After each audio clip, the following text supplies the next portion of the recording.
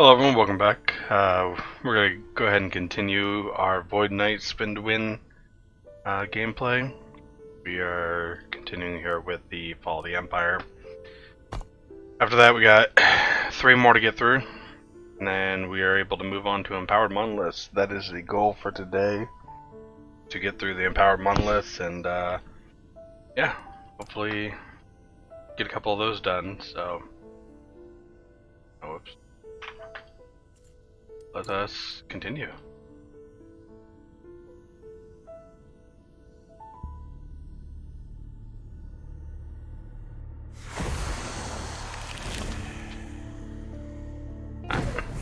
Spin going.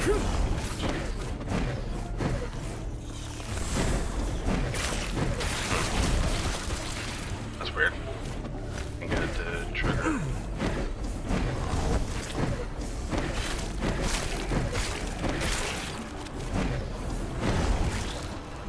There we go. Okay. I've never had it. Never struggled to get that to trigger. Let's go ahead. Continue killing.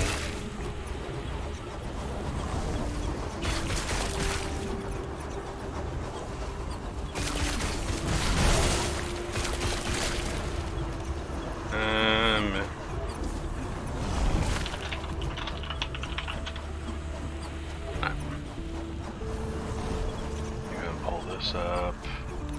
There we go.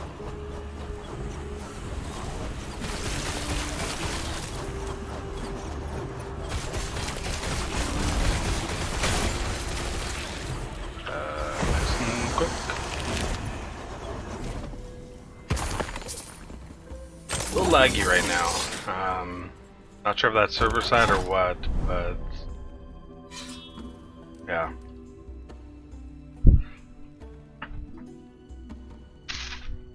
Cool.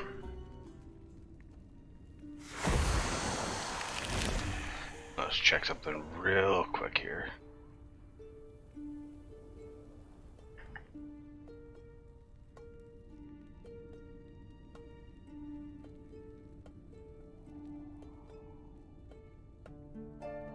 Okay.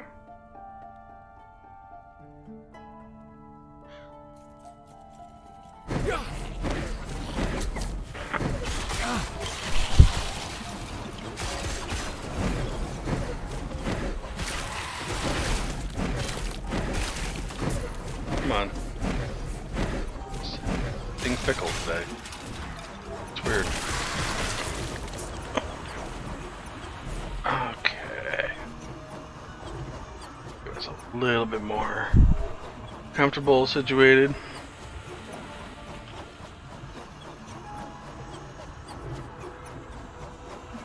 Actually. Oh. Alright, gotta adjust the pillow on my chair. Helps with the back and sciatica. And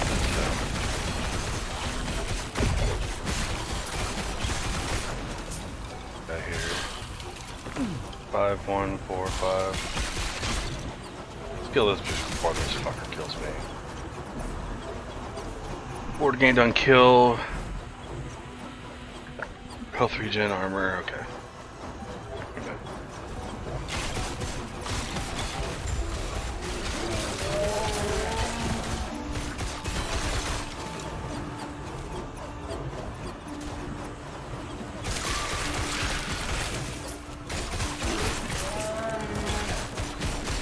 Got playing this character so much I started dreaming about it a little bit. I was just sitting there running monoliths in my dreams. So dumb.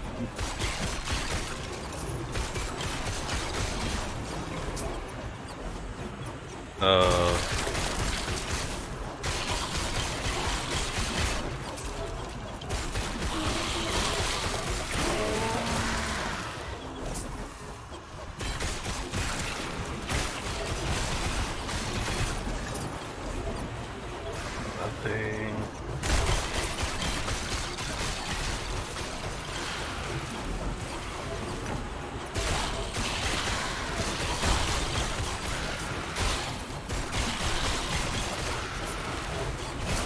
All these summon piles are like 1 or 2 are fine, but man, when you get a map full of them, it just gets annoying.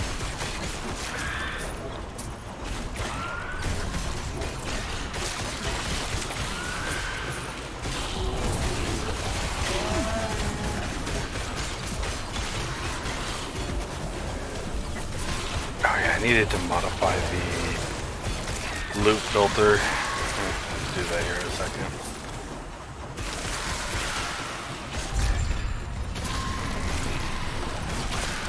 Another one down here somewhere. Damn. I think it's because those operate like the other ones that annoy me, the plants that shoot. It's because they can start sending mobs at you off map. It's a pain in the ass.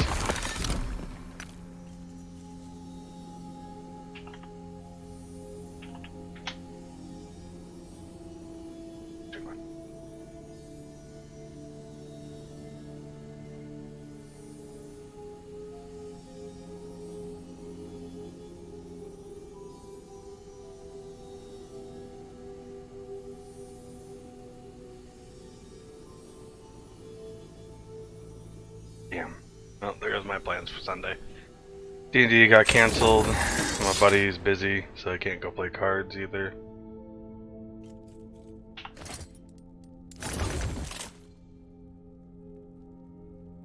May end up just streaming again. Okay. Take care. So, Shift F. Let's go ahead and go through the filter here. Shell exalted, that's fine. This recolor I put in, recolor idle affixes.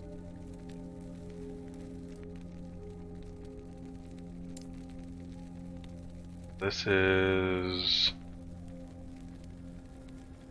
Warden element cleansing, movement speed. Okay, we can delete this rule. 5 selected. So, health and health.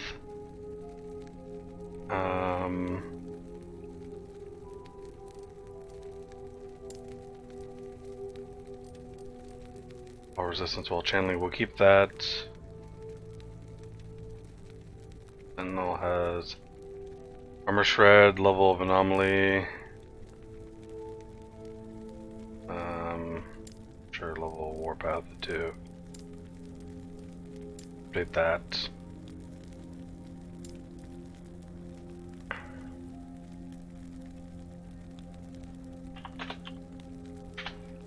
Sorry, messages here.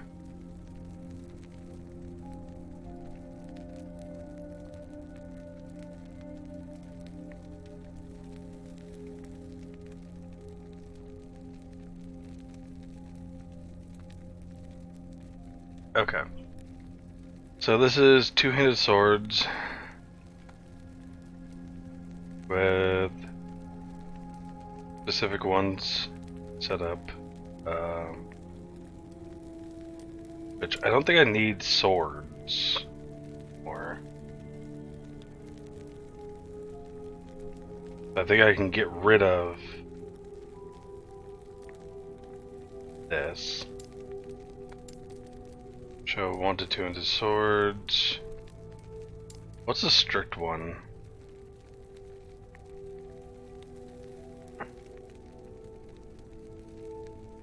Chill, shock, slow, short armor. Okay. Stun chance. Melee void, melee attacks, stun chance with melee attacks, melee crit. All attributes. Human dexterity, intelligence, strength, vitality. Why are these?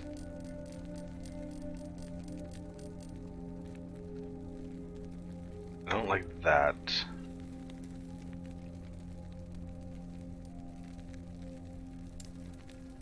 Okay, so with at least 3 of these affixes in the same item, more equal, and then rank 3, that would be a total ranking of 9. Be rare or exalted. I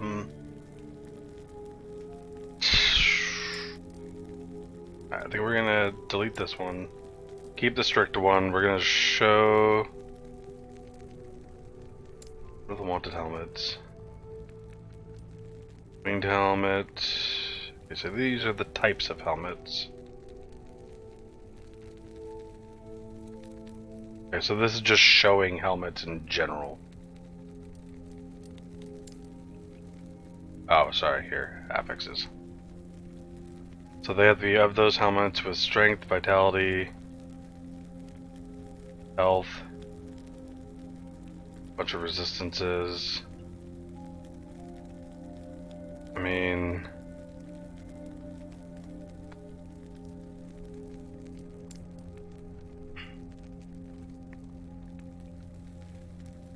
I think I'm at the point now where just having rare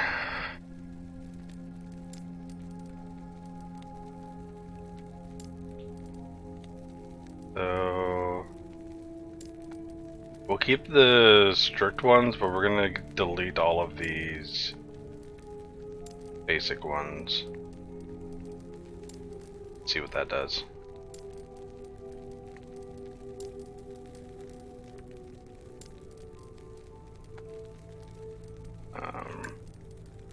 Okay. So with that, we've cut things down a bit.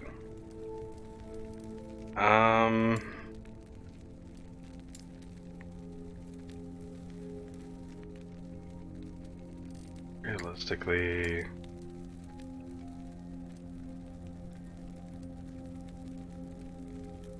I could care less about this recolor here.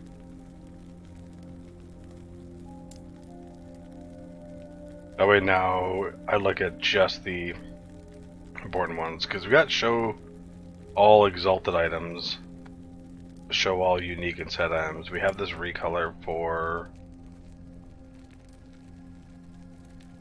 levels of warpath and anomaly, okay. And then it's all resistance while channeling. So I'm also going to go ahead and add a rule. We're going to recolor. We're going to go ahead and recolor this. Yeah, we'll do that. That condition, affix.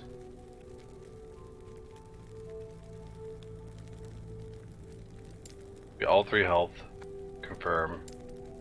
With at least 2 of the same. 2 of these affixes, same item. Alright. Add that in. That down there. So that's going to recolor over that. That way, now if I have something drop that has both affixes on it, I can try to work it into something decent. Maybe I end up getting a better belt than this one, so on and so forth. So, there we go. Let's continue on. Yeah. Messing with your loop filter is very important. And when you're looking at a guide, sometimes they will have extra information for you to do after you hit a certain point. There we go. And the one I'm looking at stated to, once you hit a certain point and don't need some like the shatter fodder and stuff like that, to then delete some of the rules. So we're keeping the strict ones, getting rid of the rest. Should eliminate a lot of my clutter.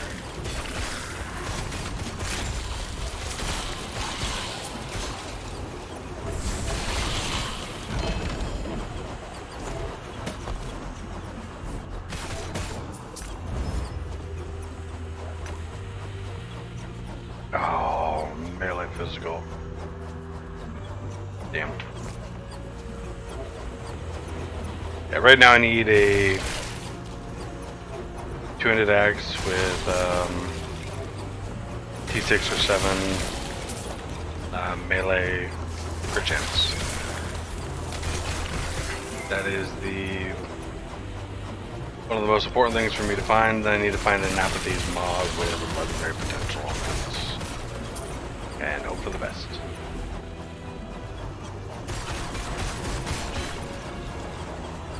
If I can find one with 4 legendary potential, ooh buddy, I will probably shit my britches, because that is nuts.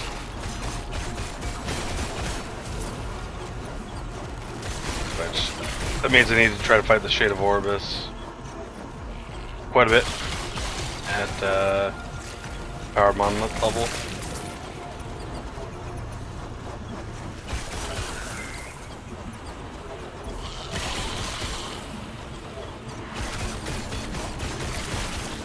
Means I might need to go into my other characters and check what some of the webs are looking like. What some of the monoliths I've already farmed. I think there's some of them I didn't reset. I should go back and reset them just to get that extra chance at another Apathy Law.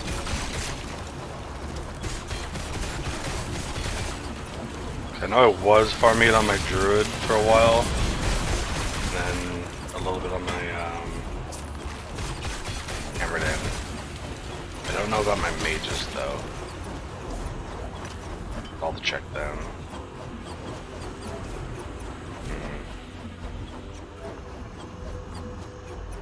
Not horrible, but not like crazy.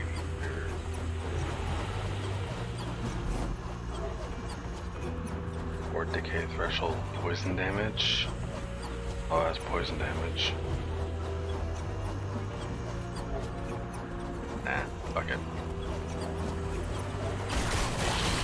These experimental ones are interesting. I haven't found one yet that's made me go, oh, this is awesome. Most of them are just like, ah, that's weird.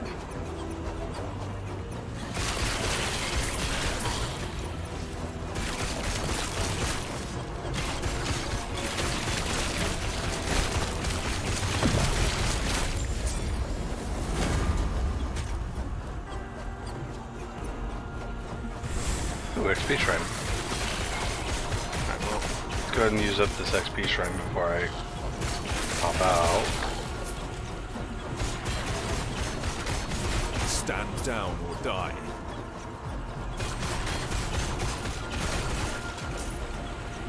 Oh, well, that sucks. Alright, well, I need to grab the reward.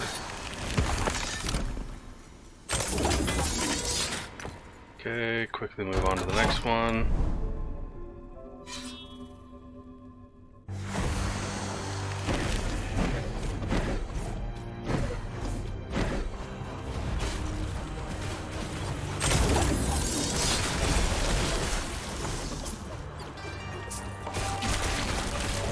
Not bad getting this part way into an arena one.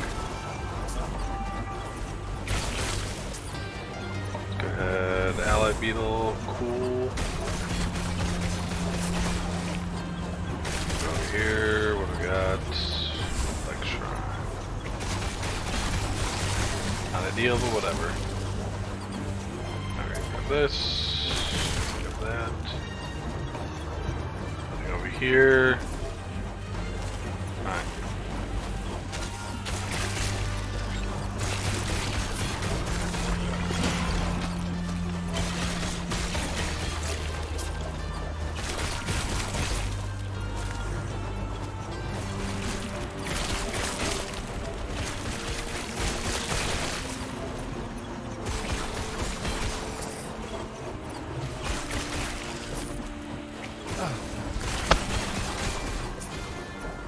Just gonna kill shit down here on this platform.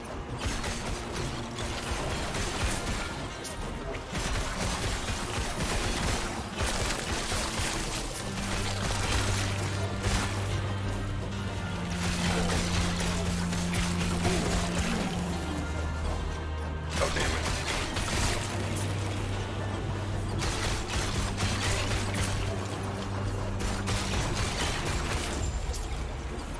Alright.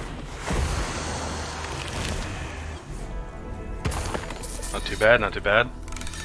Hoping to get some better shrines on that one, but whatever. So transfer. Yes. Let's see how much of this I can sell.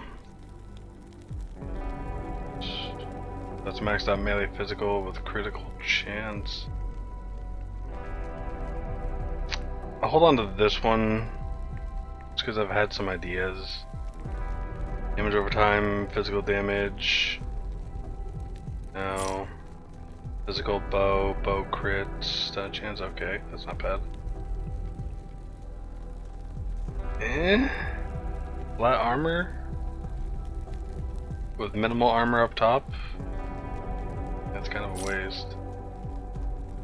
52% crit avoidance on a ring. With fire damage, that's interesting. We'll go ahead and hold on to that one. Oh. 2 legendary potential on this, that's not bad. Okay, I'll take that. Idols. There. That goes there. Exalted, just go ahead and toss that there. Alright, move on to the next one.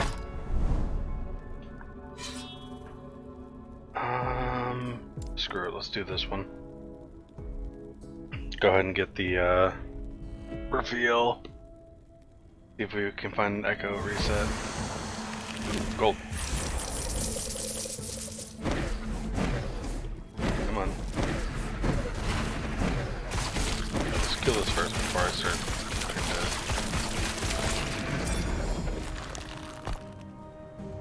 Souls of Hope. Come on.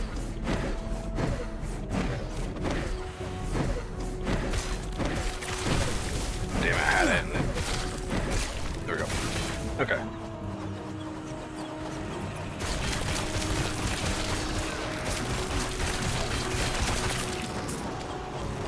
Yeah. I don't know why that's struggling to trigger. Like yesterday, I was able to do it. Well, I've always been able to just do it instantly. Ooh, XP shrine, hell yeah. Stand down or die.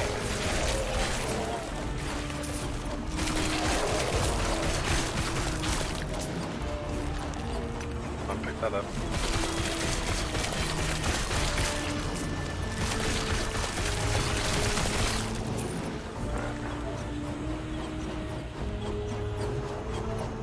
Okay, so we're gonna go over here.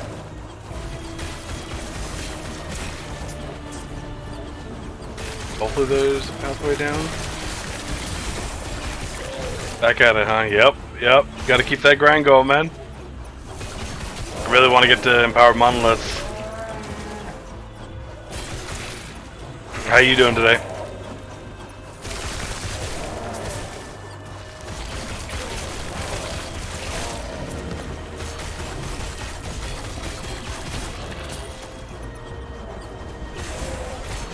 Stand down or die. Stand down or die.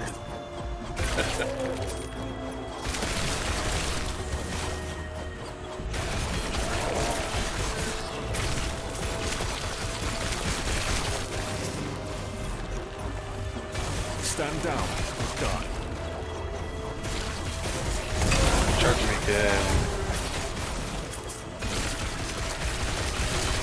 I'm about halfway through my first Empowered Monolith. I lost sketches in phase 1 my way through like before. Oh yeah. Once you hit Empowered Monolith, it's a pretty big jump. Especially if like you didn't level up like nearly as fast as you might have should. You probably should have. So if you're hitting like Empowered Monoliths at like level 80 or some shit like that, then yeah, that gets even more sketchy. I think I typically hit it around like 86, but even then you're still 14 levels below.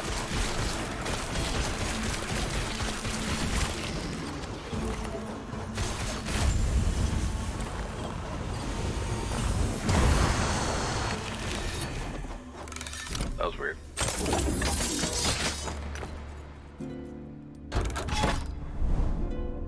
Oh, there's no reset yet? What the fuck? Going straight?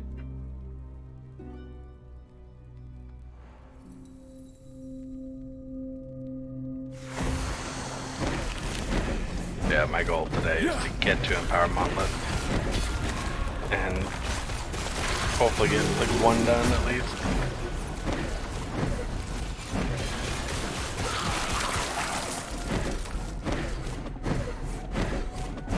Come on, why isn't that? I'm fickle as fuck today.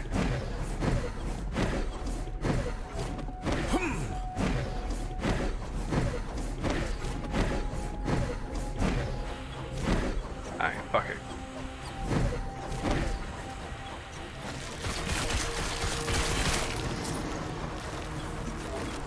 The old-fashioned way.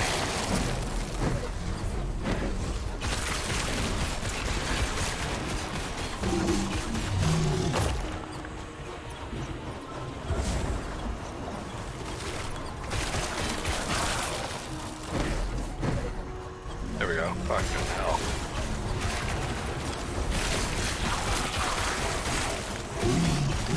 Yeah. Oh.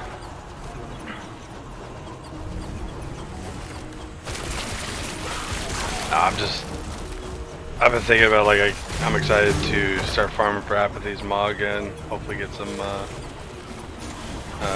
ones with legendary potential. Oh, since we're doing the same build and everything, I went back and checked last night. So McFluffin has in his build underneath the loot filter that says well, like once you get to a certain point where you're not needing certain items, to go ahead and like start deleting some of the rules on the loot filter. So like I went through and I deleted pretty much everything that didn't have the strict tag on it. So he doesn't say specifically what to delete, but I'm guessing that's why there were two different you know, swords, two different axes, helmets, so on and so forth. Same with the recoloring for shattering and removal. I deleted one of those and kept another. Yeah, so I'm only keeping the strict stuff, and then 2 great affix for the idols. Yeah. And that should declutter your screen a lot so you're not seeing so much shit. Because there was a lot of shit there that was relatively useless to me.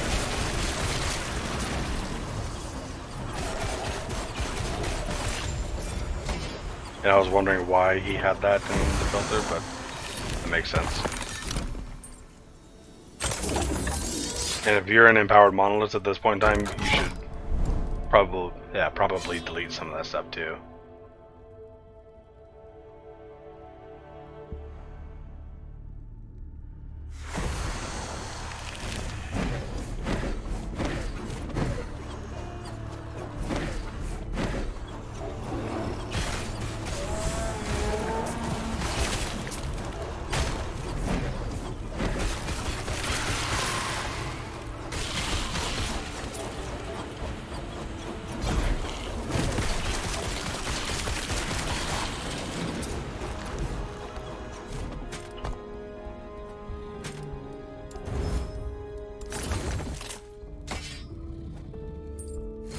Is that the one you get from the empowered mod? What chest piece did you say you were using?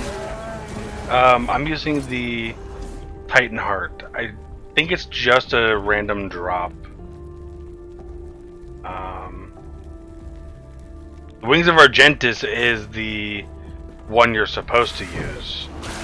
And that one is a empowered monolith, and I'm thinking you have to have a certain corruption for it. Let me take a look here in a second.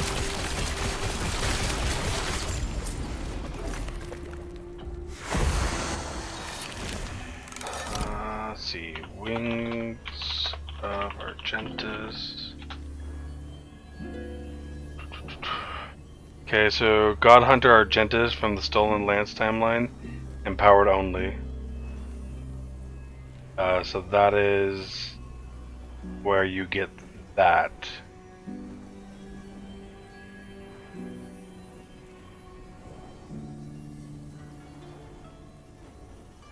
It's kind of shitty because, like, most of the stats on that thing are so god awful for this build. The only thing that's actually decent is the 20% less damage taken while moving and 20% chance to gain haste for 1 second on hit. But everything else is worthless.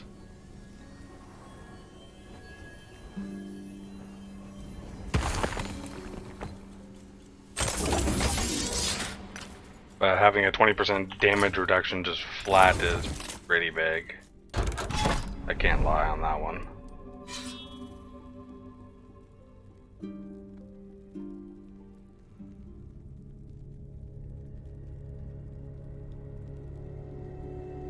That's why I honestly like this almost more. But the thing that sucks about this is not regenerating health. If it didn't have that one line on it, this would be such a good item.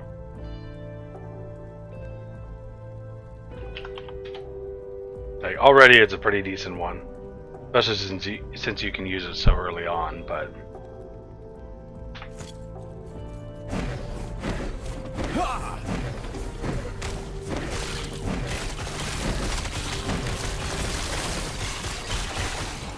Yes, you still leech.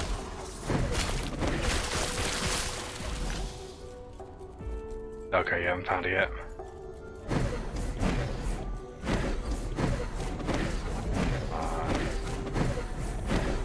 Yeah.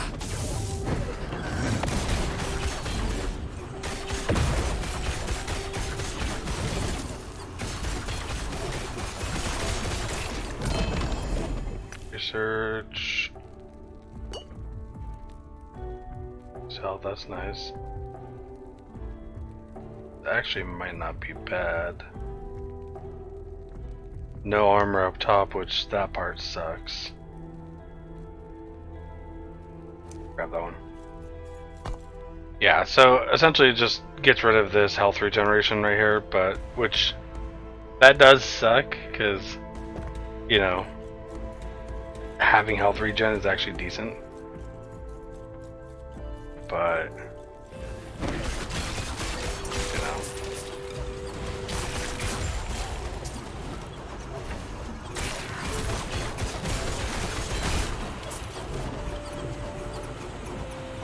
yeah, if it didn't have that, I think this Titan part would be the #1 two-handed weapon chest piece.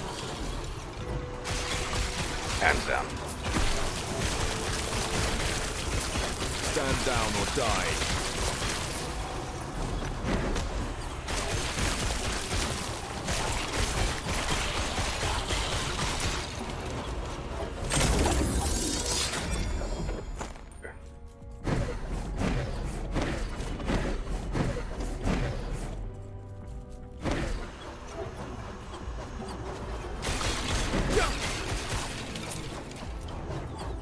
Damn helicopter flying over my house.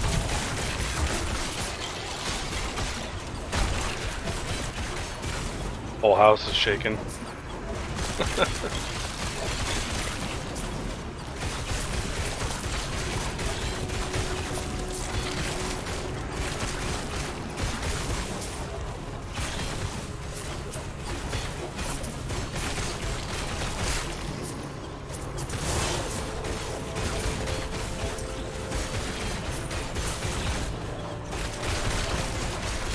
So have you died yet on any of the empowered monoliths?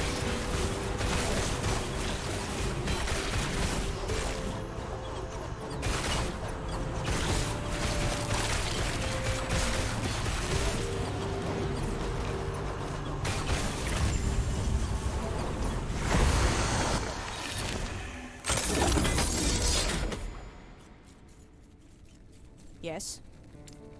That's where we got rogue with mana. No. Crit, health on kill.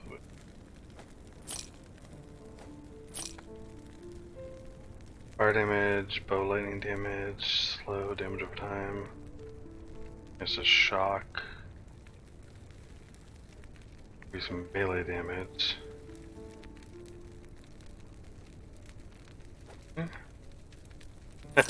Oh yeah. What is your uh fuck your health at and shit right now?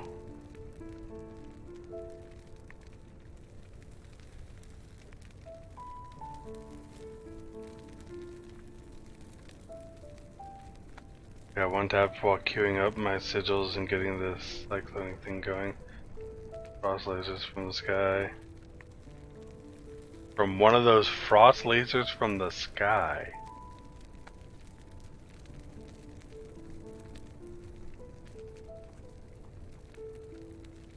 Frost laser from the sky. What the fuck are you talking about? Frost laser from the... Are you talking about one of the spires? Like the Wengari spire?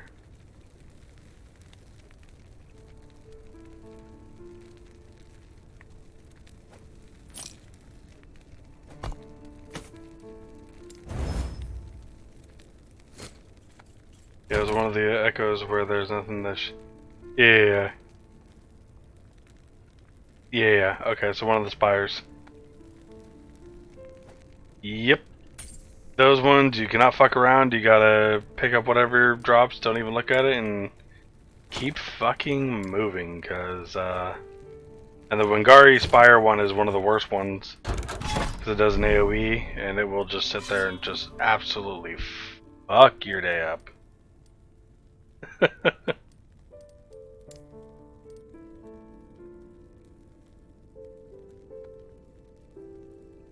Visual hadn't loaded yet, so I didn't even know. Oh, okay. Yeah, best bet in those, just keep moving, don't stop. Stand down, die. Yeah, I really hate the Spire ones. I wish they would get rid of it, and you know, like I really like the ambush. Like that one's fun to me. You know, but those Spires, man.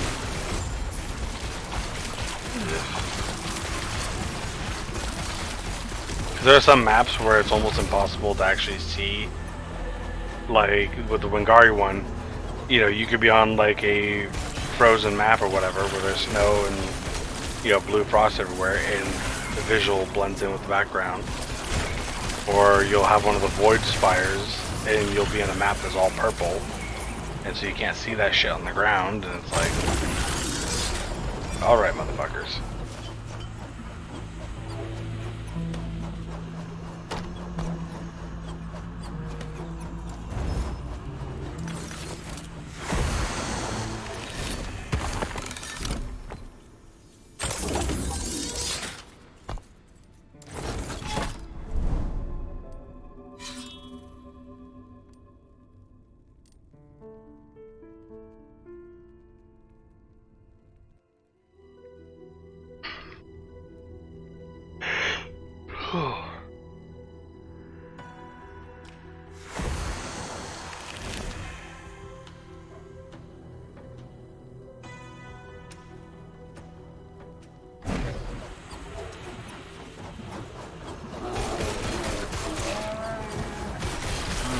Deed of sacrifice.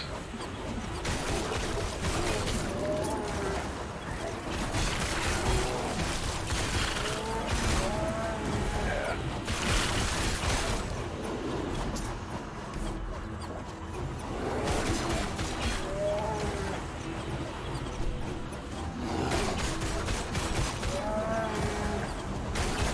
Stand down or die.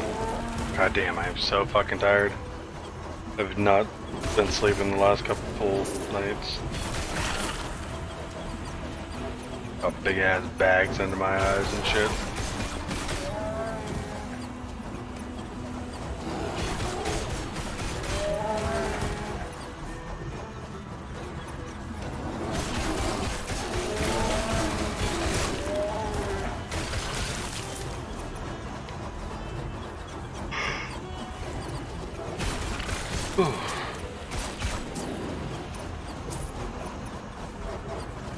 Alright, Kate, where the hell you at?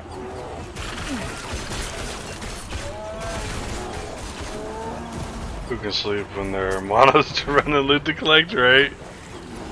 I did like start dreaming about running Monolith last night, just because I've been mainlining this the last couple days. Oh man, it was bad.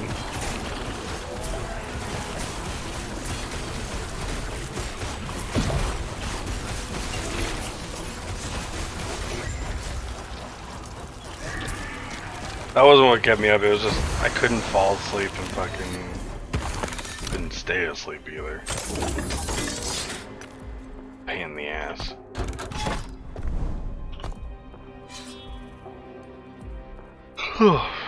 Fuck.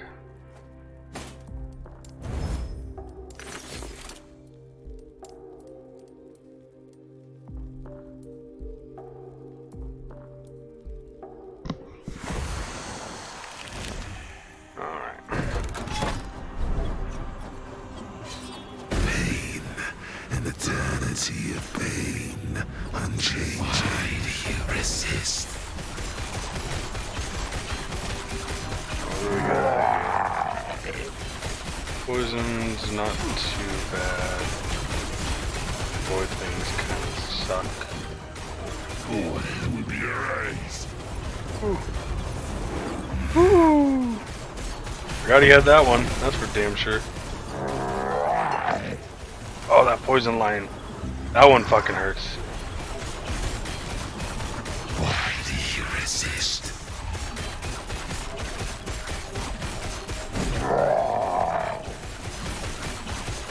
Order will be erased. My chains return. But what's of yours? I would have got 2.4, 2.6, 23, 6, 10. Nope.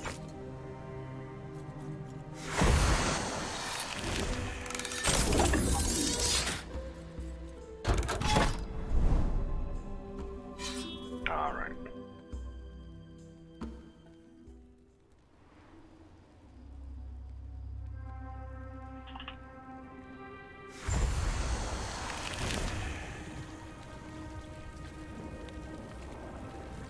Oh god, so I also fucking picked up Titanfall 2 See.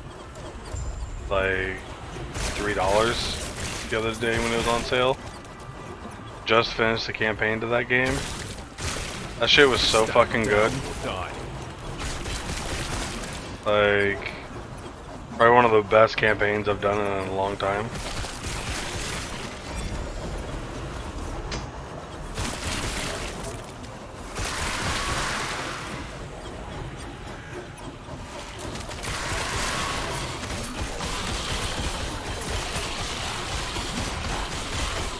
That hurt.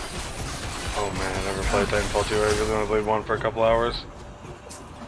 I mean, I never got to play 1 because it was an Xbox exclusive, and I only had PlayStation at the time. Yeah, I'm still more of a PlayStation fan. Just never got into it. That's surprising, because, like, it's fucking mechs, man. Like, oh. It's like Halo with fucking mechs. I will say, though, trying out the multiplayer, whoo, buddy. Like, there's some sweaty motherfuckers on that game.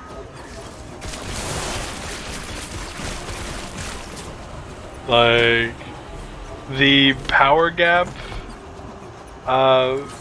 between players is fucking nuts.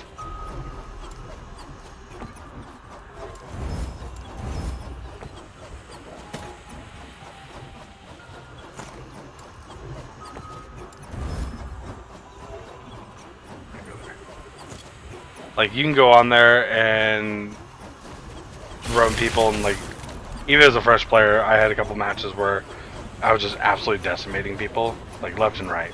And then I had one match where these two guys,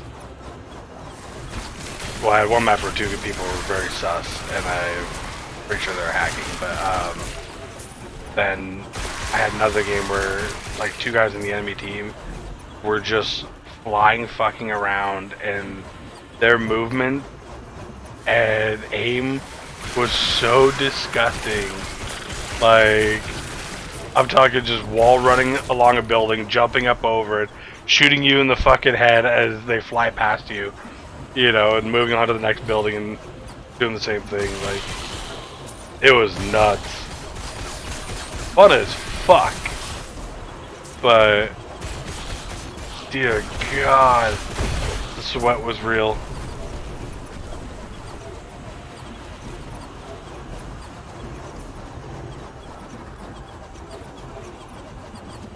Like, it's got a low entry to play, but man, its skill cap is extremely fucking high. I imagine it's been out long enough that those that made the game ridiculous. Yeah, I mean straight up. But even that, like, if you were to look at it at the beginning with like kind of Call of Duty type standards and stuff, like I'm a good Call of Duty player. Like, going into that shit, whew. It's also extremely hard, I feel like, on mouse and keyboard. Stand down. I think it'd be a lot easier on controller, for sure.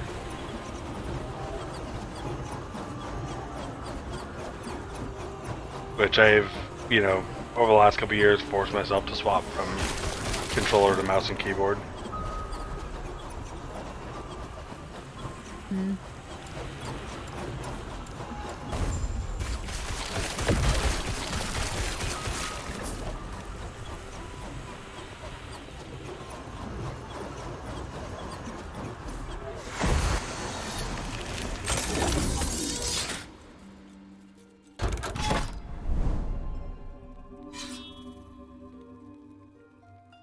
Yeah.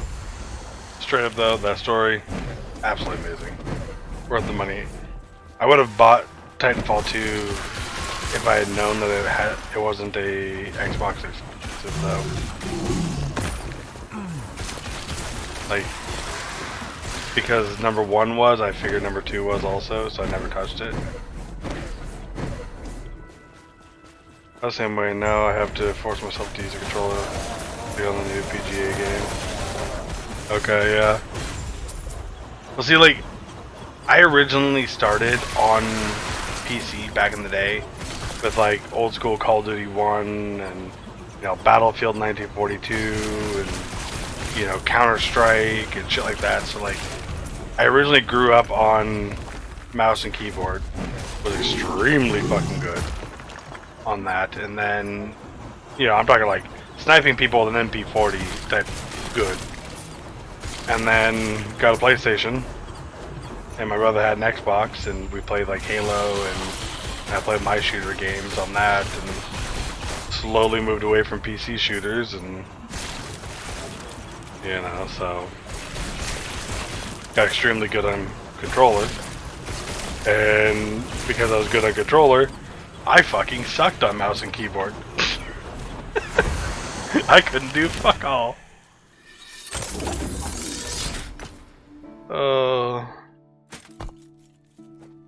it's so weird how that happens.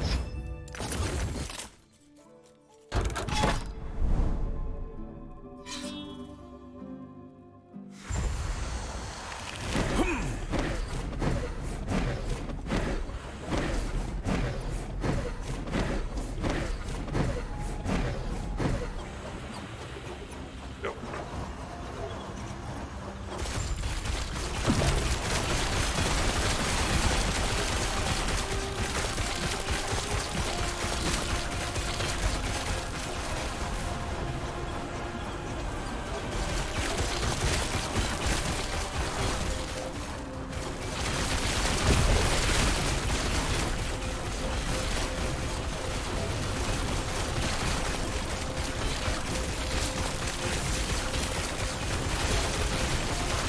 Fuck you, Arden.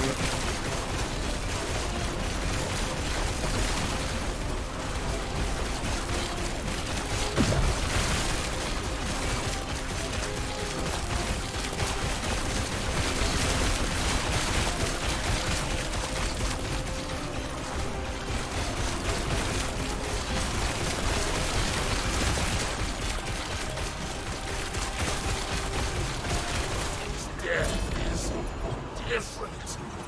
If I Prefix shard, bow shard, or ailment shard.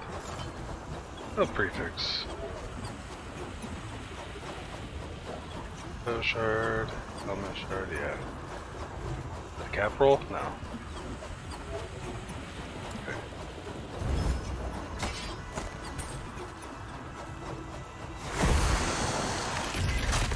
Boom.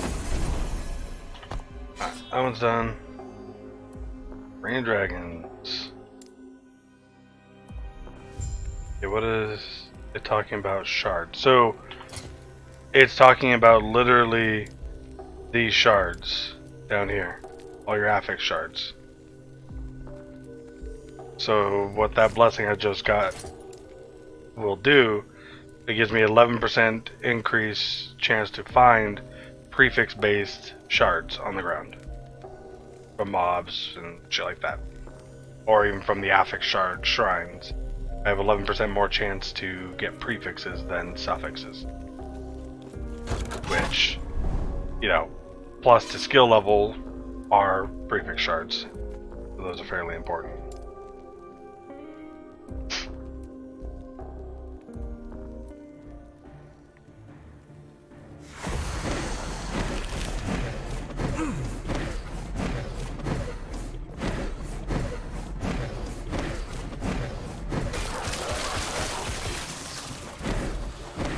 Oh damn, I just had it.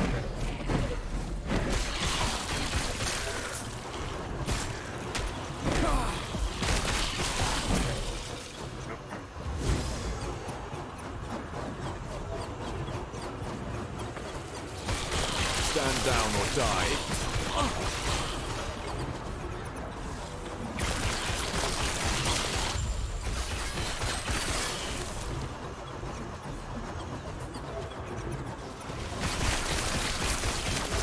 Oh, can't wait to be done with these normal monoliths.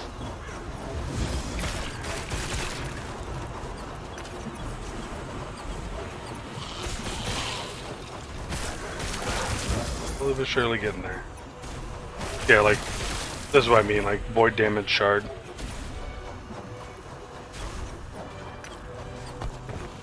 %90 skill shard, nice, yeah.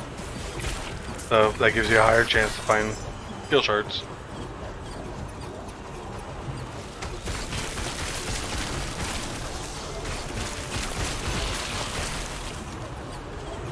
Which is very nice because those are fairly rare.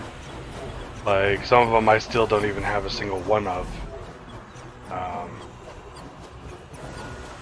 You know, I just found an Acolyte one just a little bit ago that I had none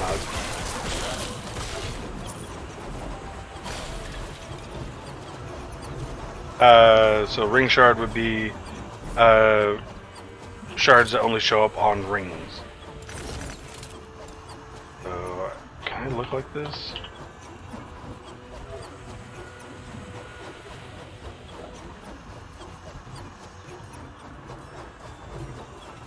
Okay, so you can't sort by what it applies to, but so down here it says can be applied to amulet, ring, offhand, wand, scepter, two-handed. So anything that can be applied to a ring, you'll have a higher chance of getting those shards.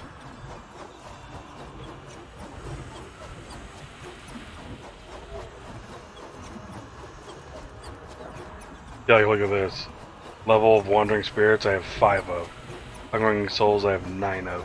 Like, level-based ones are sometimes hard to come by. This one I have 1 of. Another one I have 1 of. You're gonna get more for the class you're playing at the time, but you can get more. You can get ones for other ones too.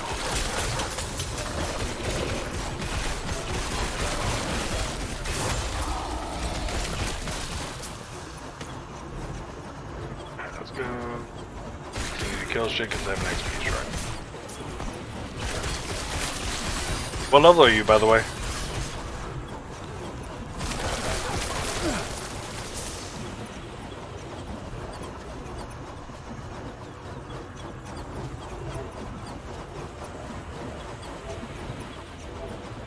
86, okay. I'm 77 right now.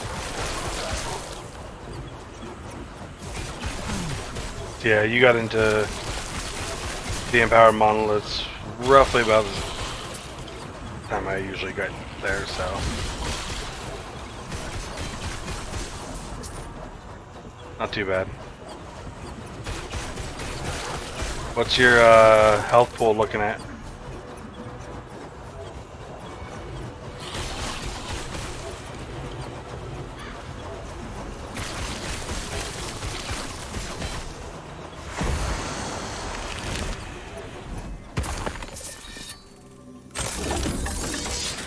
Super glass cannon though, HP is only 1543.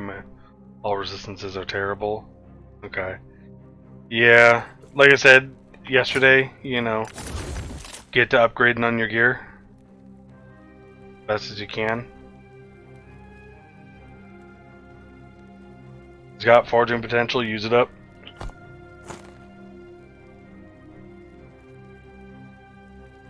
Actually, I don't even need more cold resistance right now. Or lightning resist.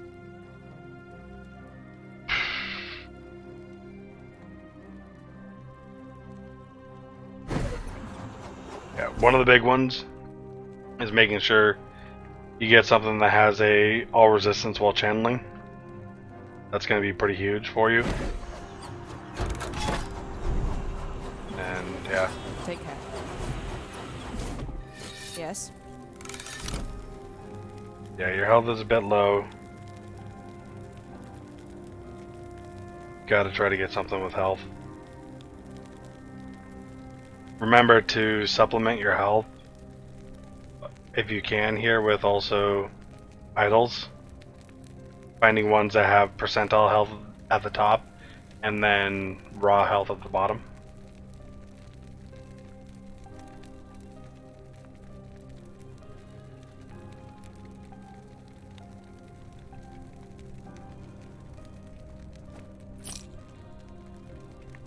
Shock chance, crit strike, fire pen.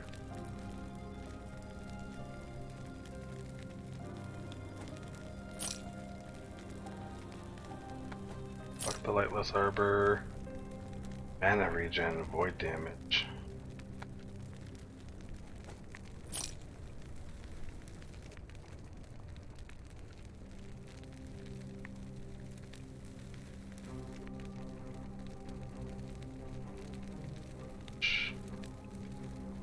Physical damage, increase lightning damage. Chaos this. Garbage.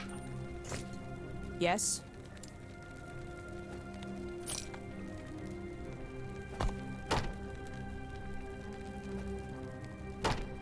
Yes.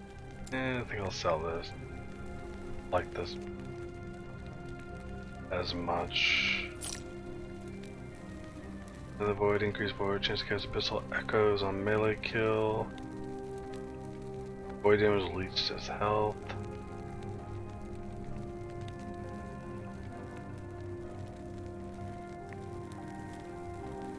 That's interesting. Take care.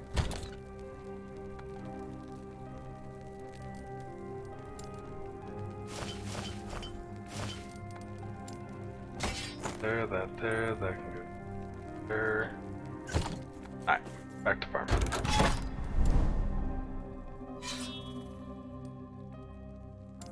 Go.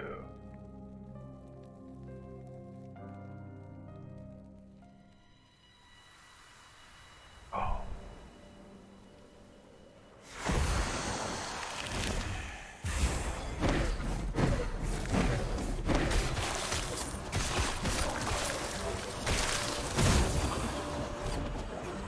I'm curious what my health would be without that chest piece. 1400? Okay. Not too bad.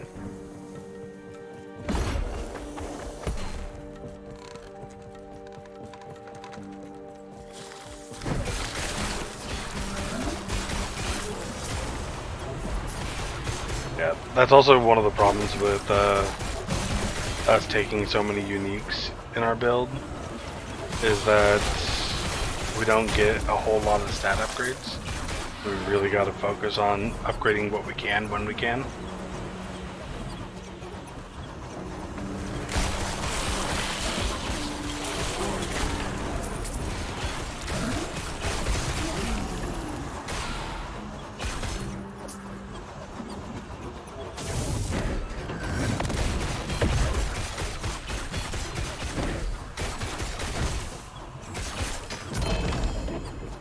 That alchemist ladle. Interesting.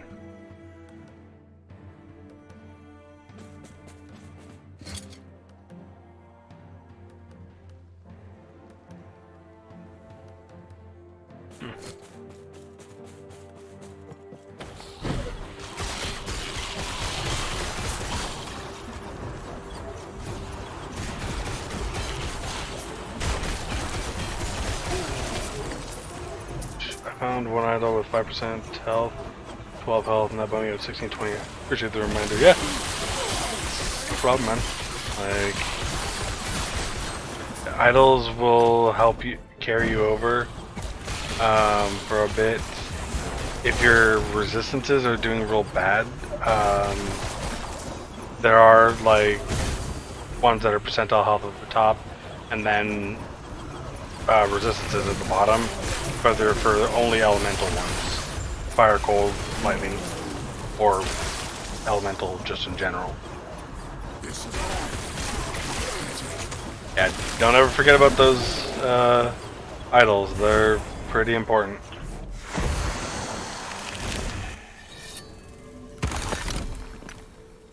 Keep in mind, you're also supposed to be trying to find, you know, ones that increase warpath area, but also shred armor, increase void damage, and increase armor. So, those ones are pretty important too.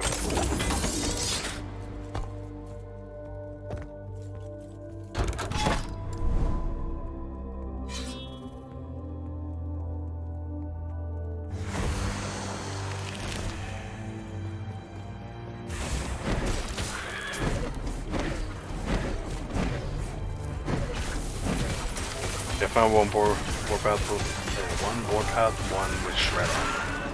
Okay. That's good, at least, you know, something.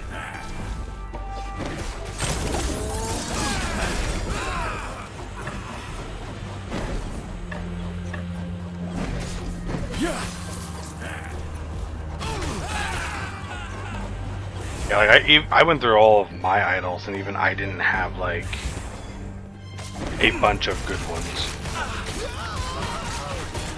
Stand down or die. I had a handful of them, but most of them were like warpath area and then just some other random bullshit. And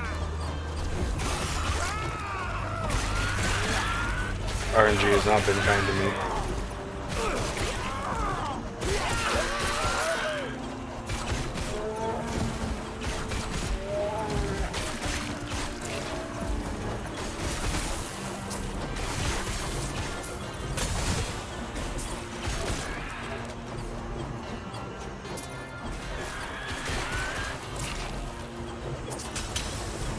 Also, don't forget the little single ones too.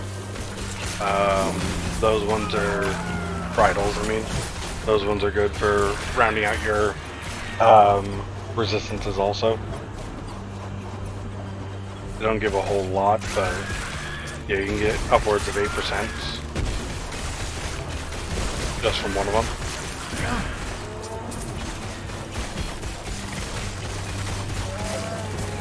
That's what I did to get my necrotic up from like 20% or so.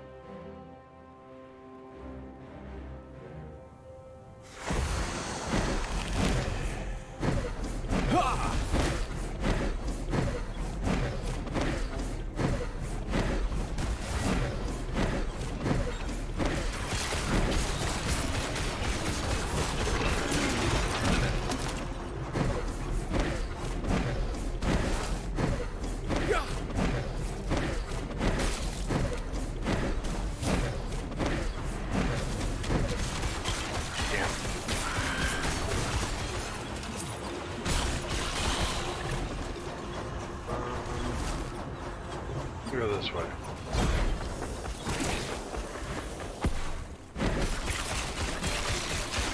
Oh, Shield Rush, you were so good.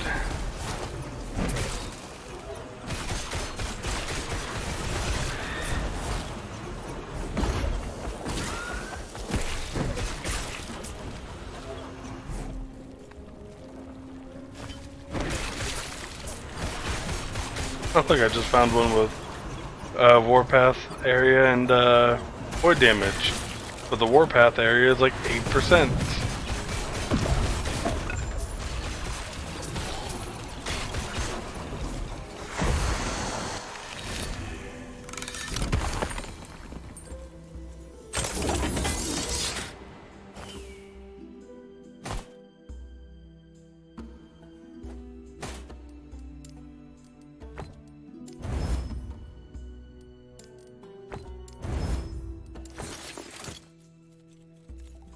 Yes.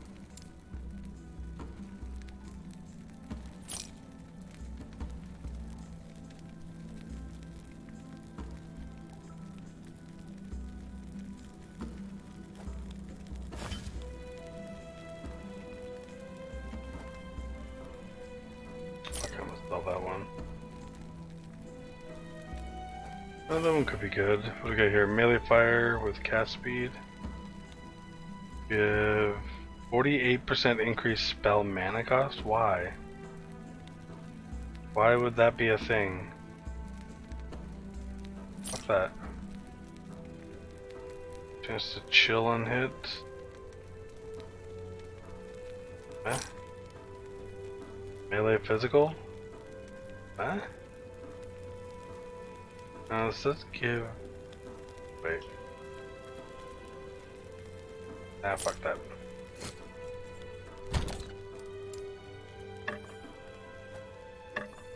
There. Sentinel, that can go there. Alright. Unique or set sword or dagger. Okay, fuck it. Let's go try for that one. Ouch.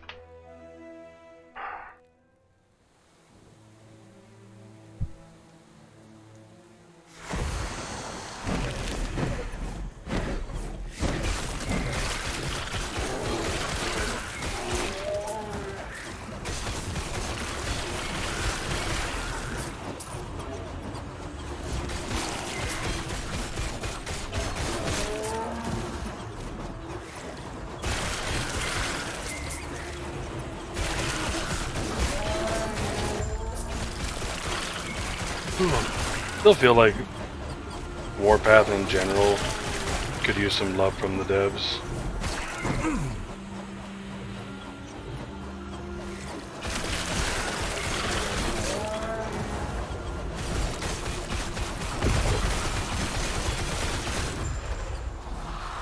At least slightly, anyways.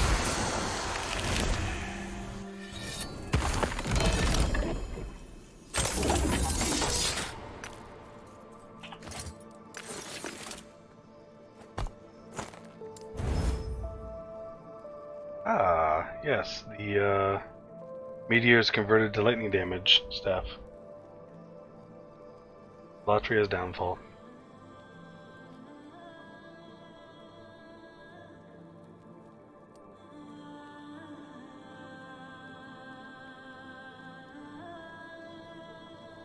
Text message, I got that.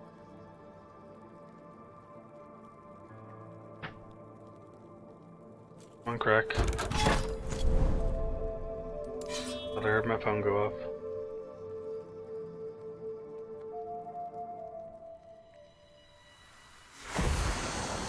Oh man.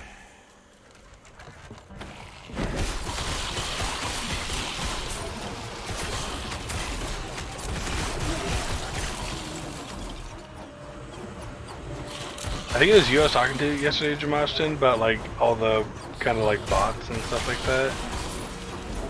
I realized like I got like 6 followers yesterday, and I think 3 of them were actually bots. Maybe even 4, and I'm just like, that's the shit I'm talking about.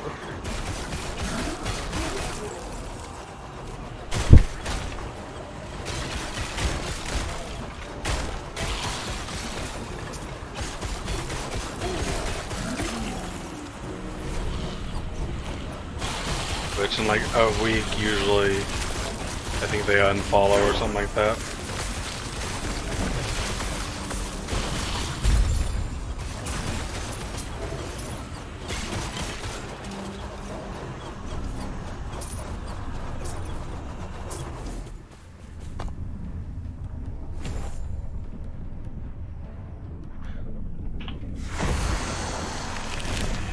I was kind of surprised people were following but not saying anything in chat. I'm typically a lurker though. I didn't think too much of it. Yeah, because a lot of the times, like a lot of those people who followed didn't say anything in chat. They were sending me DMs. And so I would get to follow like that. Wells Rich, Rec Mix. Those ones were people DMing me. And I had someone pop in asking about making me avatars and stuff like that. And that one's another one. Yeah. And it's just... I would like them to be actual people like you.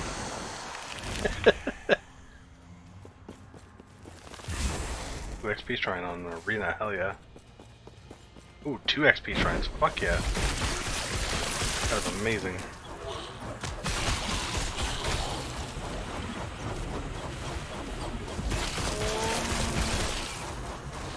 Plot twist, I'm also a bot. Go for that fucking long con. Oh shit. That was fucking funny as hell.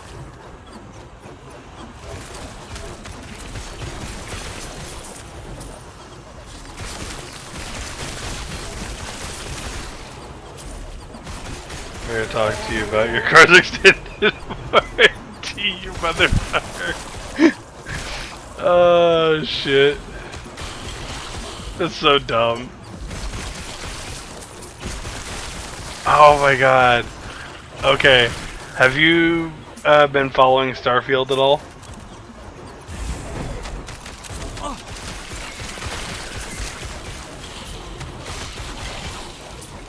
Have you seen the fucking ship's extended warranty thing?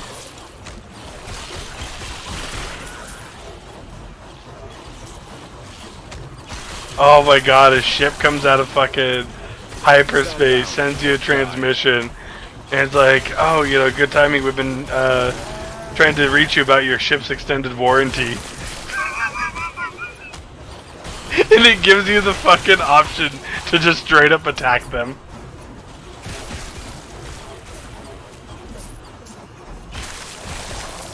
Oh my god.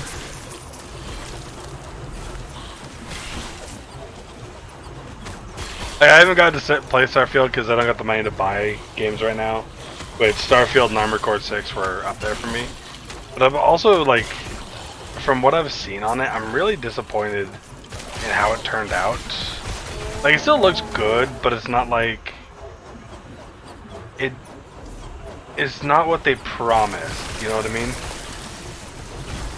That makes sense? Because like when they first like announced it, what was it? 2 years ago or something like that?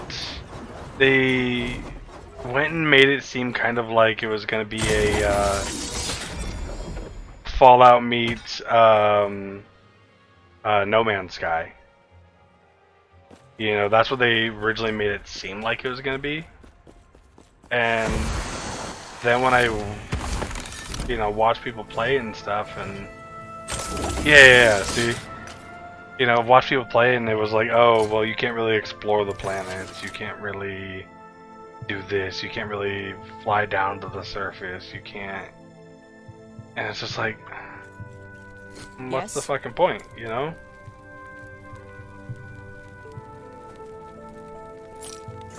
Take care. And then, like, from what I saw with the story, it was still good, but it wasn't, like, redefining. It was a... it was another, you know, Fallout. It was another Skyrim. It was, you know, the same formula. But I think the one thing that really, really annoyed me was the AI generated like faces, and like if you were to shoot your gun at the foot of a cop, nobody bats an eye.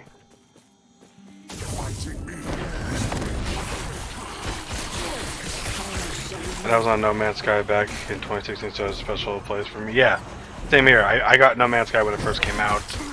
You know, even when it was mediocre, I was still playing it. I took a break for a long time, and I've kind of gotten back into it a little bit more recently, but that's why I was like sold on Starfield, but you know, the generic combat felt lacking also, and I don't know, so like it still seems like a decent game, but it's not like a 9 or 10 out of 10 like they made it seem like it was going to be, but it's still like a solid 5, maybe a 6.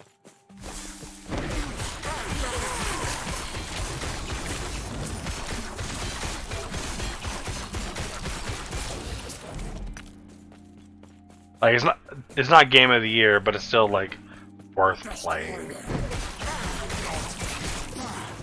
Still holding space on my hard drive, but I'm not currently playing it. Yeah. I mean, might as well hold on to it and keep it there. Go back, play whenever. It's kind of like Skyrim for me, you know. I've put well over 4,000 hours into Skyrim across all the consoles I had it on and stuff like that. But like, I still have it installed on my computer and I haven't played it in years. Like, since I got my new computer, which was like in 2019, I actually haven't played it on my PC, but it was one of the first games I installed on this PC. Even though I'm not fucking playing it.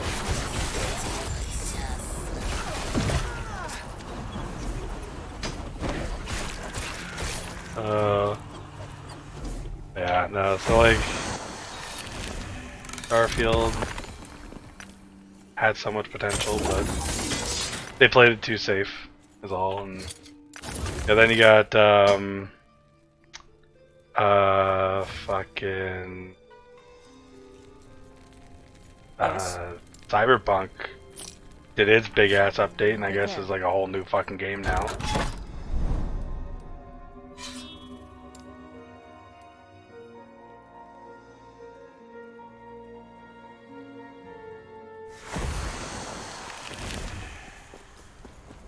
Yeah. And you got MMOs like New World that just did a massive update again.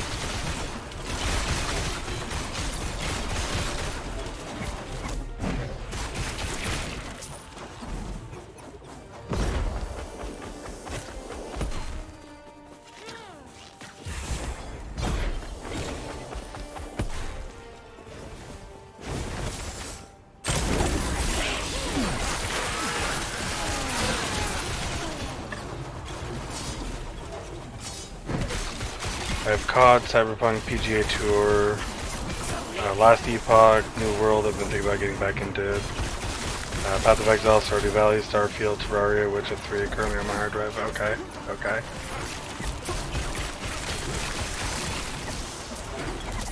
I got multiple hard drives, so I can hold quite a bit. I have a 4 terabyte hard drive for like all my Steam games, shit. And I have like my normal 2 terabyte NVMe for all my like main games and MMOs and shit like that. I got quite a bit on my computer, personally. Dude, like, COD's another one too that like I don't enjoy it anymore. You know, just it hasn't felt like COD in so long, and it's another one of those like they don't give a shit about the player base. They just give a shit about their money. Yeah. But see, like, all my boys from back in the day, like, don't play anymore. I went through, like, 3 different, like, groups of people I used to play Call of Duty with from all the way back in World at War, you know, and none of them play anymore. And I honestly wasn't even gonna play this last one until my buddy bought it for me. Told me to play with him, so I did. Then he quit playing, so I was stuck playing by myself again, and I don't know, just all the bugs, all the, you know, random bullshit, and it's just like, I don't know, Call of Duty hasn't been that fun for me quite some time. They're just rehashing all the old stuff and, to me, making it feel worse. Like, you go back to and play like old school World at War, Black Ops 1, Black Ops 2, you know, those felt good playing those games.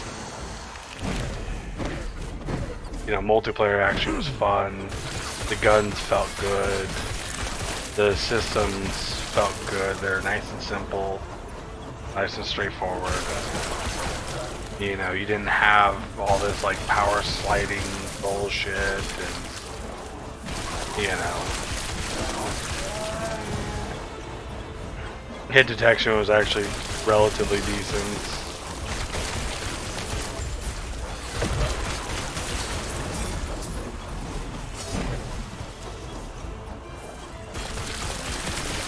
Yeah, and yeah, I forgot the name of the game mode, not multiplayer, that's similar to Tarkov, but that was an interesting spin to COD. Oh, yeah, it's DMZ.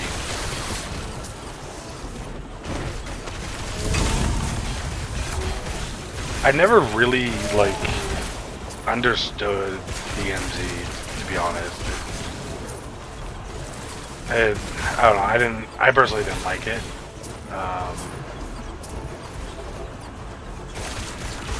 I think it probably would have been more fun without other players and like had better objectives, I guess. Made it more like a story mode type shit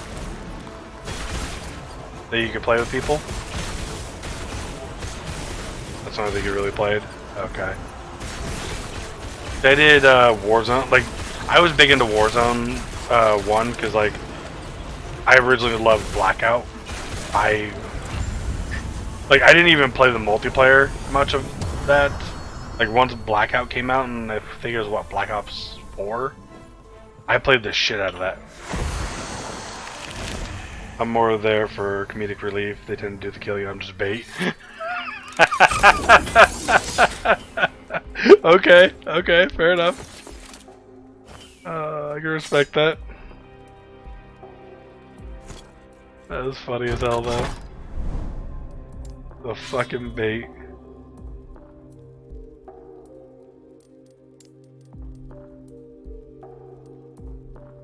Nice of let go.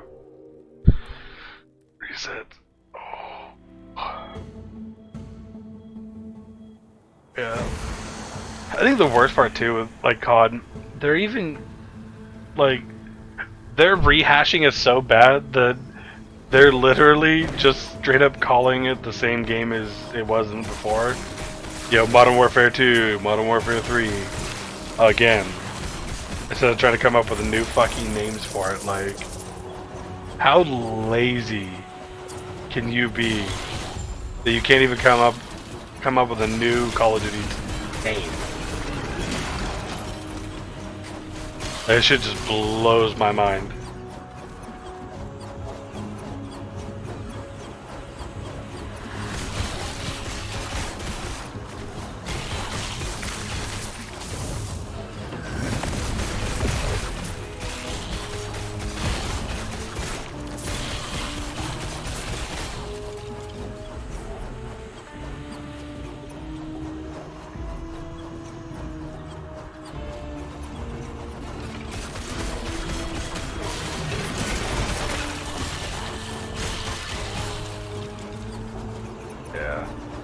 Without how disastrous this new MW2 was this last year or so.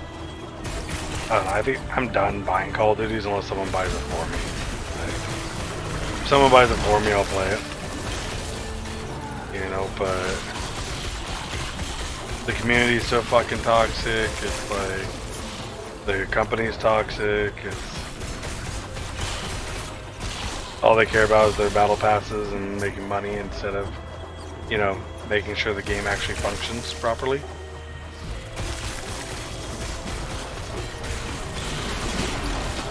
And they're constant, like, adding in and taking out maps and game modes and shit like that absolutely drives me up a fucking wall.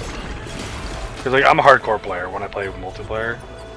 And so when they constantly remove modes, or, like, when they have shipment, and then all of a sudden they take it out, and they'll put it back in, and they'll put it back in with no hardcore, and it's like, are you fucking kidding me? Leave it fucking in there and knock it off. Like, just let me play my game mode, goddammit. You know, I don't want this stupid ass, like, you know, holiday weekend, whatever bullshit event for this map. It's like, no, let me just play the damn game. Exactly! That's what I did too. I did all my gun challenges and shit like that on shipment. See, I didn't, like, Shoe House is good, but, like, it's not shipment levels. Like, shipment, it's so fast and easy to get your shit leveled up, and it's like, this is amazing, let me do this more often.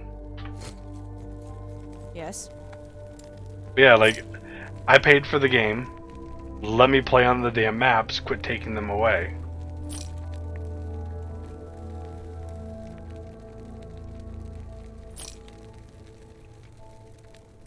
Damage.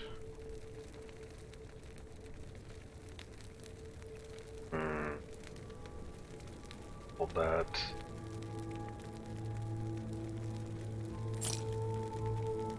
Throwing attack speed. That actually might be useful. That one. Melee lightning damage. Critical strike multiplier. This is melee spell damage and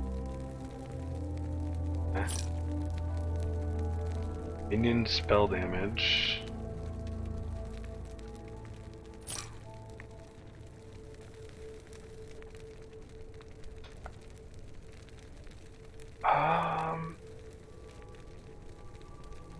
Could be useful. We'll hold on to that one. Fire damage, physical damage on a elemental based weapon. Sucks. Keep that, okay. Take care. Yeah, I agree with you. Like, you just want to go in there, you want to have fun, you want to, you know, play the game you paid for, how you want to play it. You just want to fuck shit up. Like, let us fuck shit up. Whole reason we play Call of Duty is to just go in there and have fun.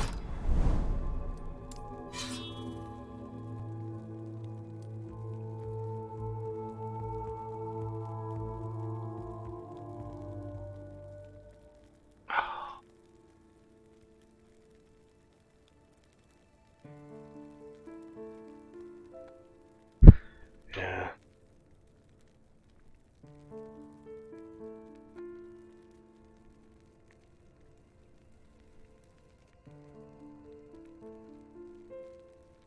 God, that's another game I should go play again sometime. Is Elden Ring. I've never actually completed Elden Ring. I had so much fun, like, making builds and, like, fucking around in the first few areas that I've never completed that game. I got like 60 hours playtime on it. Only, though.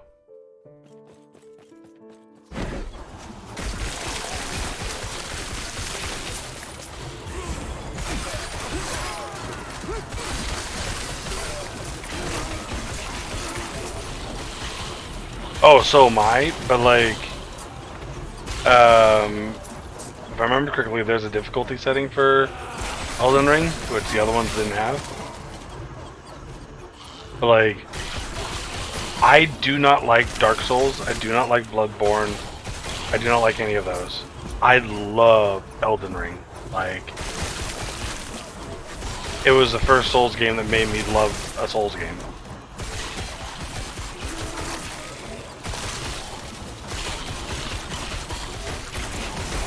Like, I tried all the other ones and I could not do it. Like, I've bought every single Dark Souls, every single, well, the one Bloodborne, but like, you know, I kept trying to force myself to like it, and nope. Elden Ring, fucking amazing.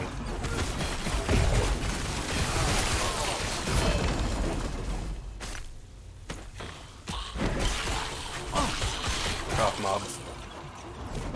We got no.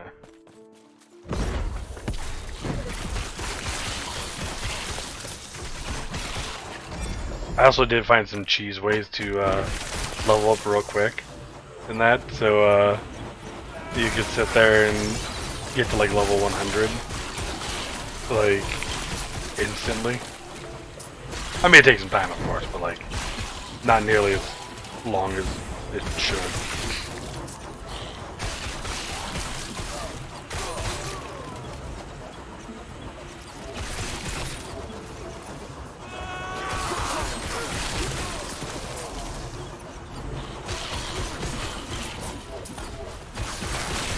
God, there's so many mobs, holy fuck.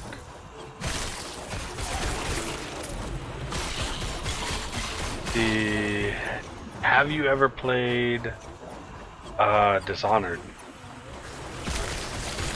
I have 17 hours in the game and one achievement. Oh no. Oh no.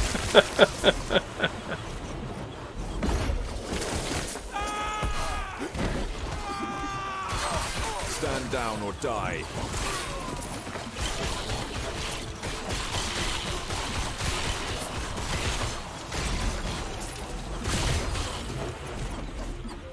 Clicky click.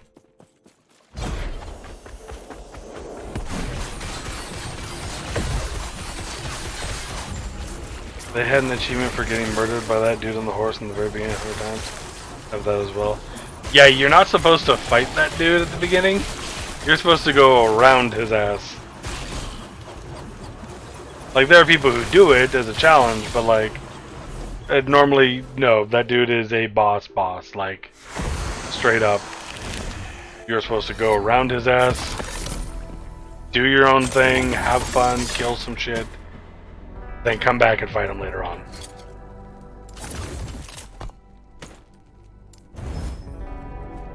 I had a couple friends quit because of that guy being too overpowered, and I'm like, don't fight him.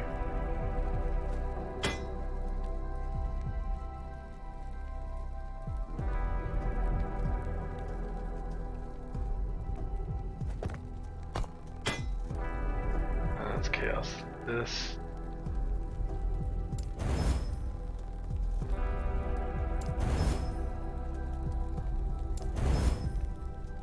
Yeah, we got physical damage. Shit, roll though. Not gonna be. Damn it. Sell that. I'll change the melee attacks to.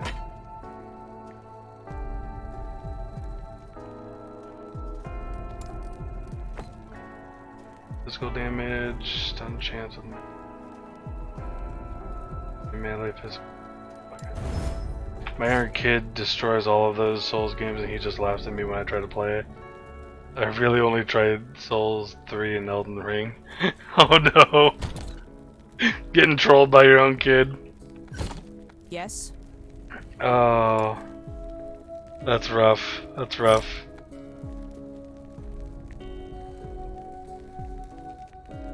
By that.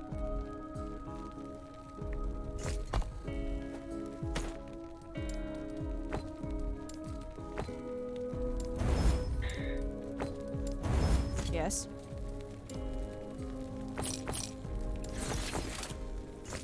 Take care. Let's gold do I have? 300k? Okay.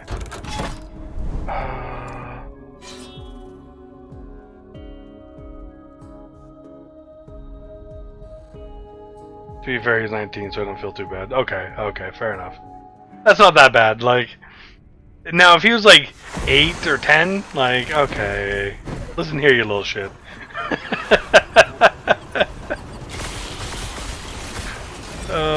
Stand down or die.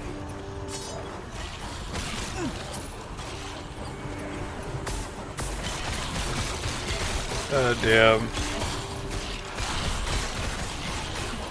Yeah, I don't have any kids of my own, but like I got my nieces and nephew, and I used to love playing games with them. You know, we'd go play like Call of Duty together and shit, and they had so much fun. Yeah, we'd just go into like a private, you know, split screen match and do that shit. My nephew is still trying to like save up money to get a gaming computer to come game with me and stuff like that.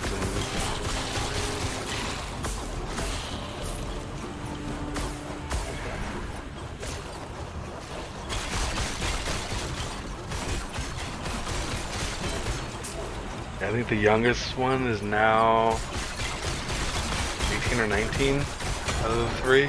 So.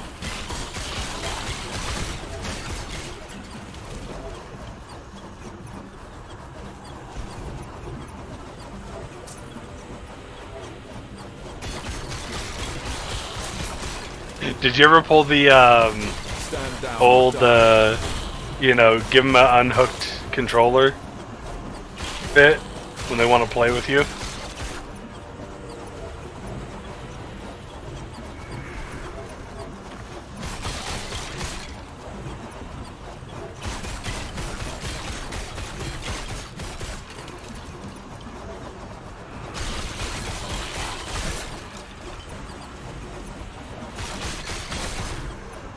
Oh yeah, when boys were younger, they used to get unhooked controllers all the time.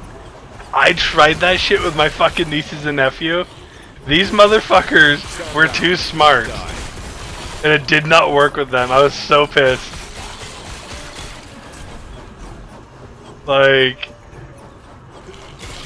oh my god.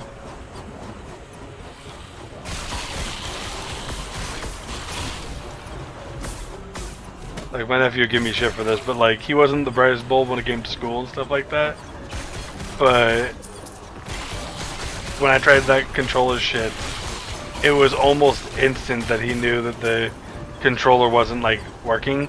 Even when I had like the controller plugged in, but like you couldn't activate it because it was a full single player game and stuff. Yeah, he knew.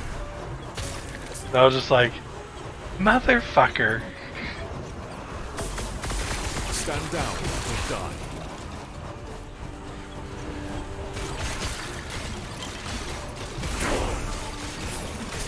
Level 79, oh yeah. Alright, I have the required ability for the 3rd Echo quest in this Monolith. You have a feeling about to die? Which one are you doing right now?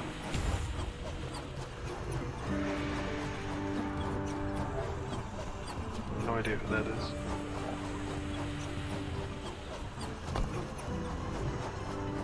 Stolen Lance, okay. Oh, good luck, you got this. Don't die.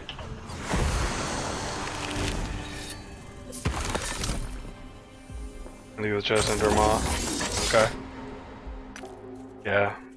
Maw's gonna only be from Shade of Oribus, but yeah.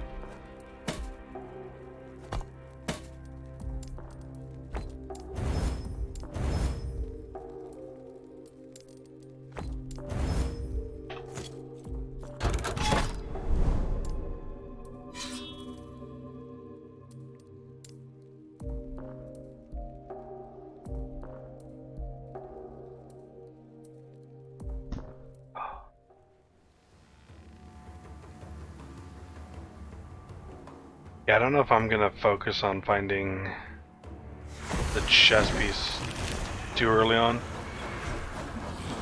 I think I might go through and get all my grand blessings first before I farm that chest piece. But I will be trying to farm the Maw though, that's That's too important not to farm for it.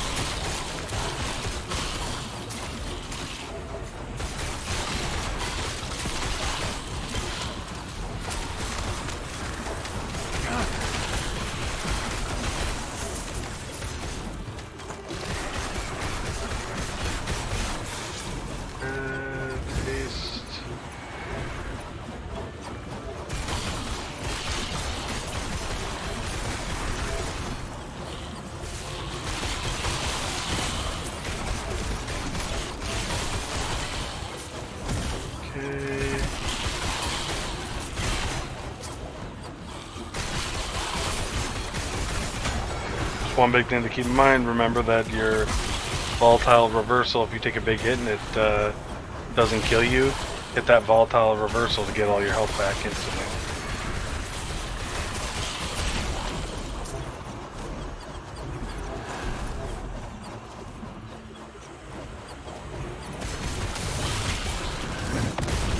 It's a defensive and an offensive skill at the same time. The one big thing you gotta watch out for is to make sure that you don't reverse yourself back to a point after you hit like a health potion and lose a bunch of health too, so gotta be careful.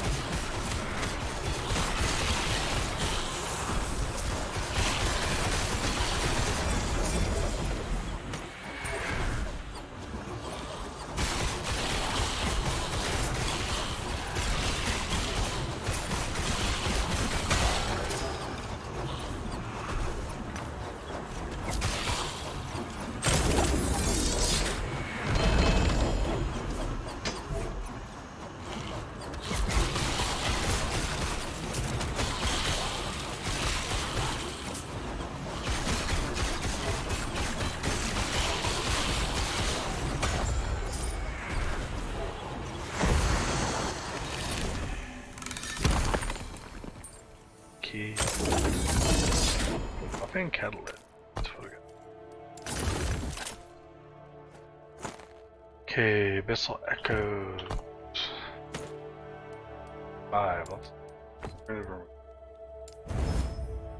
Perfect. Got Echo.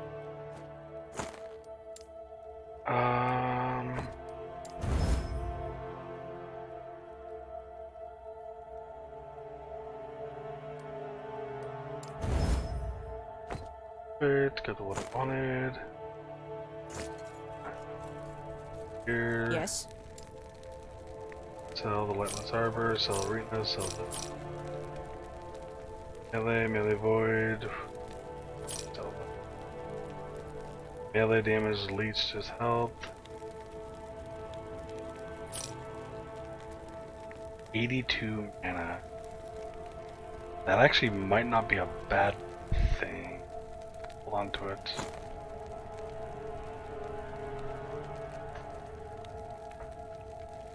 Five dodge. Time. I'll hold on to that. That's. Take care. See, I don't know if that's good or not.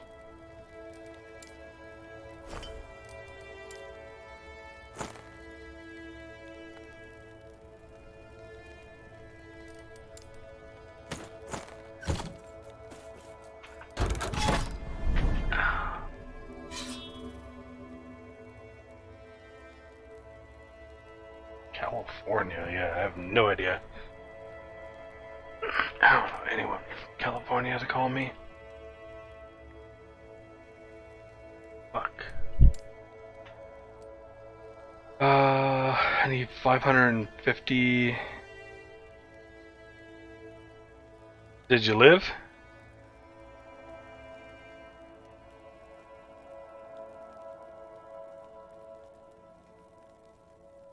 $552.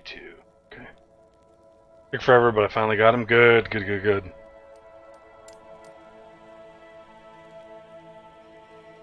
Oh shit, that's one up there. Whatever.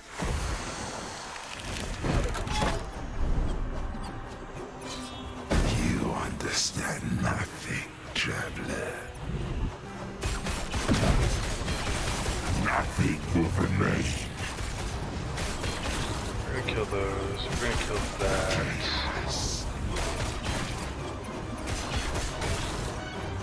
Where you at, fucker?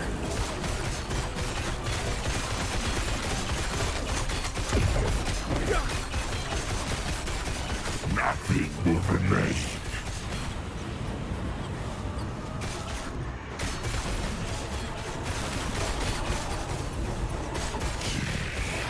That, kill that. Kill that.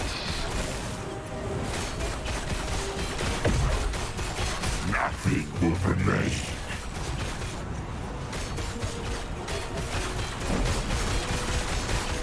This means nothing. The enemy will come all the same. And shit stats. Damn.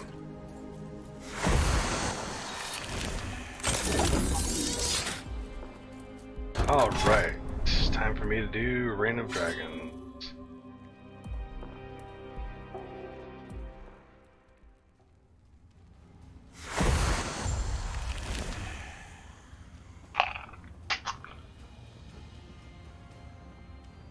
Oh.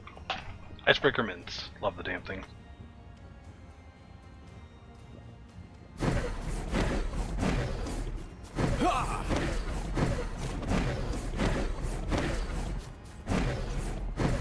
Fuck it.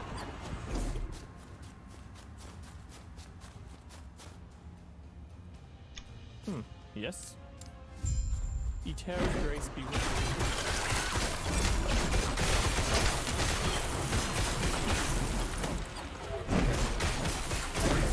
Go.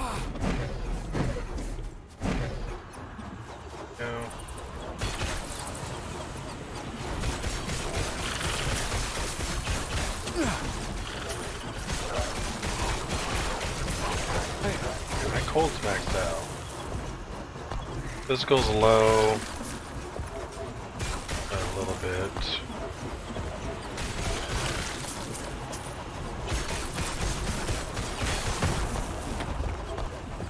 I think I need more vitality.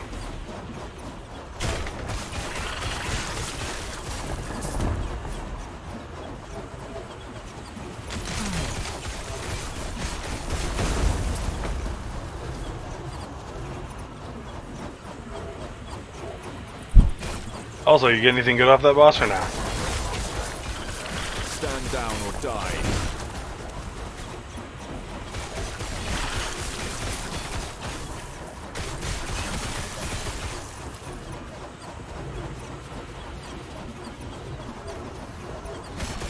I think the wings are a very low drop rate, if memory serves.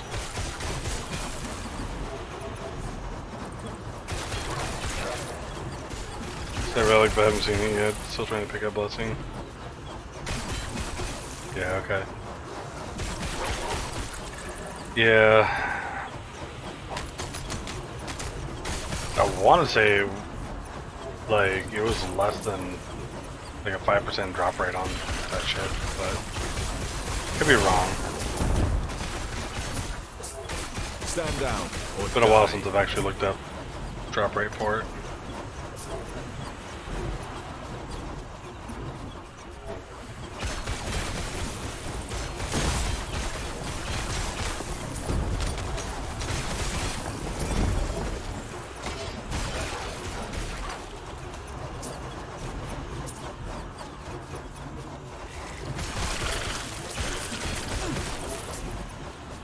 And over here.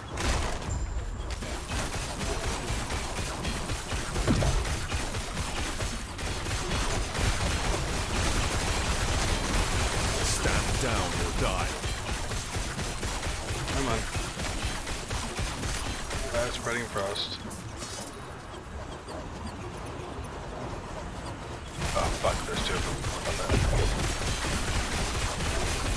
3 relic, 65 belt, 31 body armor, 17 gloves, okay. No, yeah, chest piece.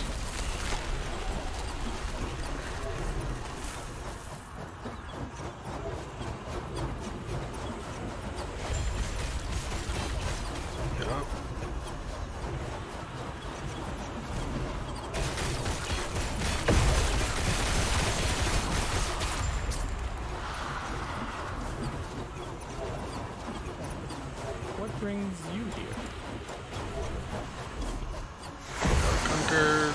Yeah. The problem when you need to upgrade everything, all the blessings look good. Yep.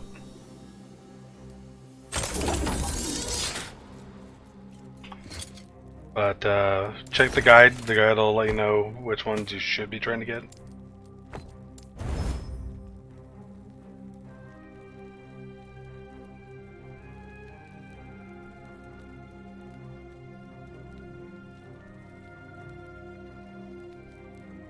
Now this is a double T6 roll on it. Interesting.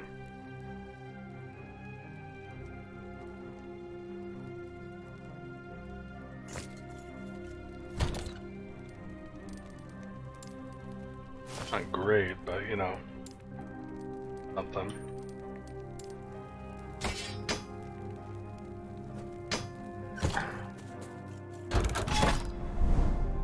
Dragon's Grotto.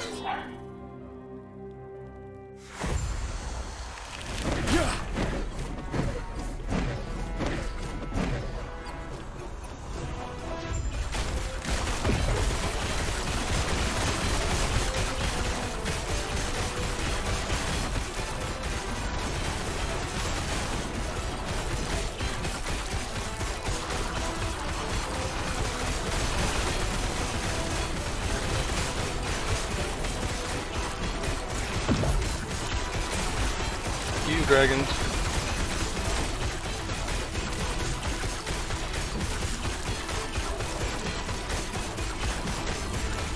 Oh shit, out of that.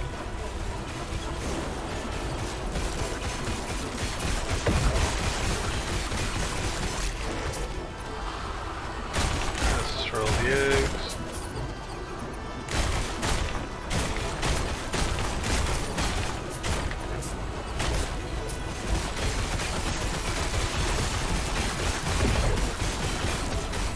I didn't even notice the drop rate blessing recommendation tab. The only outline the combat ones like it is. Yeah, and like ultimately, they don't really matter. Like those are just recommendations, but ultimately, pick which ones you want. I think he focused on ones that would fit getting more for just the build specifically. Yeah.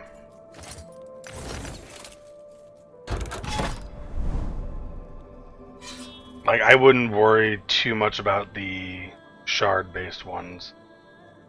But like any of the armor, the resistances, shredding, stuff like that, yeah, no, those are important.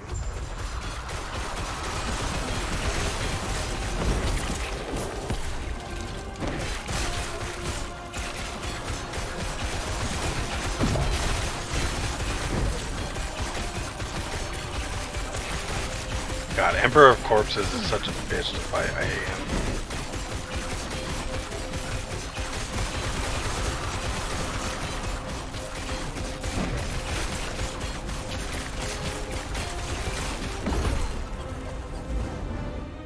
Seriously, game? I hit my shield rush to run out, and it stopped it early. So I fucking face checked. So dumb. I couldn't get out in time for the AoE, which is a one-shot.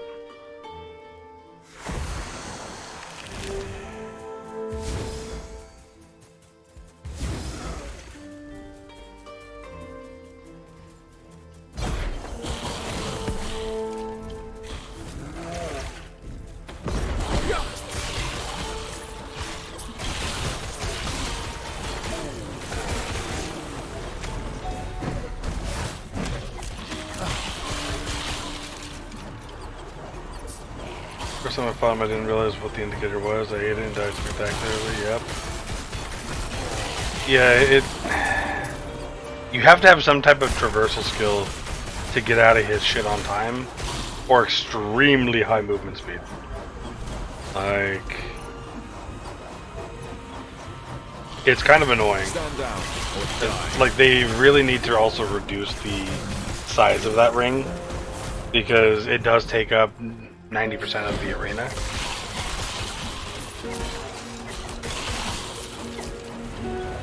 So unless you find a way to make him move, which he doesn't typically move,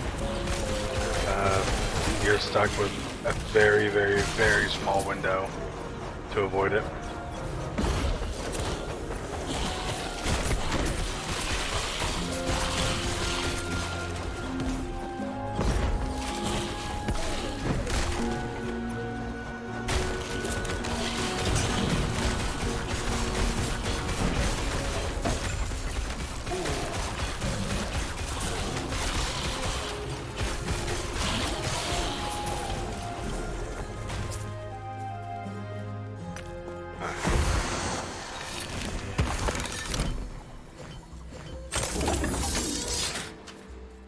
Yeah, I found myself playing very defensively and running out a bit early. Yeah.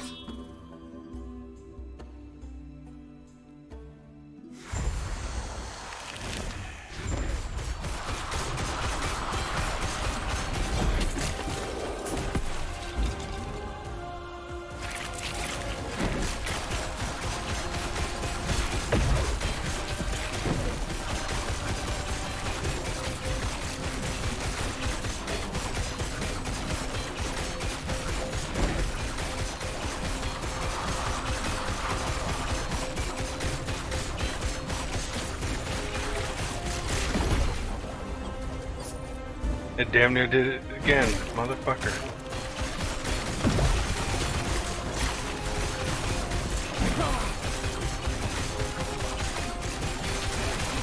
Stand down or die. Yeah, you used to be able to body check him and move him around the map, which caused a lot of issues. It actually, like, oh, you still can body check him, what the fuck?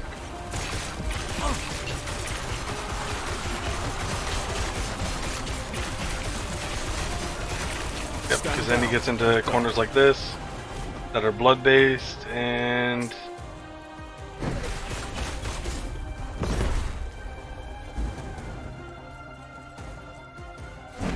God, I really hate this fight.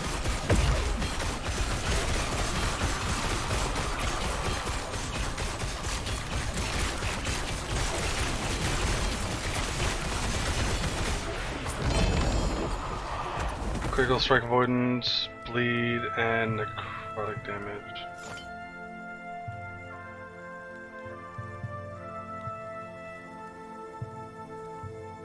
Yeah, crit avoidance. Normal blessings. Crit avoidance. Of course, I got almost a minimum roll.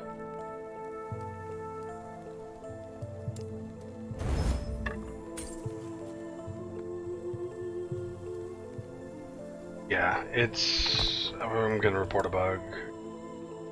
Already.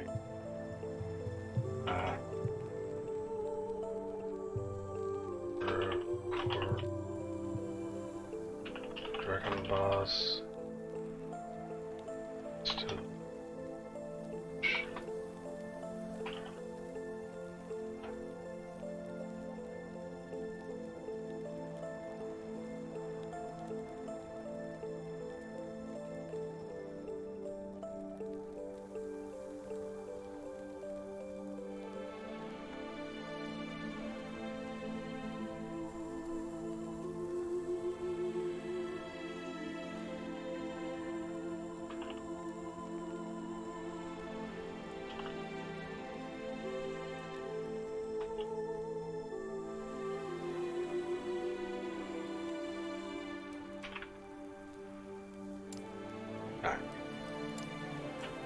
Report in for that one.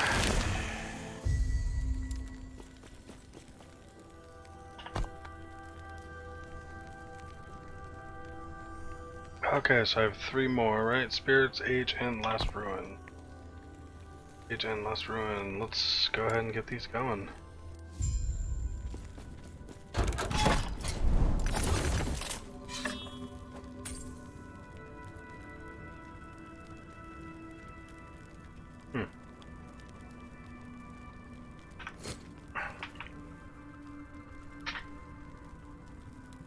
let's go north. Yeah, that's probably one of the hardest bosses in the game, I feel.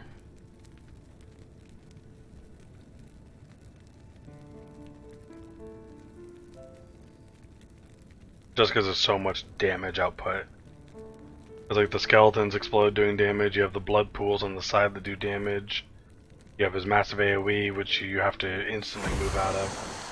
Then he has his other AoE right afterwards that you gotta move out of. Plus if you fuck him up by body pushing him, then it can ruin a lot of things.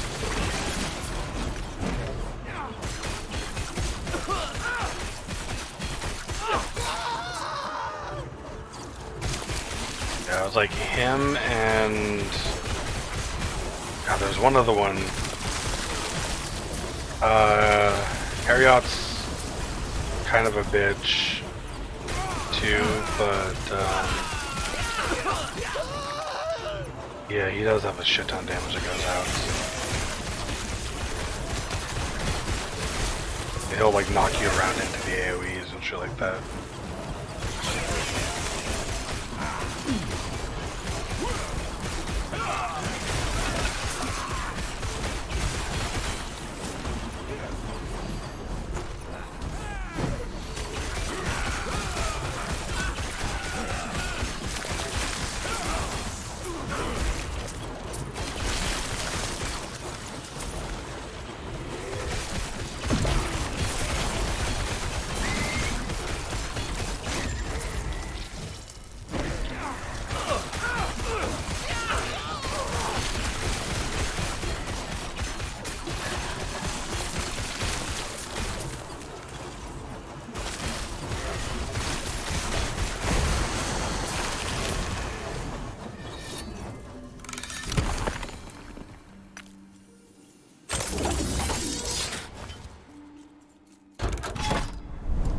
Excited. Last three and I get empowered monoliths. Oh man.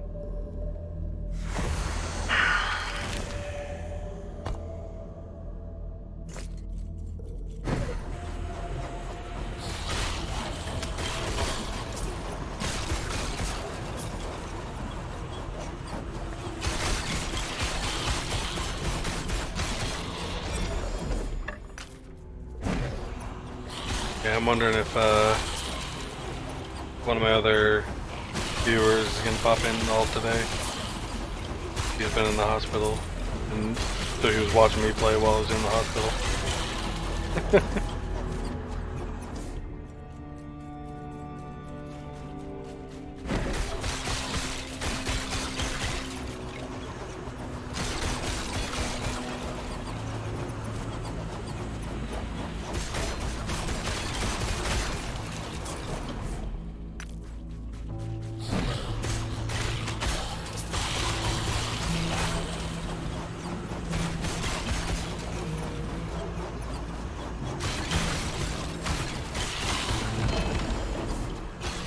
There's some revs. Nice. I think that had legendary potential on it too. One legendary potential, damn. Okay.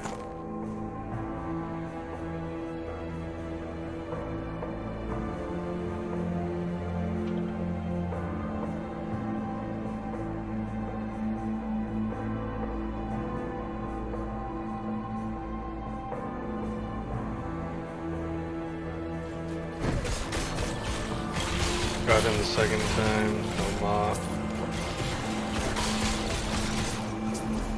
Are you fighting the Shade? Shade of Orbis? Is that what you're talking about?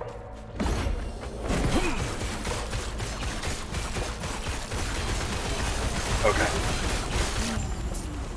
Just making sure you weren't like trying to kill the do the drops of the chest piece. Trying to get Ma, because that would have been bad.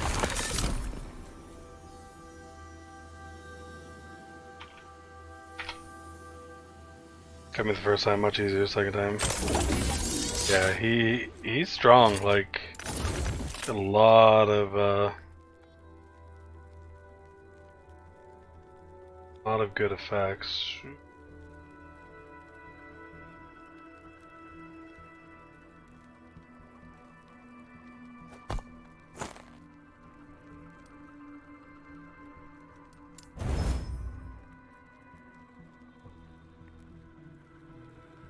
We got critical strike, damage while channeling. Meh.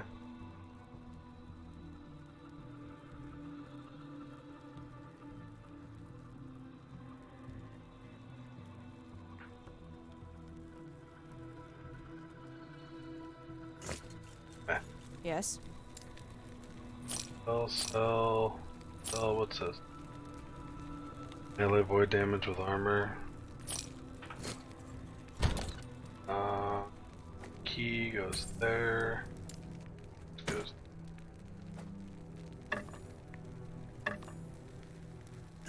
Got Stimmied Fate Boots, first time seeing those.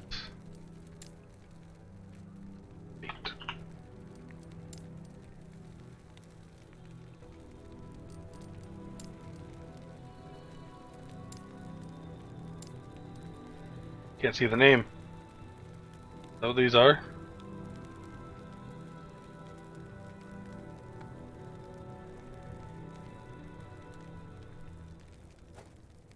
There, can I see the name now? Oh, whatever. I'm guessing it's those boots. All the cooldown recovery speed for all the traversal skills.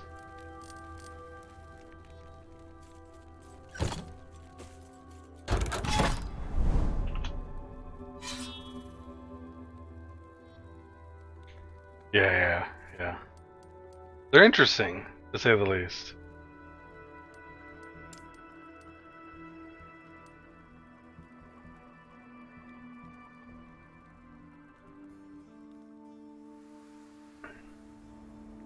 I don't know what build I would use them in. You know, because you can only use one traversal skill at a time. Because they share a cooldown.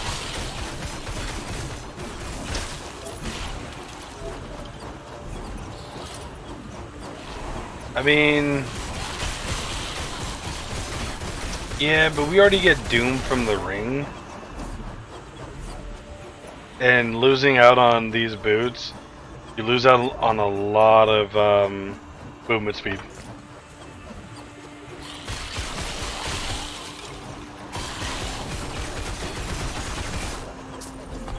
I mean, like, I'm at 50% movement speed.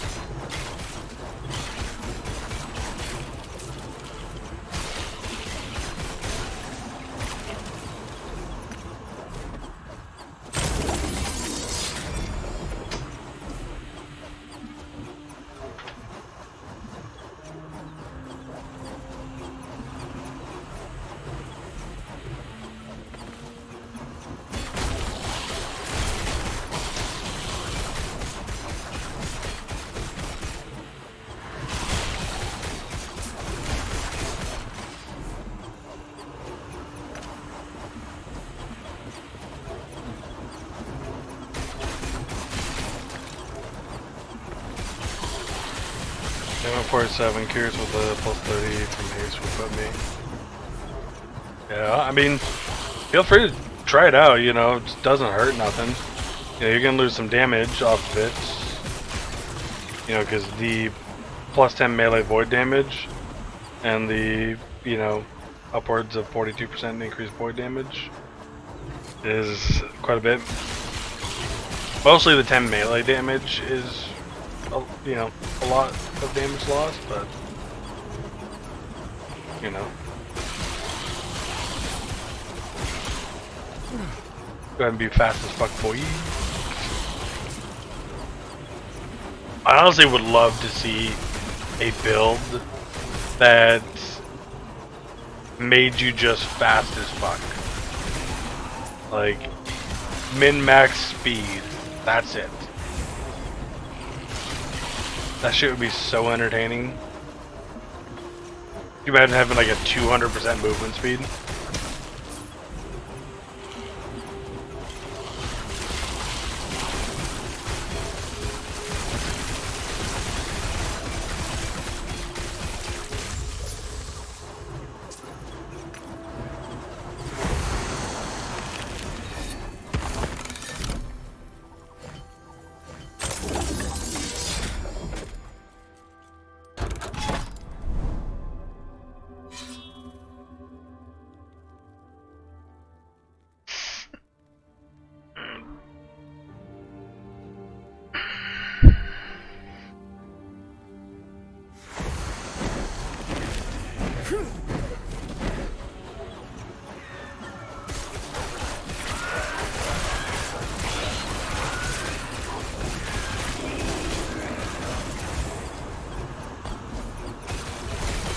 This is down me or at die. 74% with Hate Shrine.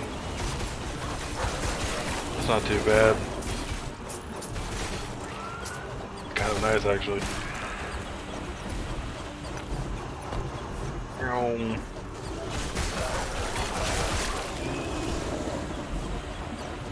Oh, at this point in time, you don't even need a traversal skill. Just run.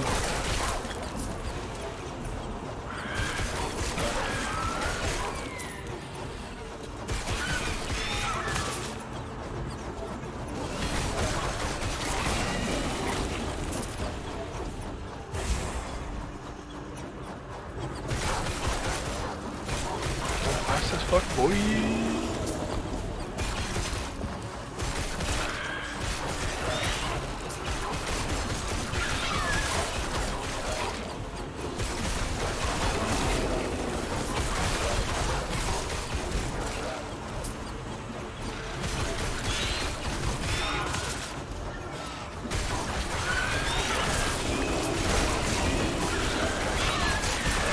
Also, I really hope they increase the character limit from 20 up to, you know, something a lot higher than that.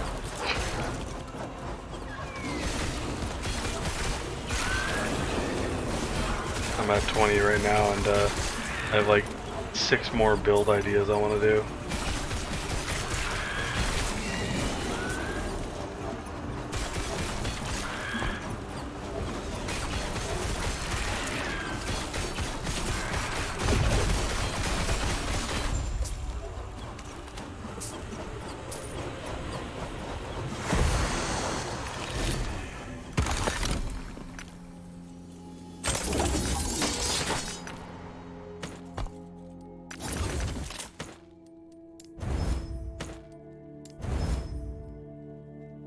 Health, cast.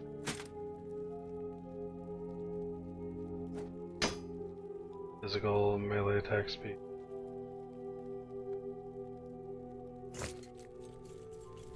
Yes.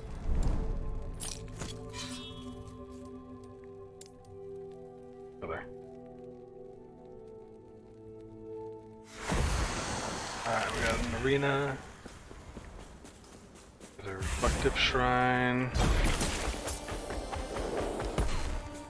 Another reflective shrine.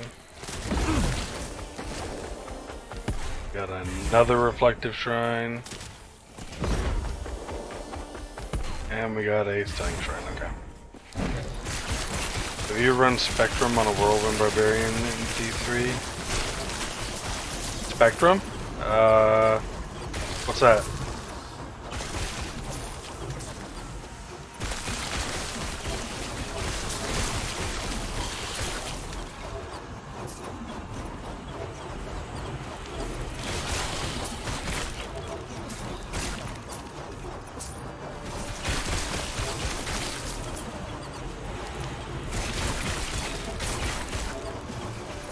Yeah, Rainbow Edge one was really hoping it was going to do a similar visual thing.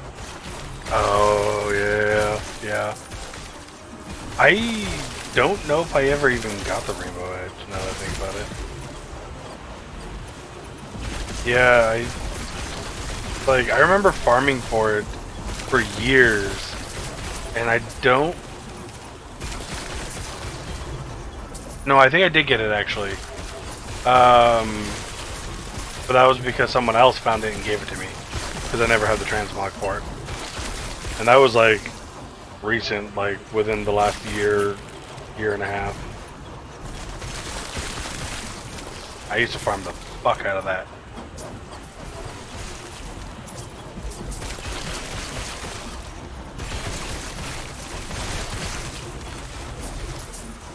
Yeah, something that I would like to see this game do is to give like skill animation cosmetics in the cash shop, so we could buy like a celestial animation style for this warpath, so it just looks like we have a fucking galaxy around us. You know how cool that shit would be? It is dangerous in my wallet. Like, that's something I would buy. Like, that shit's so cool to me. You know, kind of like this fucking town portal. I love this town portal so much.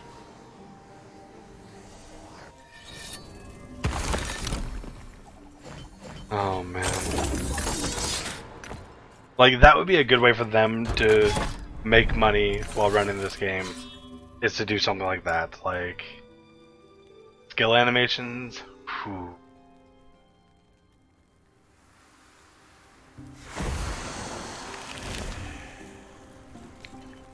Like, another good one, you know, Acolytes, they have this, like, Hungering Soul type effect or whatever, where they shoot, like, little spirit skulls at things.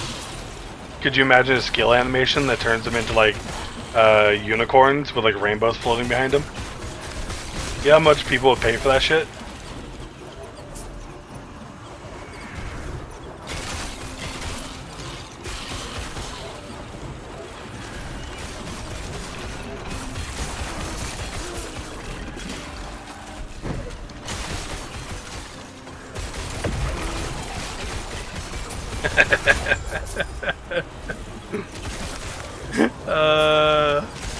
Here's like my wallet knows.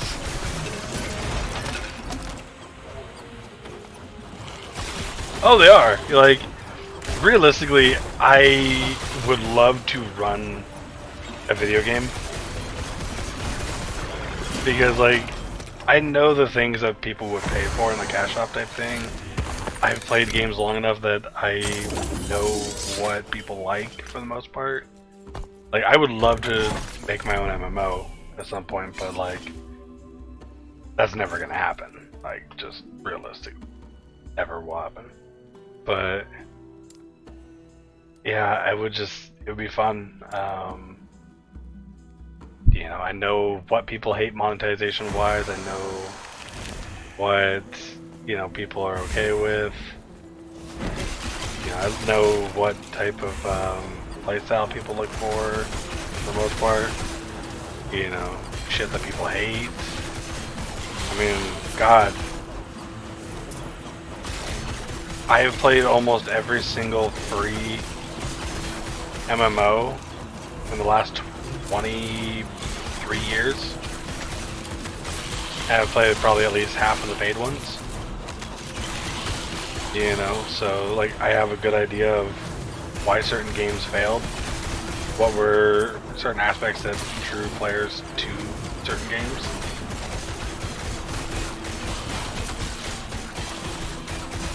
Like, I'm still a very firm believer that Rift was, I don't know if you ever played Rift or saw it, but like Rift was probably one of the best MMOs to come out, but they came out like 2 years too early.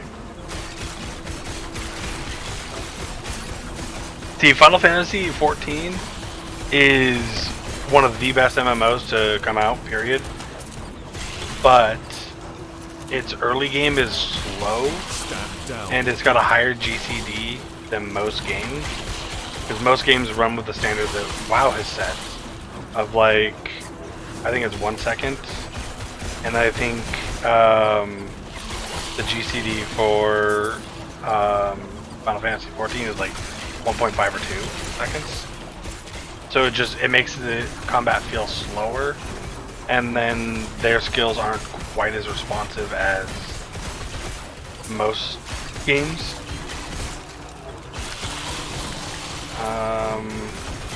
As far as the Rift stuff goes, yes, that was Rift.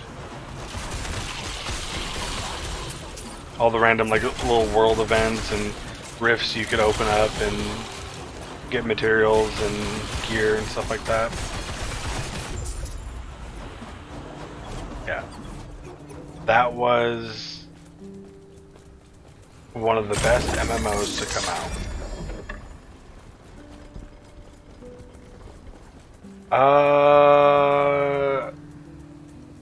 It wouldn't have been the first Guild Wars, I don't think.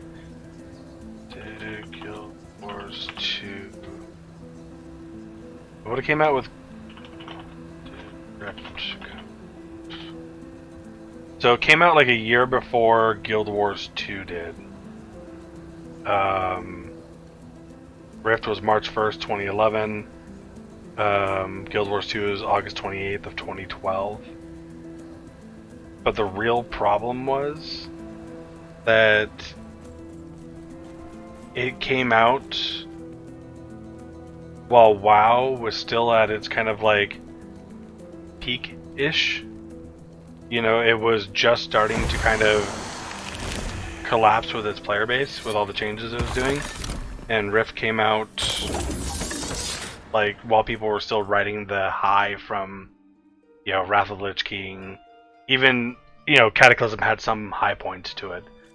And so if they would have waited a year or two later, you know, when you're getting into the end of Pandaria, into Warlords of Draenor, you know, two of the expansions that are considered like the worst, it would have brought in more players, and they probably would have succeeded more. Because, like, the main reason why that game was popular was because of the customization in the game. Like, the amount of customization you could do in that game, it was a theory crafter's wet dream. Like, hands down. You could do so much janky shit. Like, my guild that I ran on that was full of members that were theory crafting different builds, doing janky shit, to the point that, like, 6 of us could solo as a guild a world event that typically took 40 to 60 players. And we could do it with 6 of us. You know, so like, we had some fucked up builds. But the problem was, you know, WoW was still in its heyday. You know, they would have just waited, you know, because they didn't get the sub base, so they had to go free to play and do a cash shop. And then they got so greedy in their cash shop, they started getting extremely pay to win, which drove more and more and more of their players away to finally it just dying because they got greedy. Plus, they also had a system where you could literally just save builds and keep adding more and more builds, and you just had to pay gold to buy slots. And every single class had a tank, healer, and DPS and support. So, like, again, customization was off the wall. I mean, shit was so good. Plus, they had collectibles all over the place. So you find these little shinies, and you know they were fun to look for because they were in such weird places. Like, there's one, you literally walk into a building, and unless you'll never find it unless 2 things happen. You look up for some reason, pan your camera and look up, or the wall, you know, kind of does that camera glitch where it gets you like close to the edge and like instantly zooms in. You'll then see the glowing. And my buddy was friends with the dev who actually placed that one there. It was one of the funniest fucking things ever, because it's a quest hub area, and you would walk into this building to do a quest and walk on out, and unless you pan your camera up, you're not seeing the fucking thing. You know, and just little shit like that was fun, you know. But they got greedy.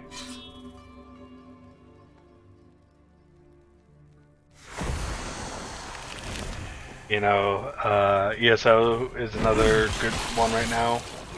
They have a pretty good system. I put them in one of the top MMOs. You know, WoW, Final Fantasy, ESO, and Guild Wars 2. And actually, old school RuneScape too, surprisingly enough. Are some of the top MMOs. Weirdly enough, Maple Story is up there too. I don't know if you ever played that one. Stand down or die. The Korean 2D side scroller.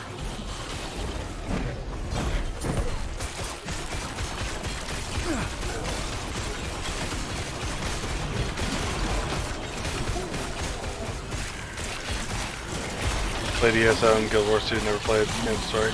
Yeah, Maple Story came out the same time WoW did. As a, like I said, 2D Korean side scroller. Great game, but it's, yeah, Korean side scroller. It's Grindfest. Yeah, it's old, but even now it's got a pretty big player base. I was surprised, because they went and did a Stand down. server called Reboot that essentially got rid of all the pay-to-win mechanics and like what was normally pay-to-win in other worlds or servers, but you could pay for with in-game currency. And they also got rid of all trading, so you had to earn it yourself, which actually brought back a shit ton of people. And because of that, the game got extremely popular again. But it is literally, the whole game is literally grinding. Like, that's it. There are quests and, you know, all this other stuff, but realistically, you just grind mobs, level up your character, get gear, go do bosses, stuff like that. And it's one of those fun games to just mindlessly grind and get that dopamine of leveling up while you just do other shit, like watch a movie or something like that. It's not really intricate at all.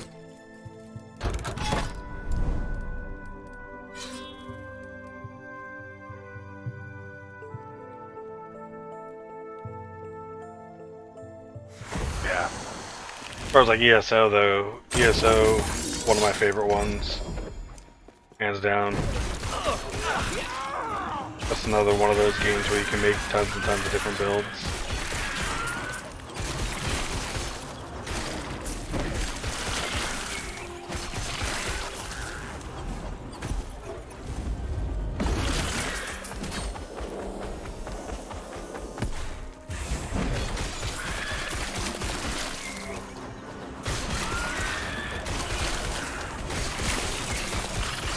I think for me, like with Guild Wars 2 though, I think the only thing that I didn't like about that game was like when you make alts, trying to do map completion again does kind of get old.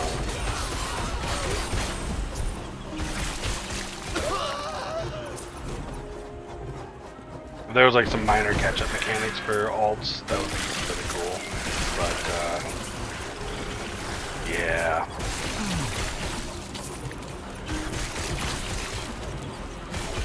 Trying to map complete like 10 characters be a rough. But I love how Guild Wars has their questing system set up, where it's not actual quests, it's instance-based main story, then open world exploration after that. With, you know, world quests essentially, and you know, like 1 or 2 per area. Which is nice.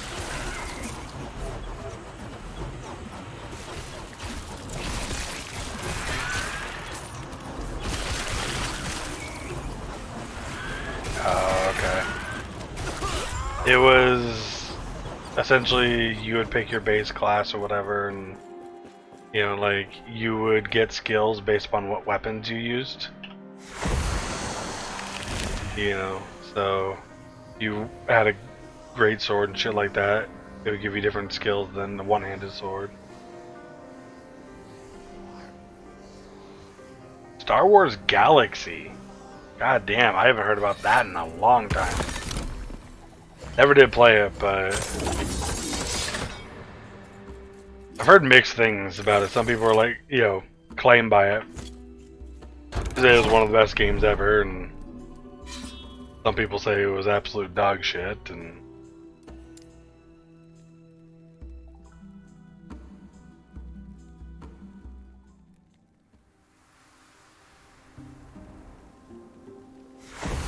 so great, and then they made some big changes that just didn't quite hit.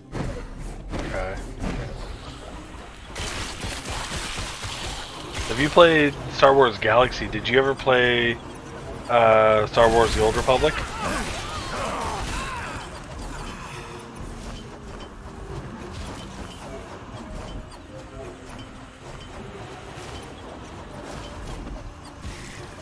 Okay, what do you think of that one?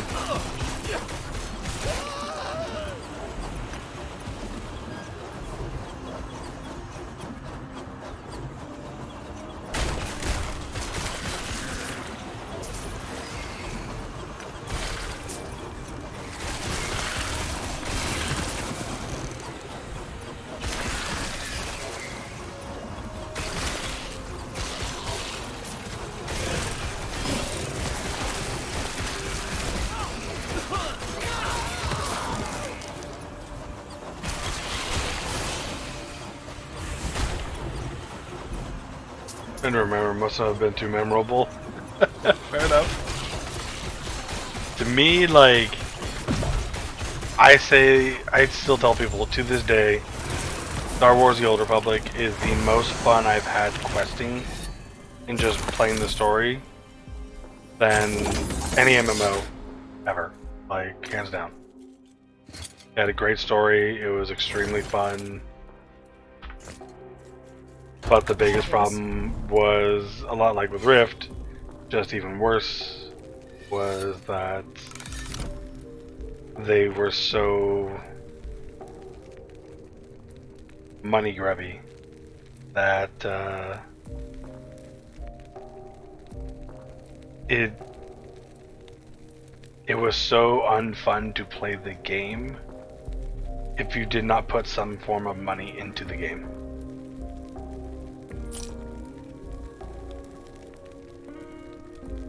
It was one of those things like, if you didn't put even, you know, all you had to do is put like $1 to get rid of some of these restrictions, but like, it was the fact that they had it that really pissed me off. But like, if you didn't put the money into the game, you could talk in chat, like global chat and stuff like that, once every like 2 minutes. Then on top of that, Take care. I don't think you can send mail to anyone. Then, oh god, you were limited to like, fuck, what was it?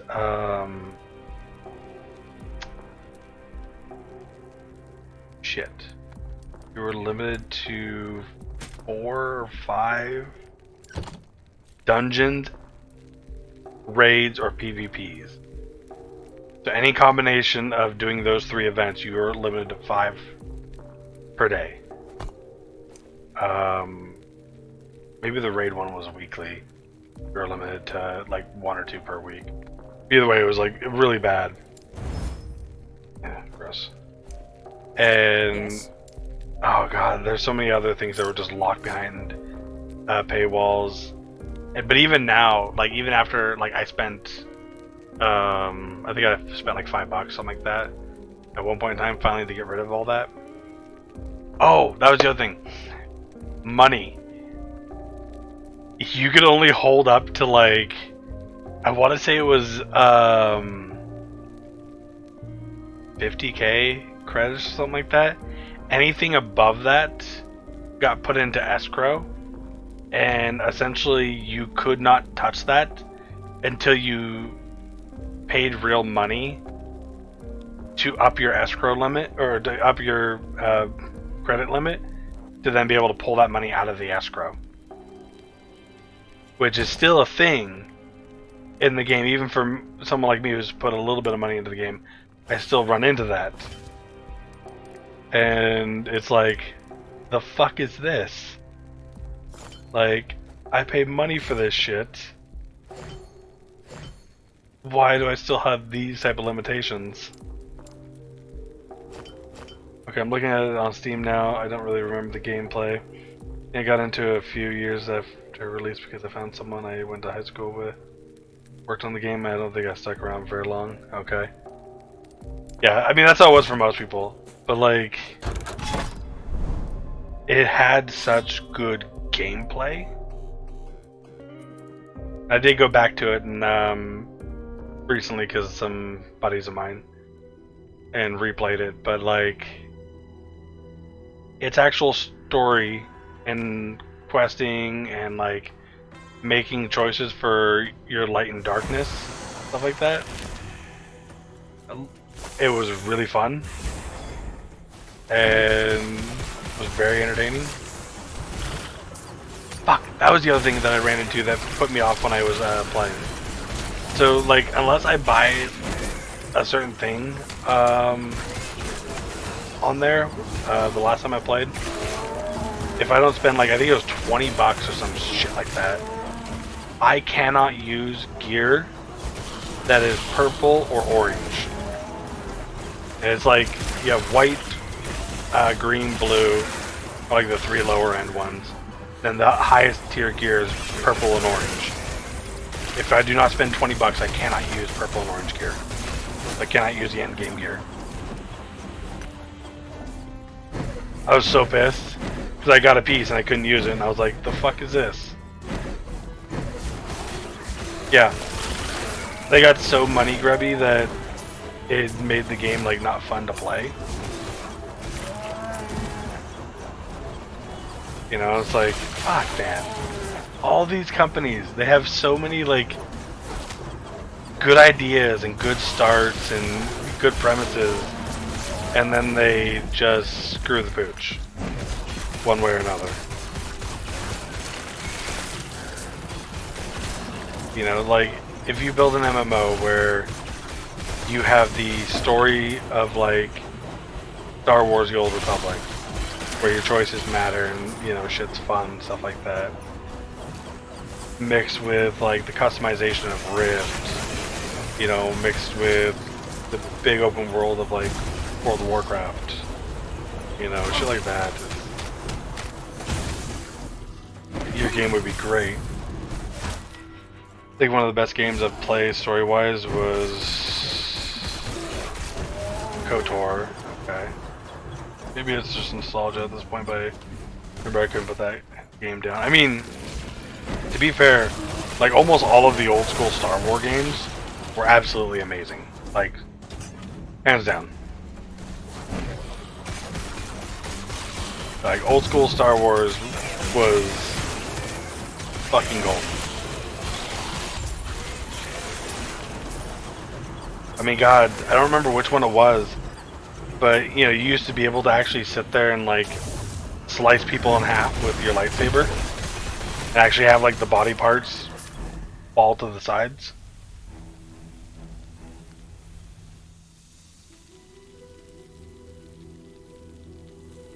You know, you could decapitate someone with your lightsaber. Like, that shit was so fucking cool. It made it feel real.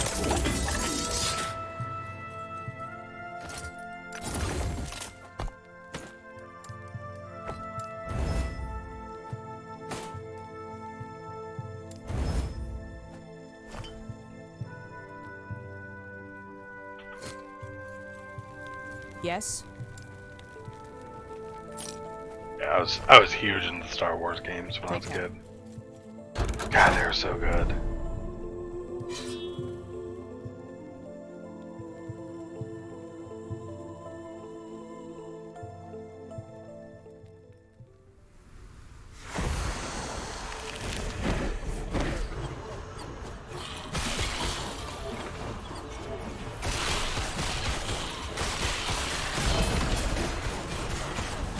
All this talk on all these Star Wars games makes me want to go back and play a bunch of them, because like I bought a pack for it like years ago where it was like 15 Star Wars games for $5.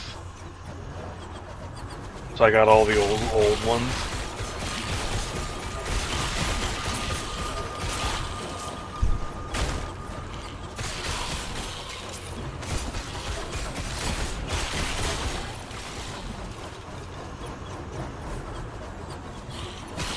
Just one of those Steam bundles that, you know, you buy and don't ever fucking play any of the games you bought. Or you'll buy a big ass bundle for like $3 and then play one of the games and that's it.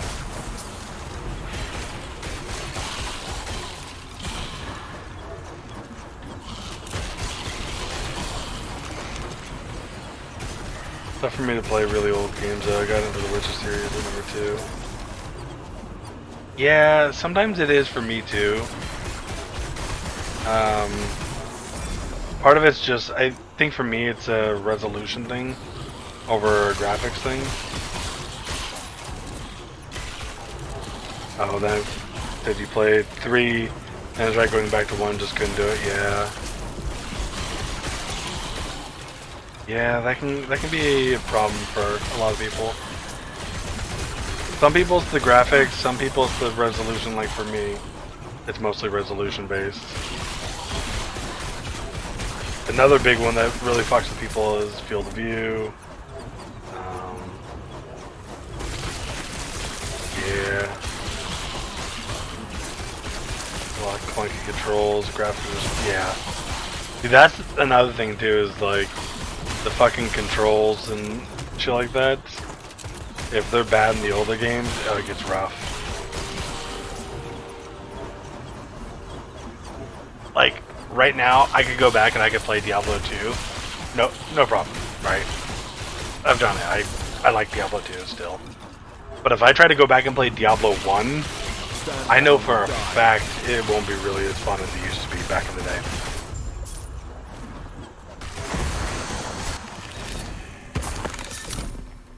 So I do remember the controls in Diablo 1 being a little funky. And just how you make your characters and stuff.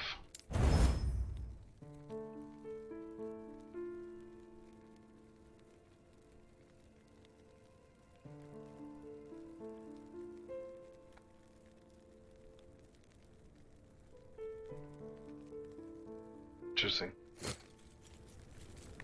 Yes.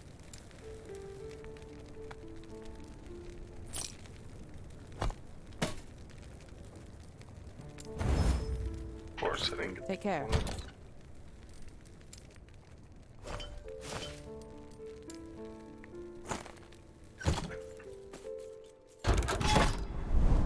Alright, that gives 80. Head and go up here. A couple more going. God. I forgot I still have my Steam up. Whoops. Check this.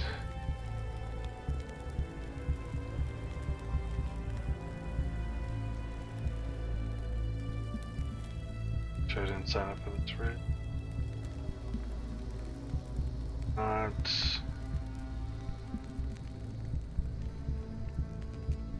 Alright. Back to game. Okay. Stand down or die.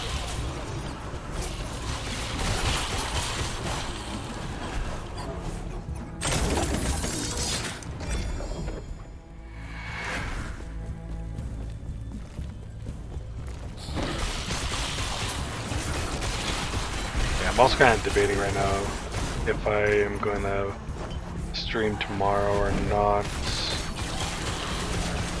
I think I will, but it might be nice to take a day for myself this week, because I am.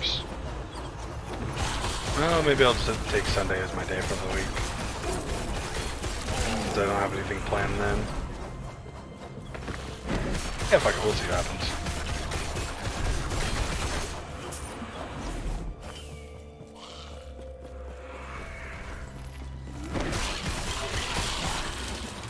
Well, they always tell people who are like getting into streaming is make sure you at least take a day for yourself,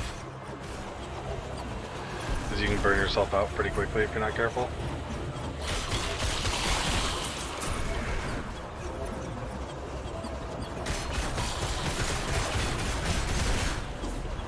Just like with anything, even, you know, normal jobs, you work 7 days a week, you're gonna get burnt out pretty quickly. No matter how much you like the, you know, work.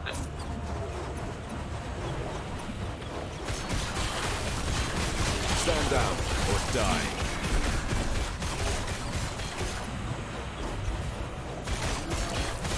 Don't just start with the sub button, right? Over the requirements to get it. So, when you first start out, you do not get a sub button until you become affiliated. To get affiliated, you need to have, I think it was like 75 followers. You then also need to have had an average of 3 followers over the last 30 days. And then you also need to have streamed for... Fuck, I want to say it was like 25 hours or something. It wasn't like a whole ton. You didn't need a whole ton of hours streamed, but... The hard part was getting the, like, 75 followers. Maybe it was 50. Might have been 50. One of the two. But getting the follower count and getting the average viewers, that was the really hard part. Because even though, like, I had people, you know, my ESO guild actually came out, well, a couple of different guilds on ESO, but had come out and, you know, helped me and got me subs and stuff like that. Or sorry, not got me follows. My viewer count was still averaging like 2.5, and it was stuck at 2.5 for the longest time. Until I ended up getting rated by someone with like 100, I think they had like 120 viewers, something like that, which really bumped up my viewer count and got me over that average of 3. And then once you meet all that criteria, then you can apply to be affiliated. Yeah, I was blown away when I got rated like that. It was funny because I was actually shamelessly plugging my stream in zone chat in ESO. Trying to get people to come on in, and they saw that and they were ending their stream, so they, you know, came over with all their people, and yeah, that was that. I think I still haven't followed the... Oh, yeah, they're streaming right now. Ninetail Fox, ESO, 47 viewers.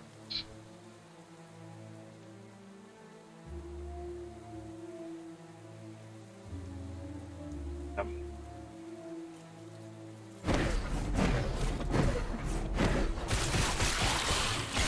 Yeah, it helped. It kind of pissed off my buddy, because he was one that kind of, like, we were talking a lot about streaming and stuff like that, and because he streamed it before I did, and he kind of like pushed me to stream because I was out for a bit due to medical issues, which are the reason why I'm no longer working, is because of those same medical issues. And I ended up getting affiliated in less than a month, and this motherfucker had been streaming for like 3 years and still hadn't got affiliated. He was so pissed.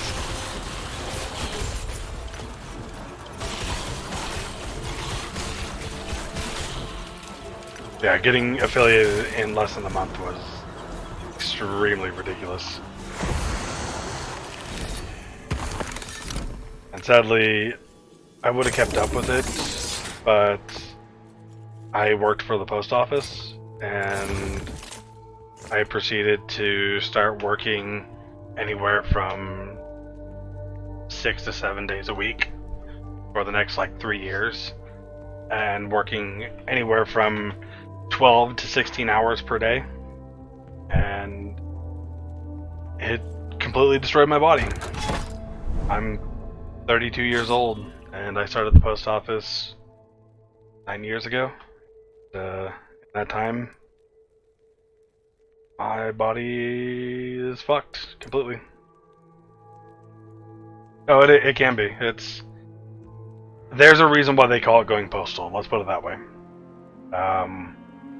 We almost had a few employees go postal. You know, it's like we actually had to constantly lock down our building at one point in time, and it's always because of management. Straight up. Like, someone goes postal at the post office, it's management's fault. No ifs, ands, or buts about it. Because 99% of the employees who work there love the work itself. You know, I loved it, even.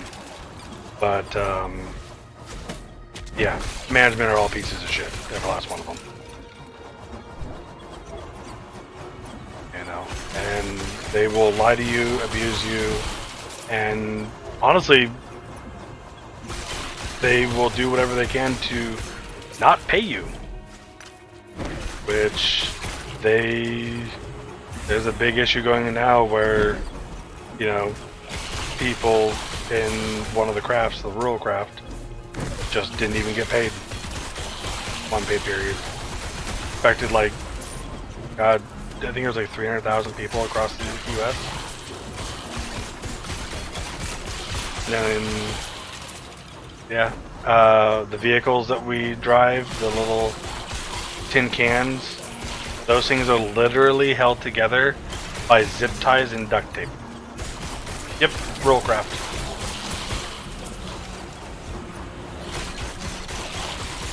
So that's all the mail carriers that go out to the boonies and stuff like that. That's what I was a rural carrier.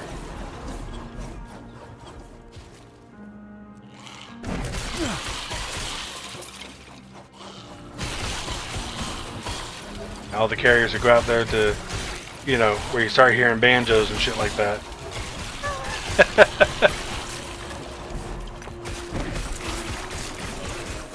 But, yeah, I mean, fuck, we had one guy, he had just gotten out of the military, he had spent a few years in Iraq and Afghanistan, right?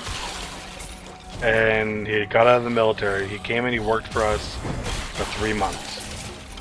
He then walked up to our supervisor, said, "I can't do this," and turned in his badge. Yeah, they do. So you are a rural location then. Half of the rural carriers, actually probably more than half of the rural carriers in the United States use their own vehicle. I used my own vehicle for the longest time.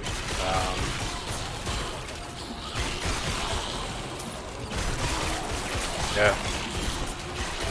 I know the half of our routes in our office had their own vehicles to be used. You also have highway contractors who end up using their own vehicle too, so there's a possibility you could have been on a highway contract too, but those highway contracts are typically just really, really far rurals.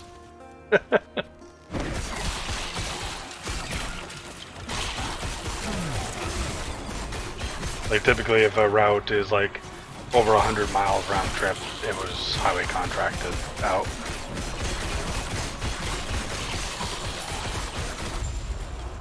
The one I used to do was like 85 miles per day or something like that. Did that one for the longest time. Then I got my own route, which had its own vehicle, so that was nice. But, yeah. Yes. It's even worse too, because like a lot of these people, like the one in the van, if they don't have a converter that puts a steering wheel on the passenger side, a lot of them will be straddling, so they'll be sitting in the passenger seat, operating both pedals on the left hand side with 1 foot and driving the steering wheel with one hand.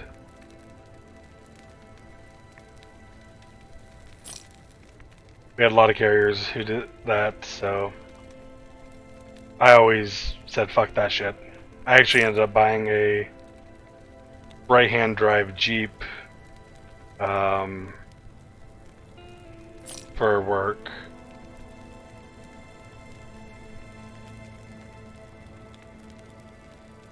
And we'll load held. Time rod.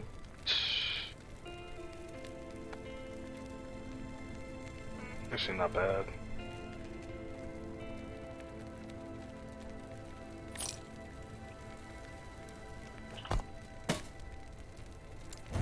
That's crazy. Yeah, it is. Take care. And you know, we have to buy our own vehicles, so that's a huge out-of-pocket expense right out the get-go, because you have to buy one when you get hired, typically. Some places will give you a little bit of a leeway, but 90% of the time you gotta have one on being hired. Yeah, it's not good. You know, and then like I said, the white tin can vehicles, those are literally held together by duct tape and zip ties. You understand nothing.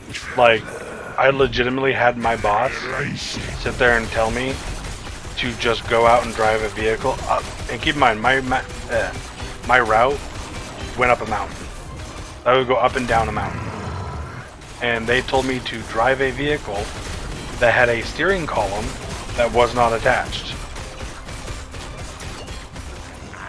So you could like sit there and like free turn the whole column itself, and I was like, no, I'm not driving that vehicle.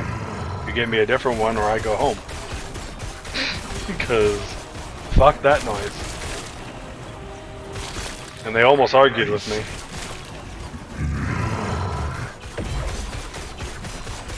I had one that the brakes didn't work really at all, and they tried to force me to drive that one. I said, fuck no.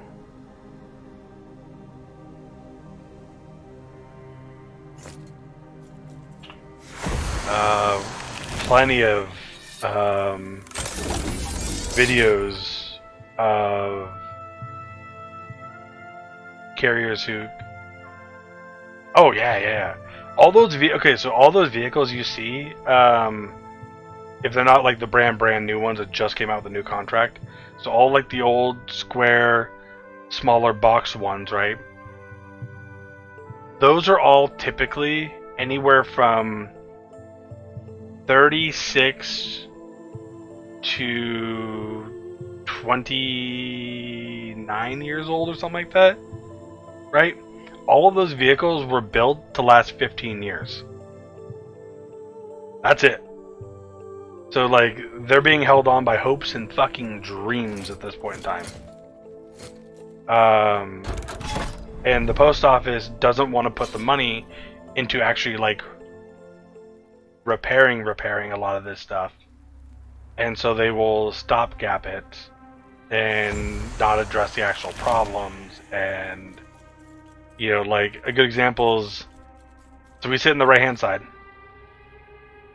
Steering wheel's here, you know, door slides open.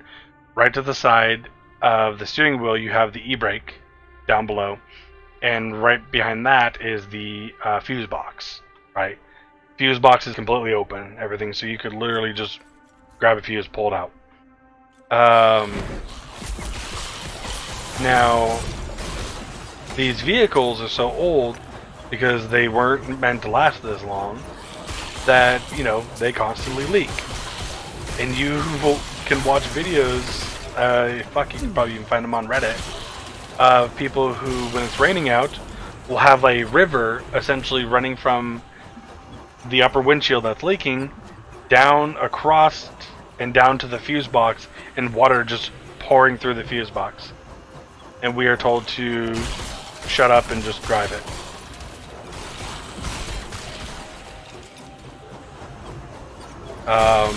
Every year you have many carriers die, especially out in the southern states over summer, due to heat stroke and heat exhaustion and stuff like that, because they rush you and they tell you to hurry up, and then also the vehicles that you're in, it is 40 degrees hotter, anywhere from 20 to 40 degrees hotter inside the vehicle than it is outside the vehicle, for two reasons. One, because it's a giant ass tin can with no AC. You have a large, not even a large, you have a small metal fan to blow the hot air around. Half the time those fans don't work. I actually watched a video of a carrier who delivers to the company, and they have one of those like heat guns or whatever that can tell you the temperature. Outside it was 97 degrees. He scanned it inside the vehicle, and it was 148 degrees inside the vehicle. The engine is like literally right in front of our feet, and there's only a small wall between the two, so all the excess heat from the engine comes through that, and also keeps it really hot in the vehicle, except during the winter time. Then if you're in a place where you know, winter gets real cold, heaters don't work half the time, so essentially get fucked with that. You know, yeah. I literally, when I got my route, which was a government vehicle route, one of these little tin cans, I called up my mom. I said, hey, if anything ever happens to me and I get into an accident and die, whatever, file a lawsuit. She laughed. Stand down. I said, I'm serious. Die. And she went, oh.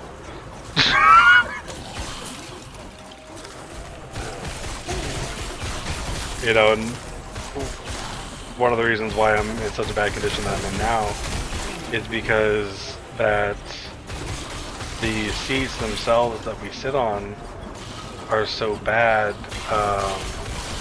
that they actually have a metal bar that will poke through them on the right hand side, and that bar sits directly on the sciatic nerve. So you're sitting there going around these bumpy back roads with a vehicle with limited shocks.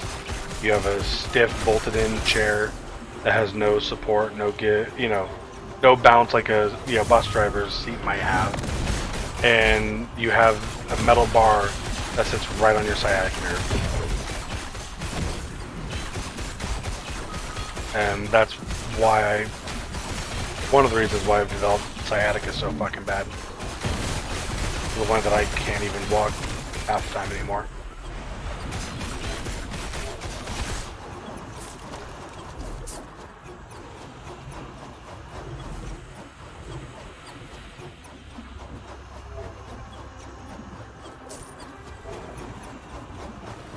Yeah. Plus, you know, when I, kind of going back to the whole like going postal thing, we have supervisors and postmasters and all this other stuff that literally sit there all day long trying to micromanage every little thing you do, and they have no idea how to do your actual job. And so they do these arbitrary bullshit things that will violate your contract, tell you too bad, and if you don't follow orders, ad break.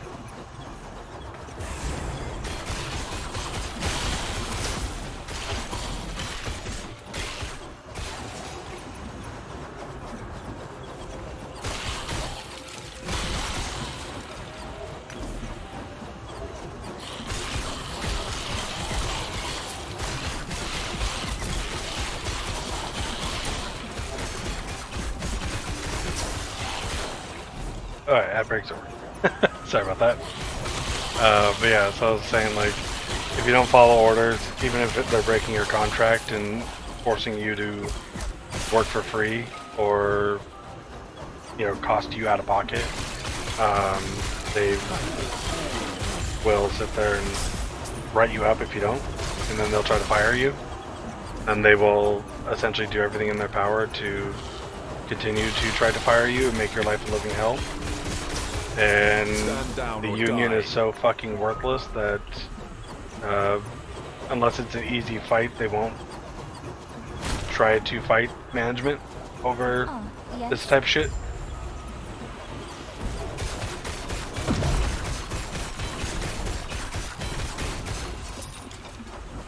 Yep. It's a hellhole, like, and right now they're actually they are fucking over every single road carrier in the United States because they implemented a new system on how to like track how they get paid. Because like city carriers are paid hourly, rural carriers get an evaluation for their route based upon how much mail they have, how many packages they have, scans, signatures, how big the boxes are, do they fit in the mailbox, do they have to go to the house, you know, time it takes to walk to certain locations, and all this other stuff put into a giant formula that spits out how long it should take to do the route per day, per week, so on and so forth.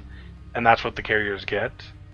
So if your route is 9 hours and you get done in 6 hours, you get paid for 9. But if you have a 9-hour route and you get done in 12 hours, you get paid for 9. So for the longest time, they were refusing to recount routes when COVID hit, when all the package increases went up. And a lot of us, like my office, we got absolutely fucked. So we're working 12 to 15 hours per day, getting paid for 8 to 9 of it. And then right after that, they implement a new system that is supposed to automatically track everything we do and, you know, be able to easily, you know, get our evaluations done on a, you know, every few month basis. Good concept, right? Great concept. But the problem was nobody taught anybody how to do the system. And so they started implementing it and all this other stuff, and nobody was even using the system because no one even told people that they were implementing the system. And then nobody taught management how to teach the carriers how to do it and all this other stuff, so they had to keep pushing it back and like all this other stuff, and people still aren't doing it, and now they're just saying fuck it and going forward with it, which is making everyone lose money. Routes that should be like 9 to 10 hours per day are getting evaluated at like 6 to 8, which is making people want to just walk out. Like, I've watched dozens and dozens of people who are fully careered, got like, you know, 15, 20 years in, and just completely give it all up because they're done with it. Because they're getting stolen from, they're getting lied to, you know.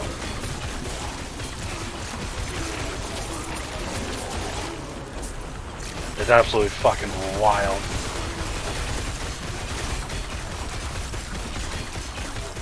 Stand down or die.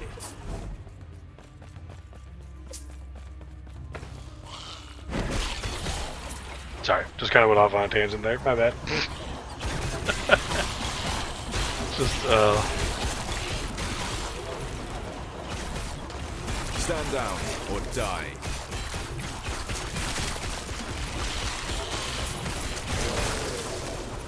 just crazy to me.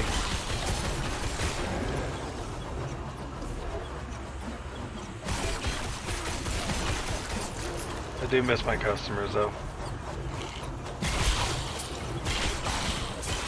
I had some real cool customers.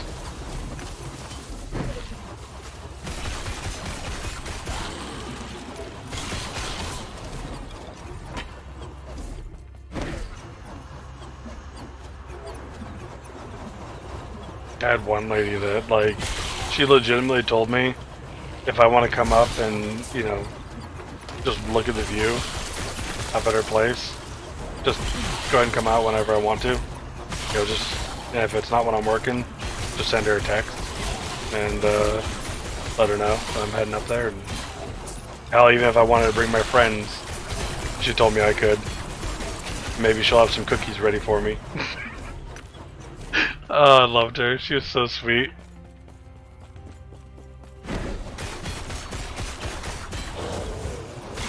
Yeah. One more time, she gave me a sugar-free strawberry rhubarb jam. Dear God, that was like the best fucking jam I have ever had, and it was like homemade, home canned, everything. Like, it was amazing.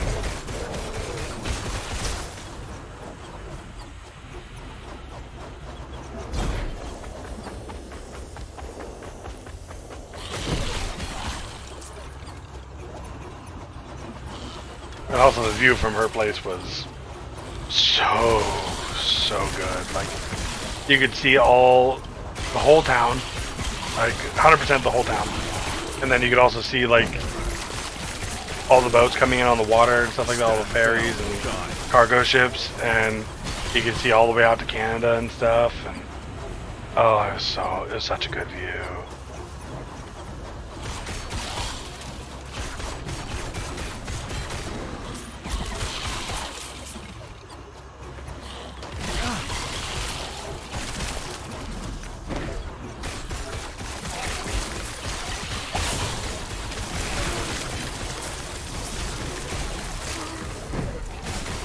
Stand down or die. I killed you. Yeah, fuck you. Real flesh.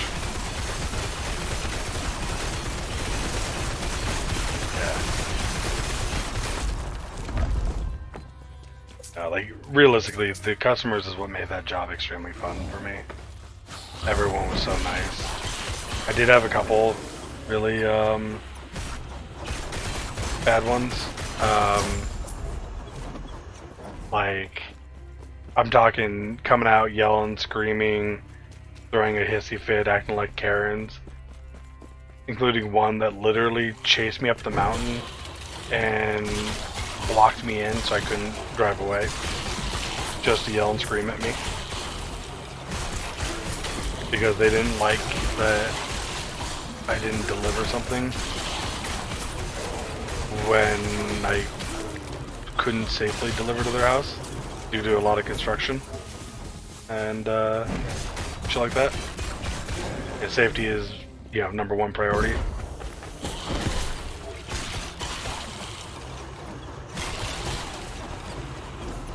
Which ultimately led to me informing them that they will no longer get delivered at their house again. And I stayed true to my word. Get fucked. Yeah, that was one of the good things. Is like, for the most part, I had control over who I delivered to and whether or not they continued to get delivery or not.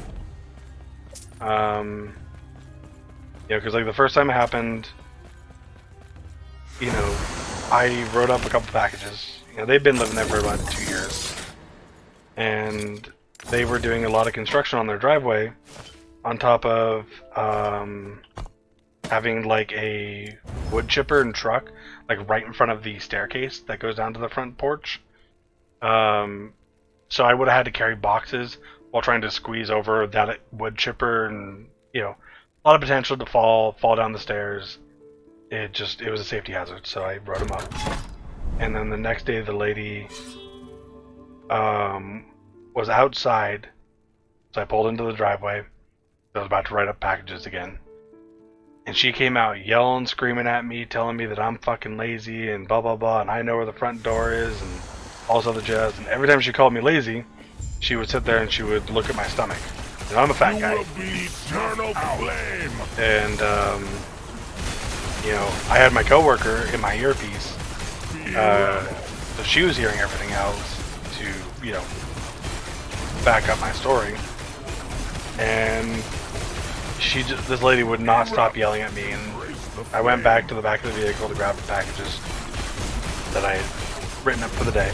Burn to And eternal she just would not stop flame. yelling at me. And I was like, okay, well, you know, you're no longer going to get package delivered to your house again, so hope you have a nice day. And I drove off. You will be snuffed out. And, you know, so we didn't go to her house ever again.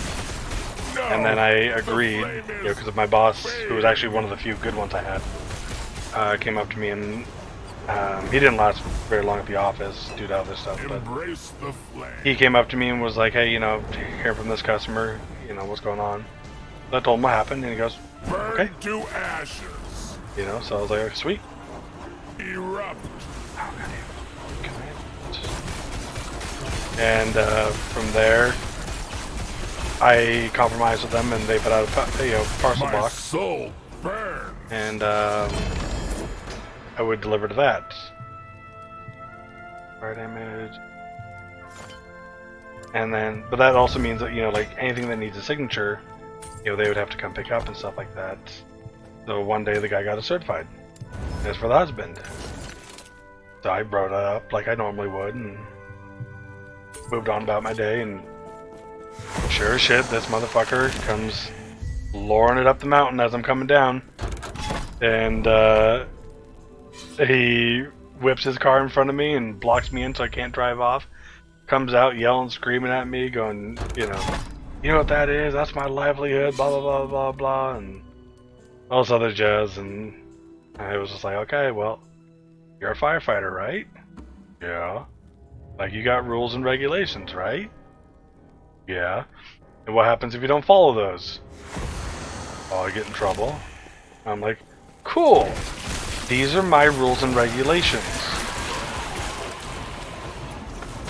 And he just kind of looks at me, and I'm like, we do not deliver to your house anymore after what your wife did. This includes, you know, signatures and stuff like that. And these are your options. And I gave him the options he had, and he went with one that allowed me to leave signatures just in his mailbox and stuff, you know, without having to get a signature for them. And he just had this dumbfounded look. I don't think anyone's talked to him like that before. Talked to him like he was a fucking third grader.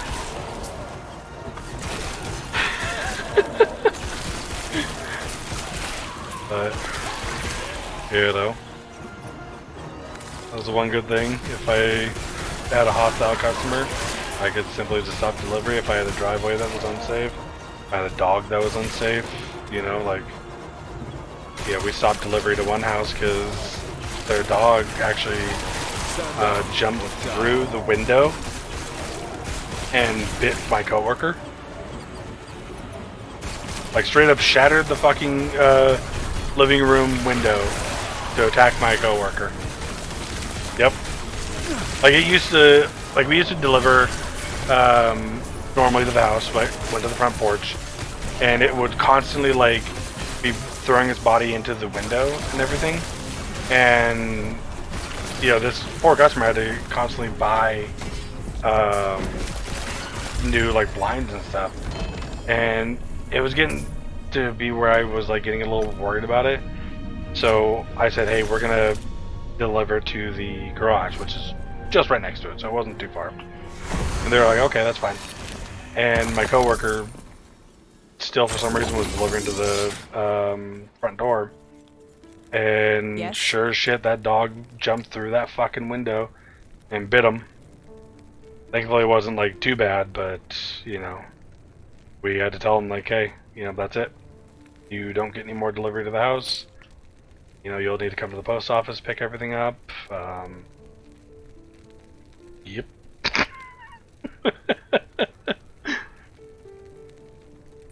Yeah.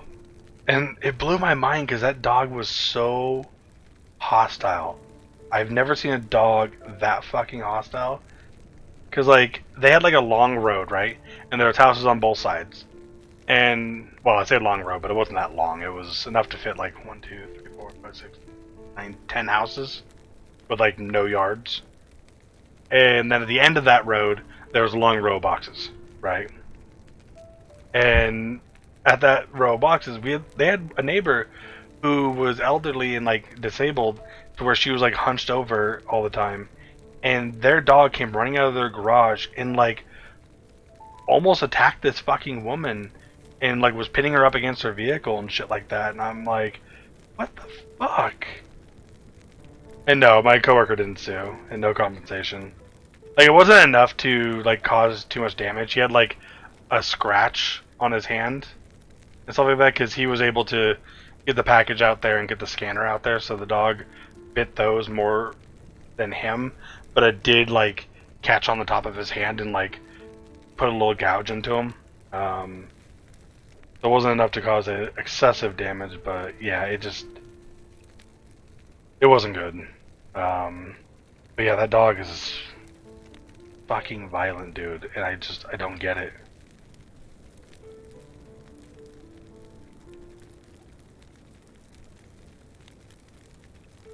Hold on to that one. Fire damage, crit damage, chance of shock. Well, fuck.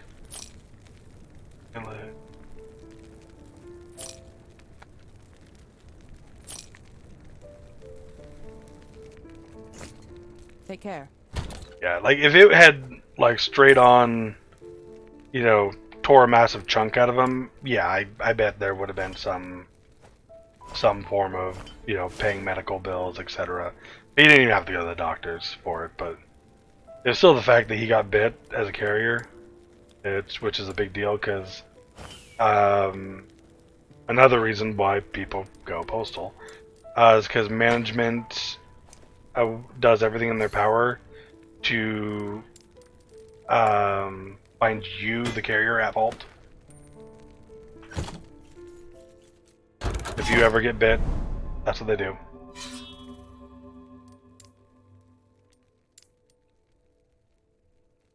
You're guilty until proven innocent in their eyes.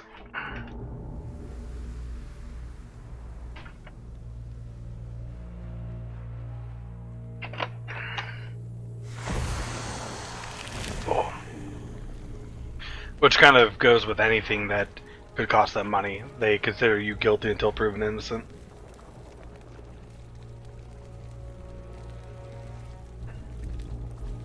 Like, I had a medical emergency at one point in time where I blacked out. I was done with my route, I was heading back to the office, and I was just getting up onto the, you know, road and everything, small highway, 35 miles an hour, not fast, and I completely blacked out. And when I came to, I was a quarter mile down the road and in the opposite lane. Not opposite lane. It's two lanes going each direction. I was in the left hand going to the right hand side. I rear-ended someone. You know, they tried to fire me for that, even though I had no control over the situation. They even went so far as to send me to retraining for driving.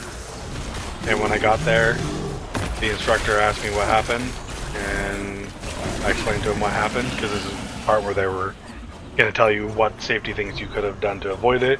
And he just looked at me and goes, huh, not much you could do about that. I'm like, that's what I said. Like, I was drinking plenty of water, I wasn't, fucking around. It was just straight up, I blacked out. And, my doctor thought it was, because it wasn't a heart thing or anything. We thought it might have been due to the heat and to stress. That could have caused it.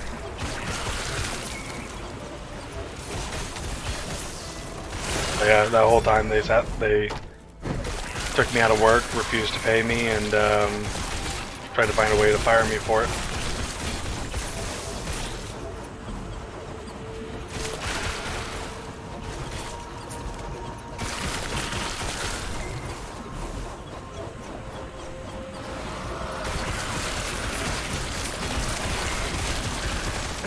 I could go on for fucking days about the bullshit at the post office. So, sorry if I bored you.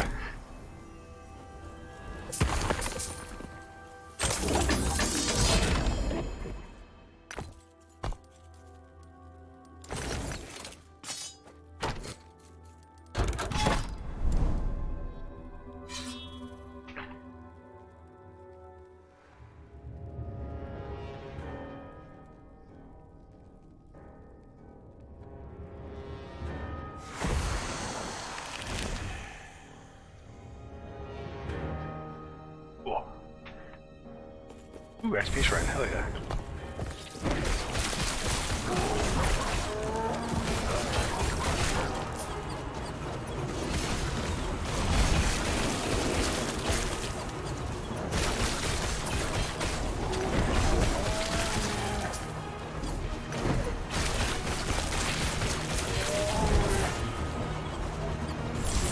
Ooh, gold shrine, fuck yeah. Love to see that.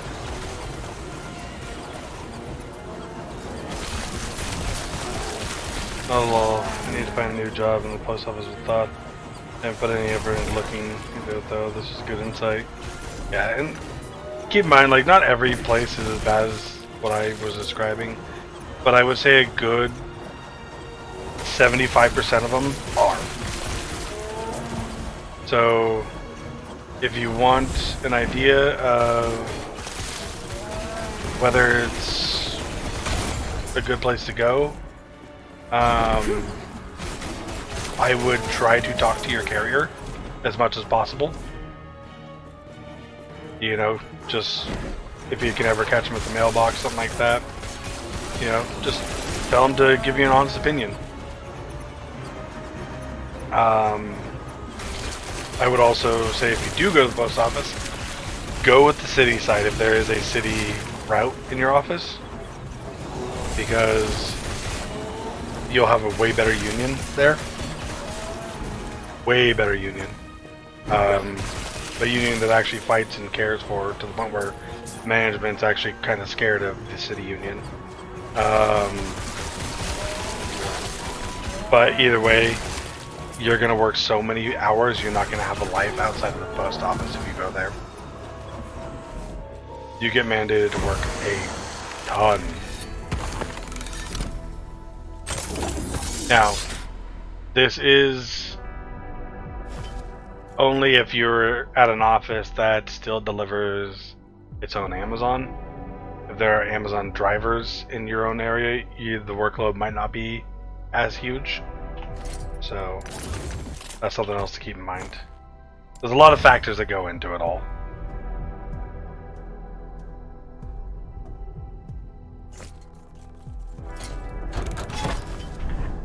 I'll be right back. I need to go to the bathroom. Too much water.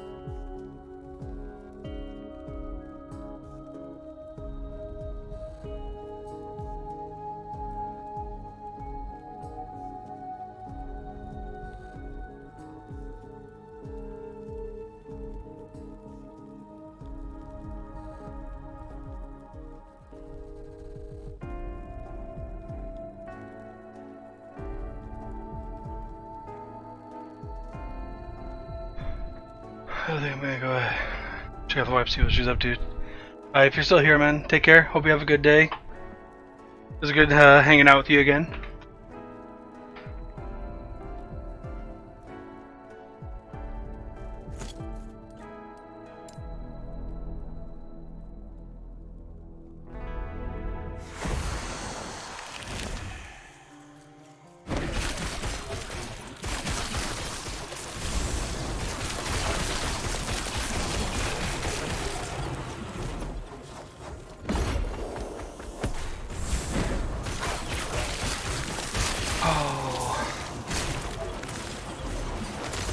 Monolith farm.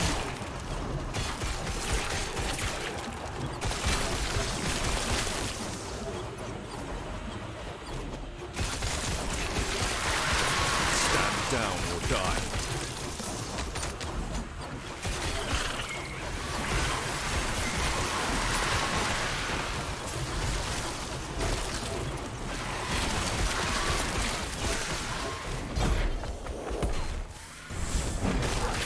Oh shit, experience run, hell yeah.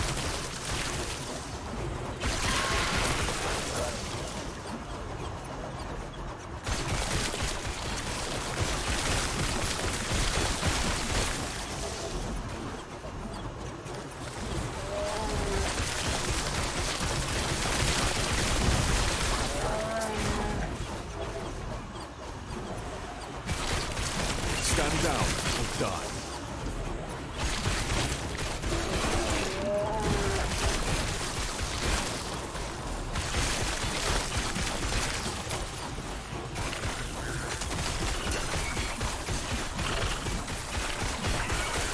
I feel like my damage is so low right now. And part of that might just be not having any exalted and stuff.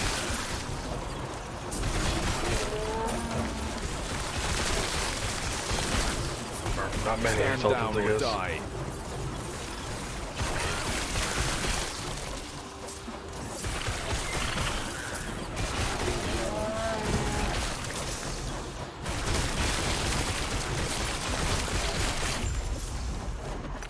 Okay.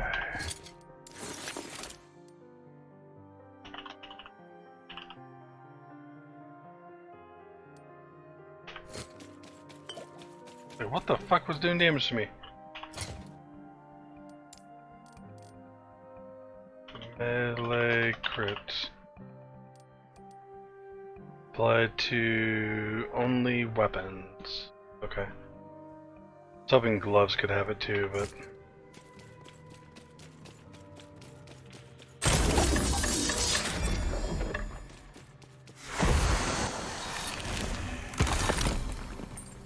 Key.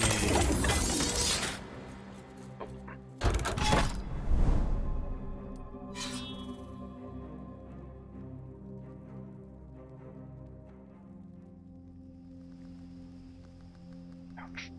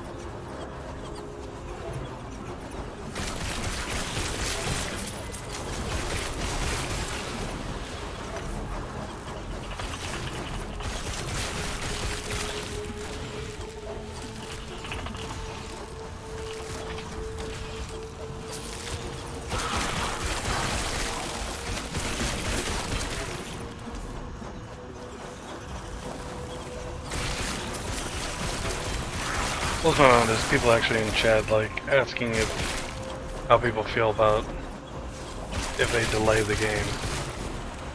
And it's like you should never be mad at a company for delaying the release of their game.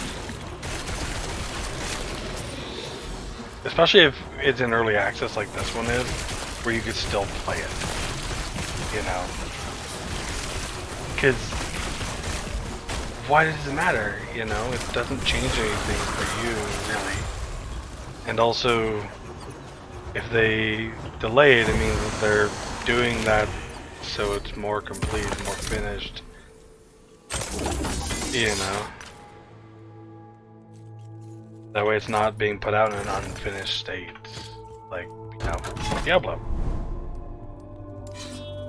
It just it's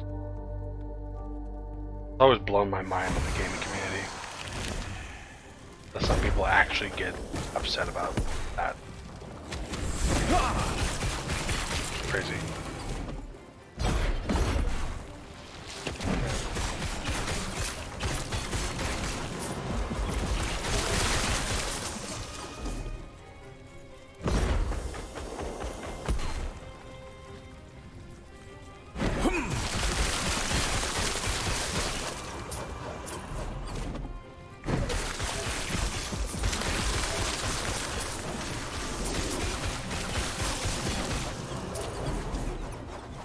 I always get upset when people talk about how like Cyberpunk was such a shitty game, and it's like, no, it just got forced to come out unfinished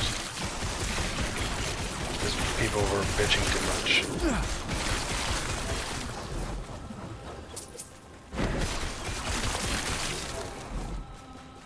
I don't know. Yeah, that's kind of another reason why, like, Ashes of Creation is a good example. You know, they're getting a lot of flack because, you know, people are joking like, oh, this will come out in, you know, 2056 and stuff like that. Because it's taking a long time for development, but, like, development for a large, ambitious MMO can take a long fucking time. I mean, a long time. And they seem to want to get it right, you know? So, who cares how long it takes? You know, I would rather them take 20 years to make this fucking game than have them put it out in, you know, 5 years and it be just absolute garbage, you know? Take the time you need, make sure there's minimal bugs, you know? There's always going to be something. That's just the way things are. You can't get rid of every single bug. Someone's going to find something somewhere. And just, yeah.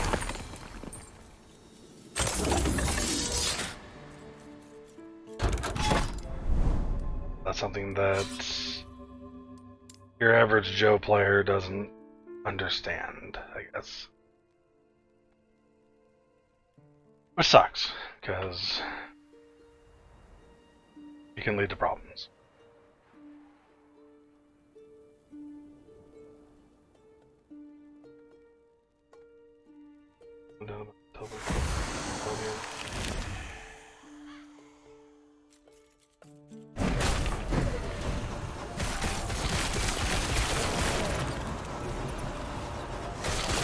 Someone in the game chat asking if there's any builds like PoE where you can just teleport forever around the map and watch everything die around you. Like, no. PoE is broken as fuck as far as RPGs go. It's fun, don't get me wrong, but nothing nearly as broken as shit in PoE.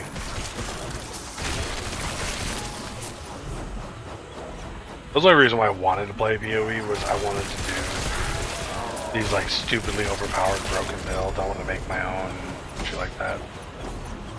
But way too complicated, way too much math, way too many different equations, way too many RNG systems to the point where if you fail one of them you could brick your whole build type thing. It was just like, okay. I'm good. It's a fun game though. Still give them that. Even just doing a basic build, going through the story, it was fun. Yeah, I'm excited for Path of Exile too. Stand down or die. They're doing a lot of changes that I thoroughly enjoy. Like having gems in a tree thing instead of in gear. And having talents automatically swap based upon your weapon swapping. that shit was fucking cool.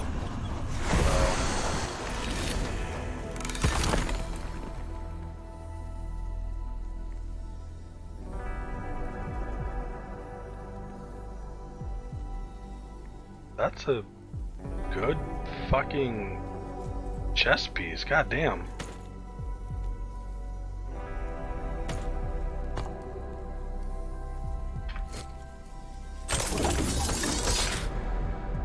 Ever do a shield throw build and like, damn.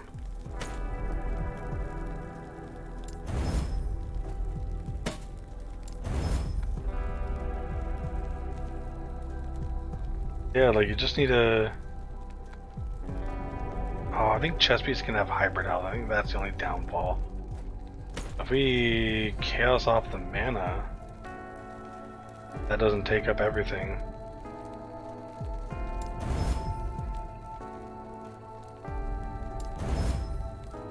Oh, that sucks.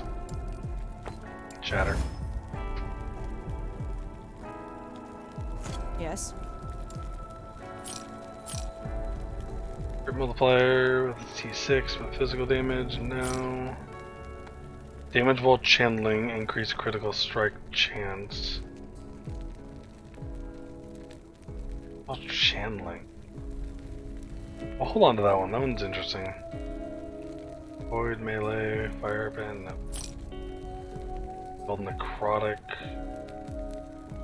No, I don't think that's gonna be worth it.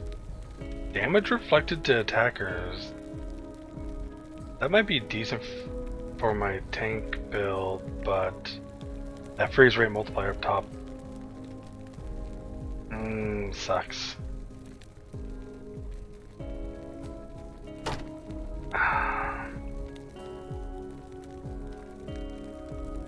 Yeah, a low block chance because of that. Okay, we'll just sell that. Increase echo damage when a skill echoes. Melee void. Increase warpath. Shred armor. Take care.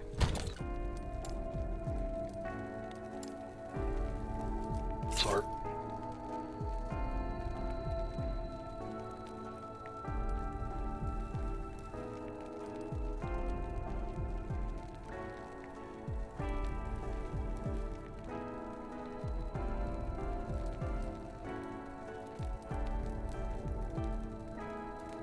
Okay, taking a while. It's just. Oh, gonna stay there. Okay. Looks like we're using that tab now. Do that.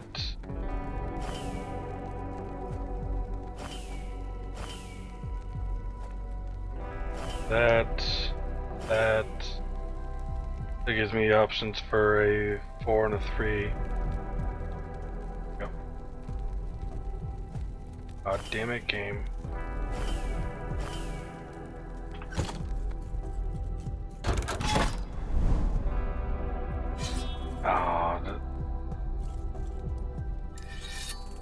I think I made myself lag because of the spam sort. Whatever.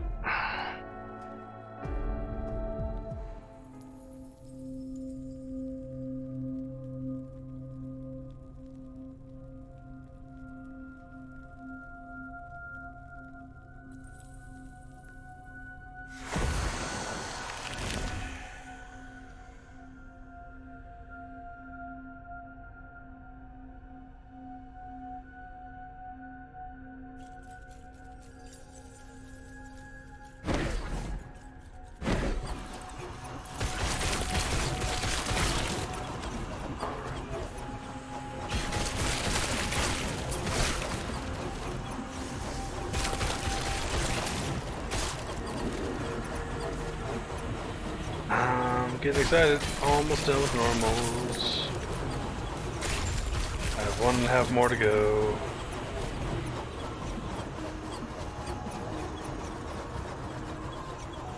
Then I get to farm the good shit. Start farming for Apathy's Maw.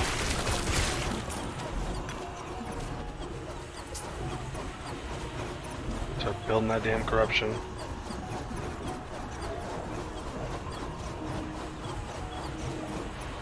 All my other characters, like, I've been kind of keeping the corruption at 100, but I really should be upping that corruption.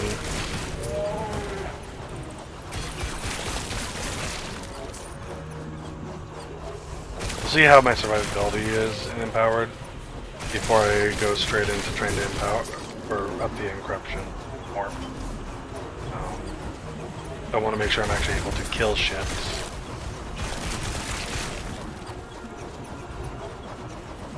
If I up it too much and I'm not able to continue killing shit, then we're gonna have a problem.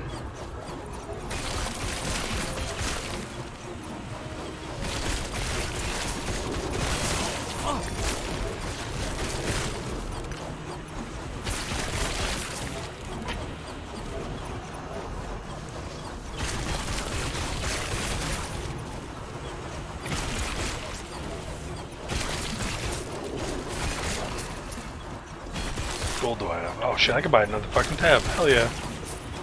Got 500k.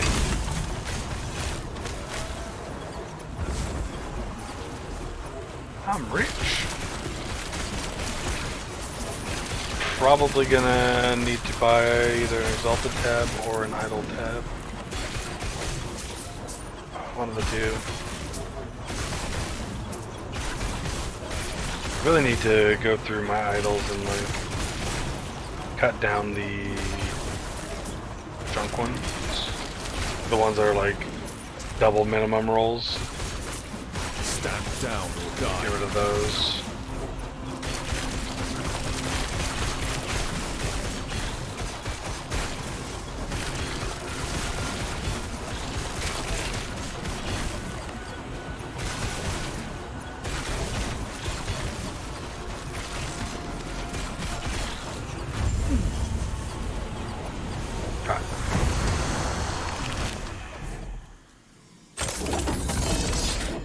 Belt. What do I got?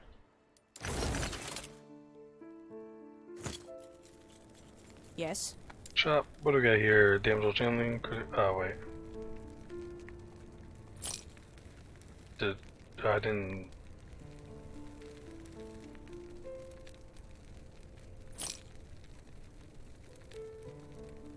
Product. Chill. Melee attack speed. Increase. Ah.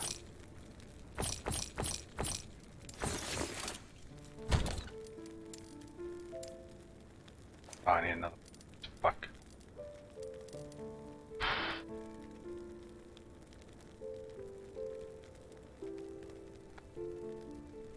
know what? We'll just do that. Still large. Sucks.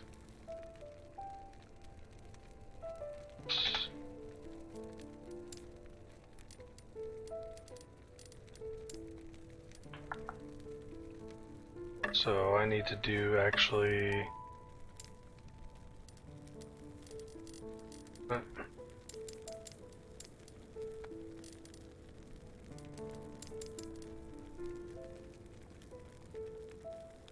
That we're gonna do petals, firm.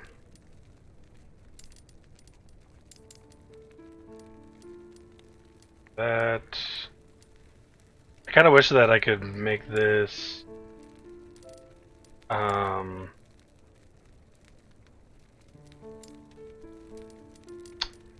like wrap down below instead of having to scroll. This kind of sucks, but general idols confirm.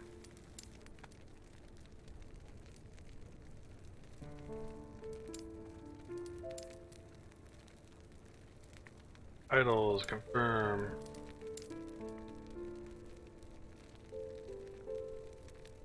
Confirm. Here.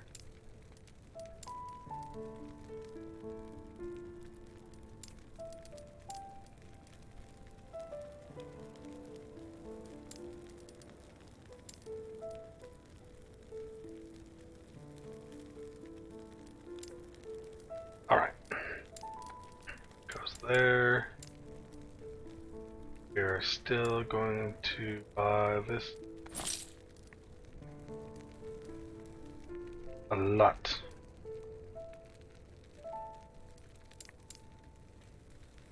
So many tabs, it lags when I buy the fucking tab. 49 tabs.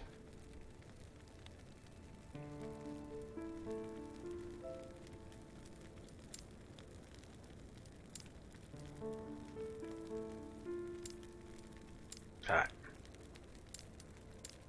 Idle, page, idles are fine. Boom. Let's go ahead and put the rogue over there just because primeless I access more than rogue. Rogue has slots left.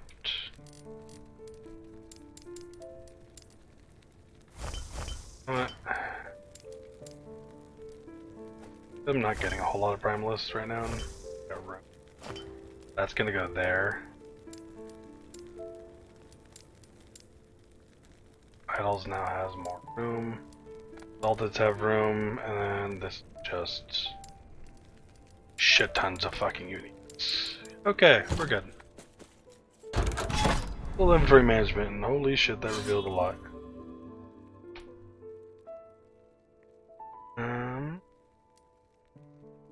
Get a boom, boom, and boom. Yep.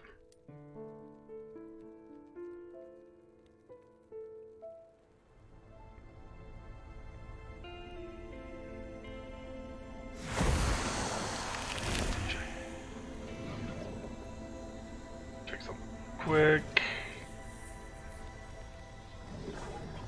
I'm at the bottom of.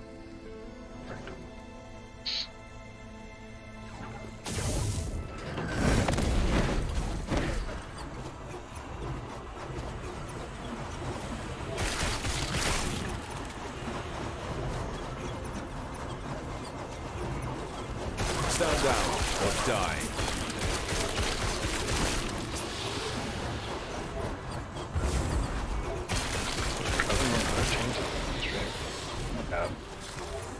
Monolith farm, okay.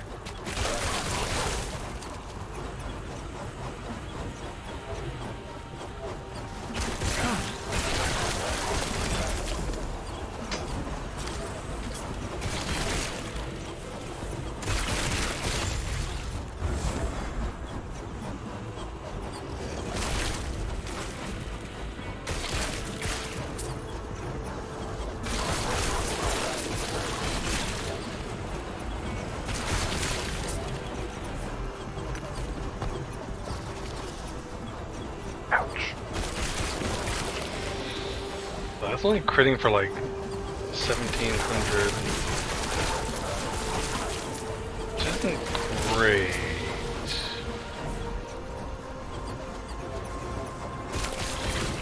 What my Hammerdin's doing. I'm guessing once I hit empowered, it's gonna be less. 22 crit avoidance, okay.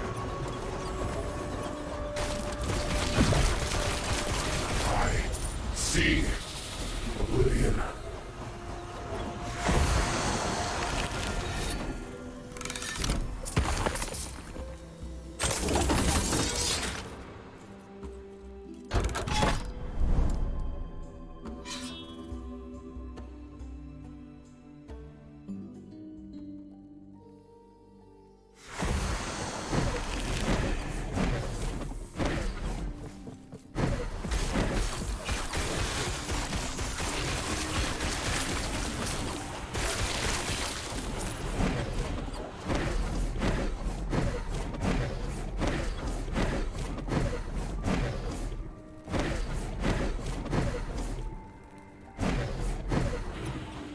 Fucking hell.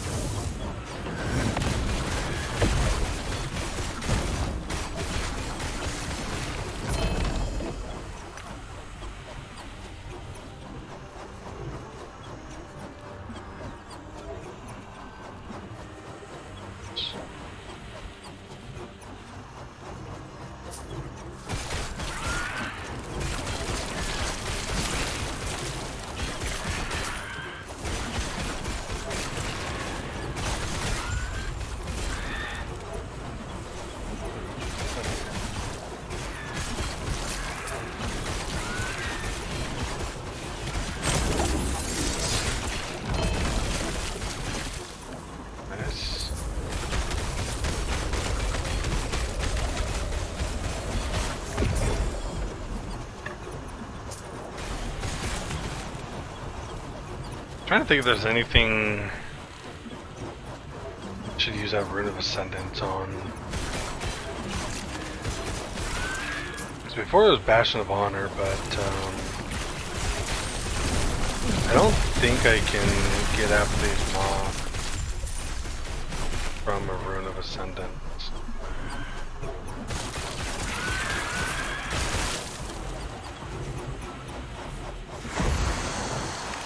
It'd be kind of nice if it clarified.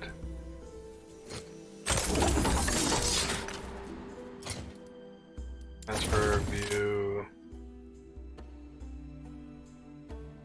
Into any unique ring, including ones that are not silver rings, however, cannot turn into a helmet. None of the other properties of the base item are retained.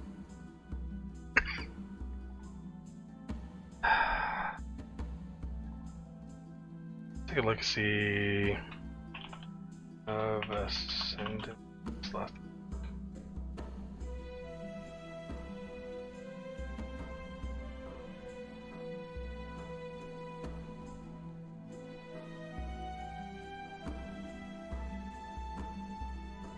Target unique set item will only be selected from world drop items. This is from the wiki. So anything that specifically drops from the boss or from a boss only, like Apathy's Maw and the Wings of Argentus, those two will not show up. Same with that. Darkstrider wood. What about the belt? Can I do it to the belt? What is this?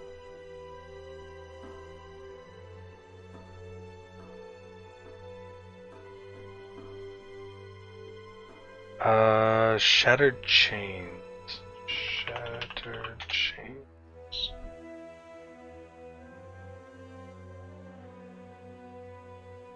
Drop from Shade of Orbis. Minimum corruption 120. Drop rate increases the corruption. This is higher. This further. Echo is from. Fuck. Pretty much everything we want is from Shade of Orbis, except for Darkstride. I think Darkstride's a world drop.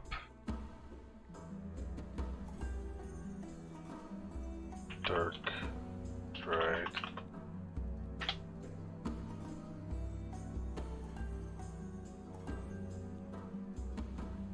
Yeah, that's a thick drop. So what is that? 1, 2, 3 that are from Orbis?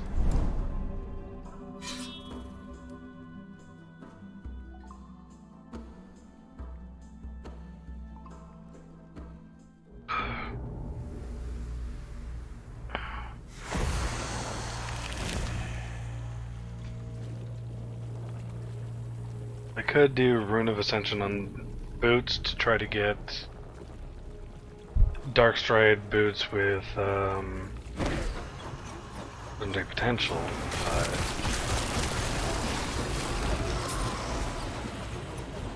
I don't know if that's worth it. I might just save them for when I'm trying to find certain uniques for other builds.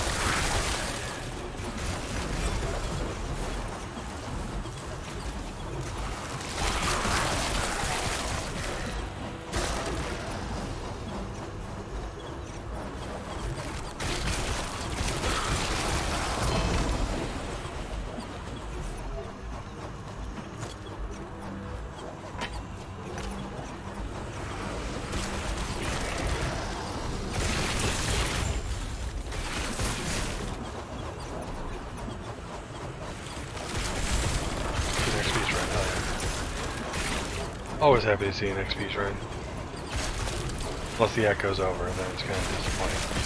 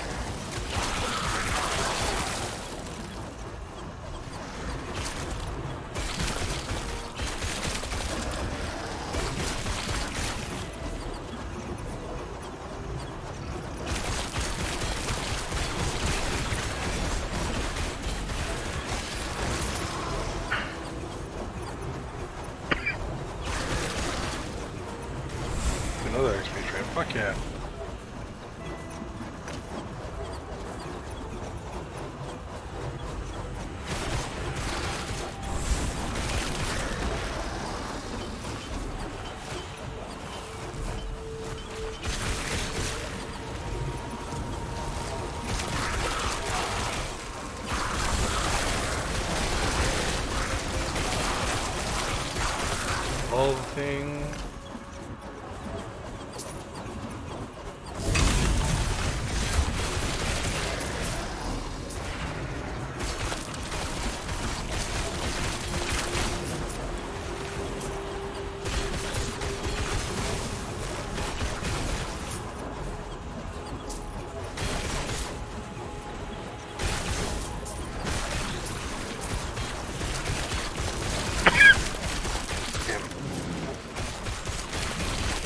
All day not coughing, and all of a sudden I'm starting to cough again. Fuck it.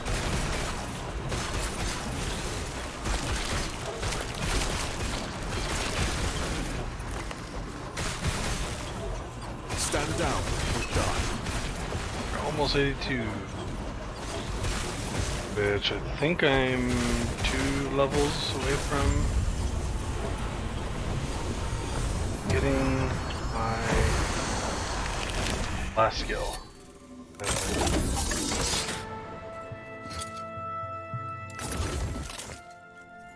Yes. Which I just also realized I forgot I still have a little bit of food here.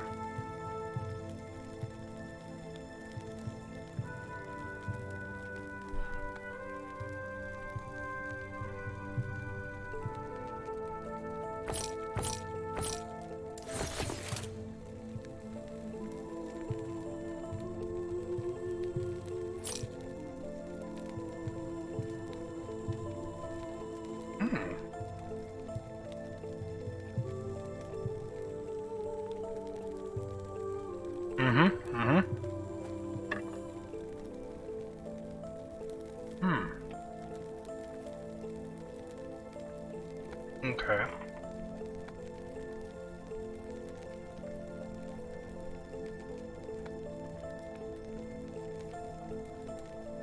That wasn't a spear. Ooh.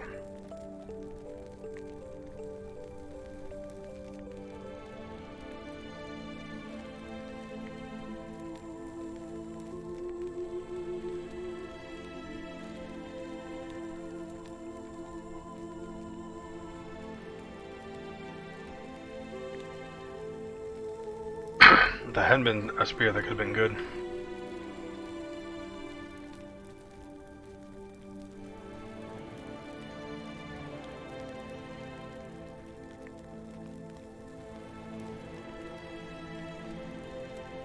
Okay.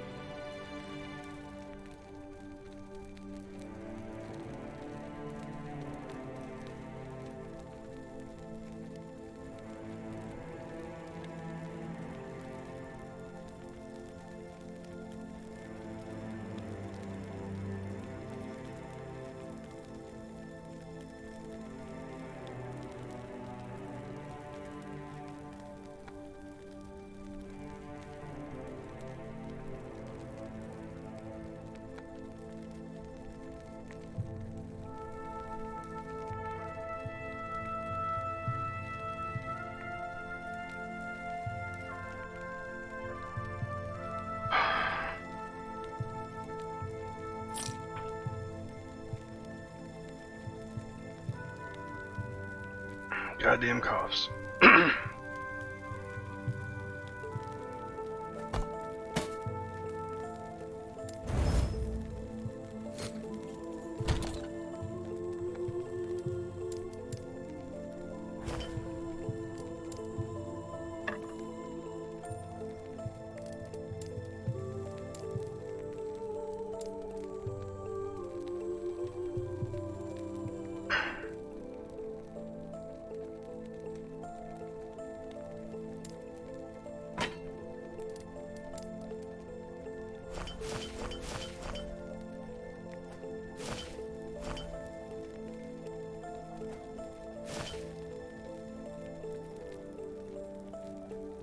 Oh man.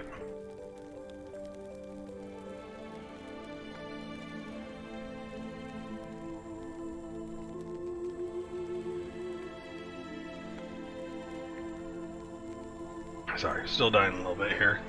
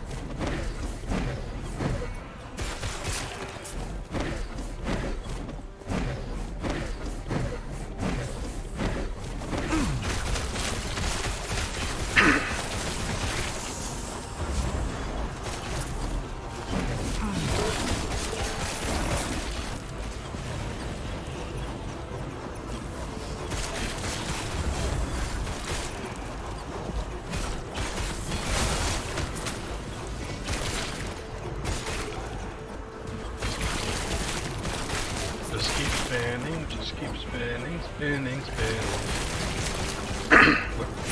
Just spinning.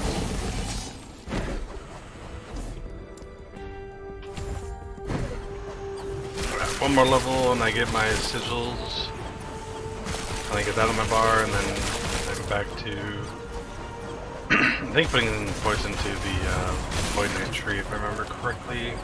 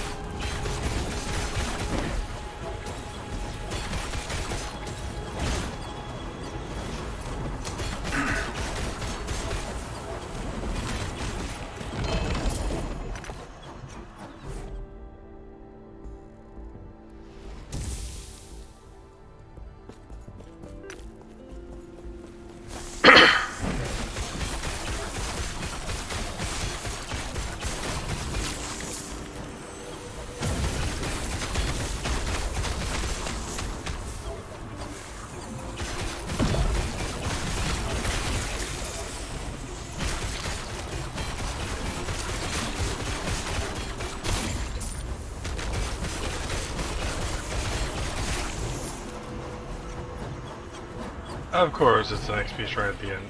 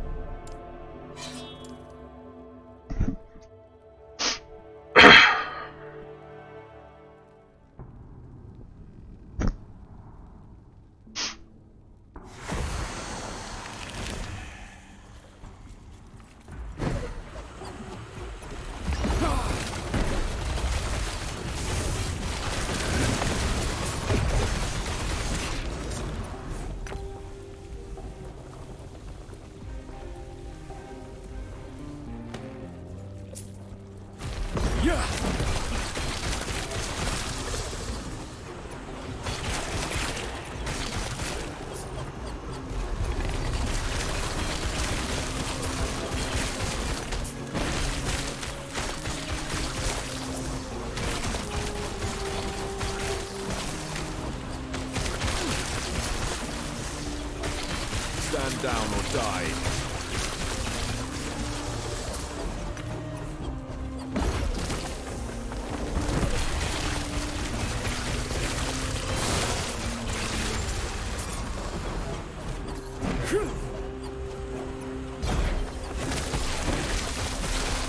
Shit.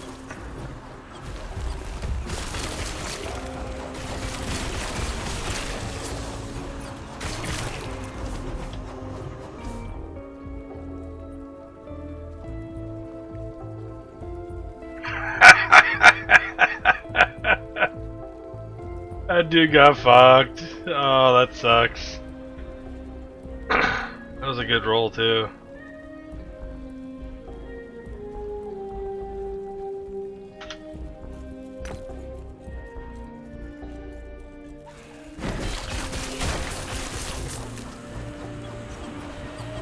That's why it's so rough doing one legendary potential, even two. You gotta get really fucking lucky.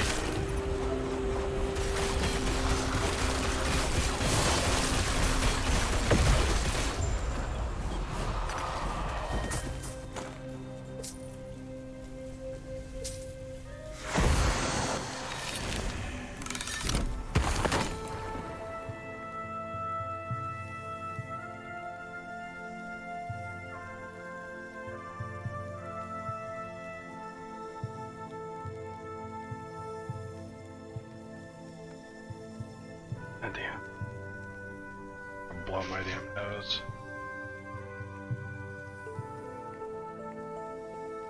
Coughing got my eyes watering.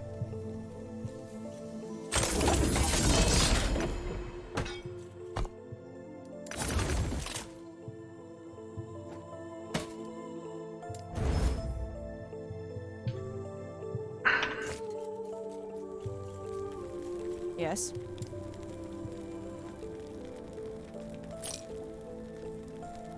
Ward gained on potion use, really. Ah.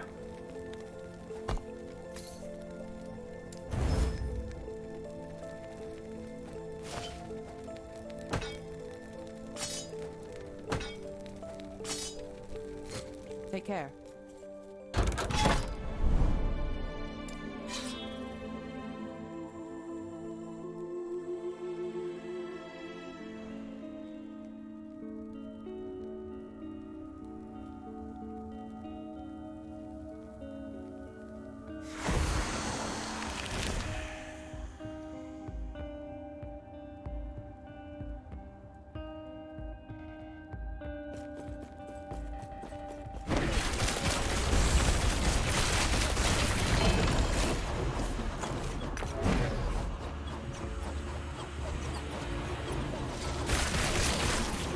Yeah!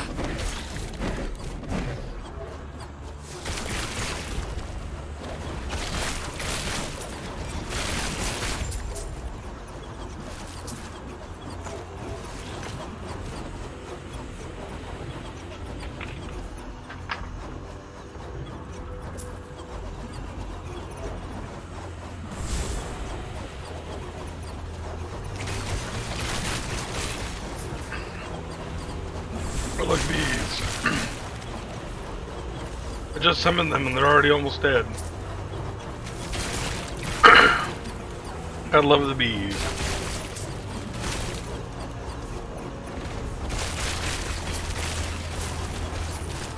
And they're gone.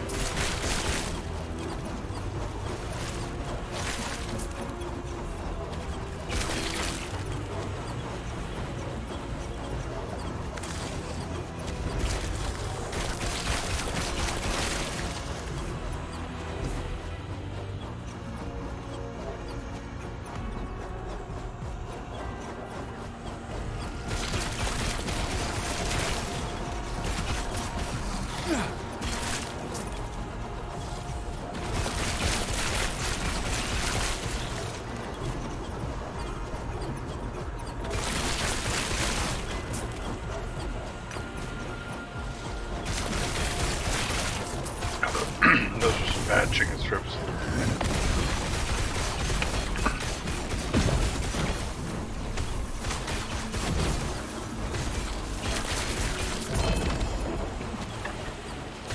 Stand down or die.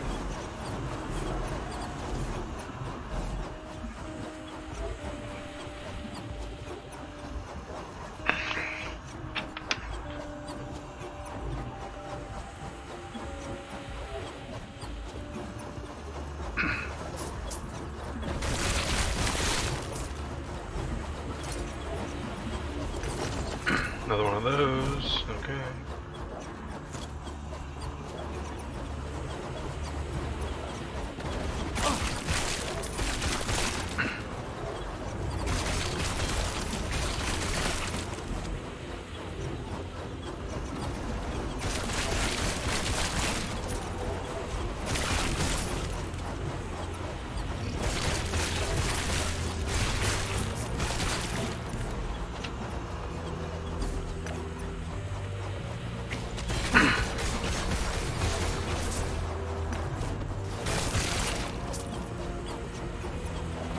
Stand down or die.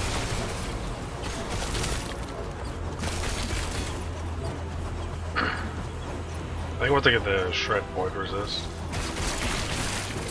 Blessing, my damage will go up quite a bit. I'm hoping, anyways. Ooh, XP shred. Stand down or die. I would assume shredding, you know, resistance would be a good thing. Especially since I have shred armor on top of it.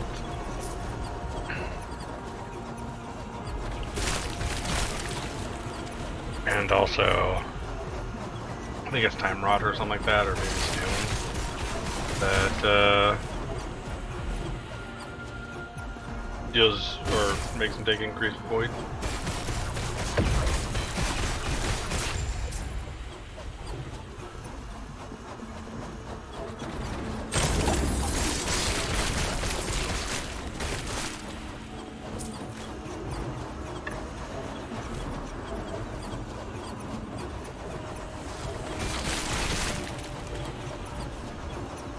more packs. And this should run out.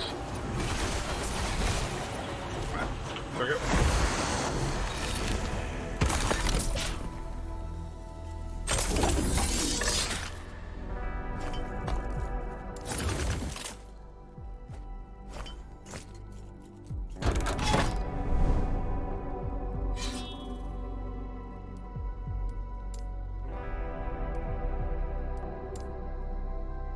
If I do that one and that one, I should be able.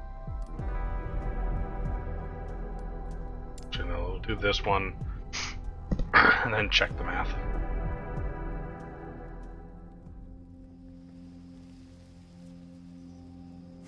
I want to say I should be able to do this one and then the reset. Be good.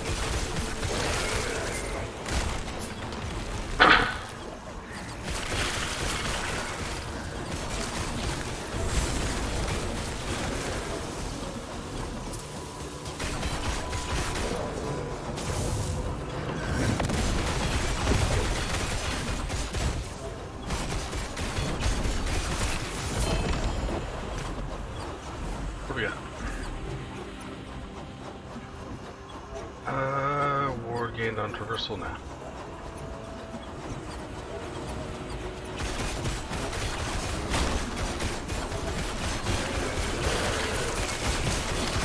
I'm already shredding something. Doom does increase melee damage taken. Like, okay. And I only ever see that get up to 4 stacks, so I'm guessing that's where it caps out at. Time Rot gets up to like 12.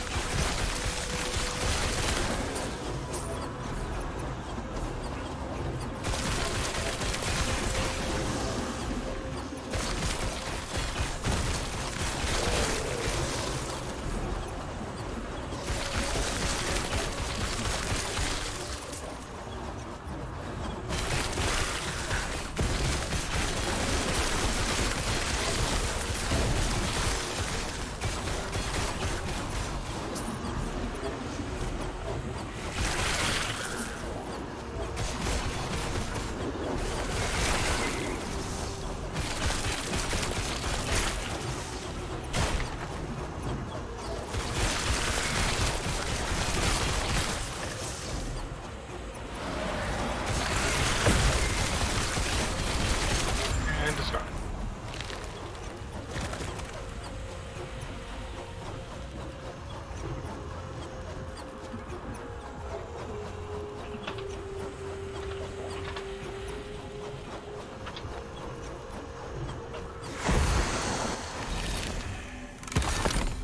Check.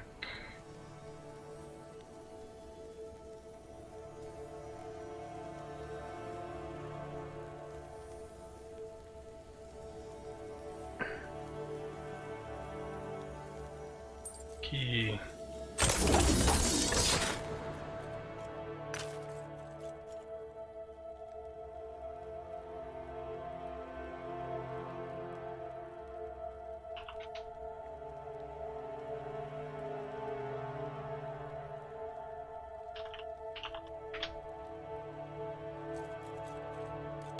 Okay.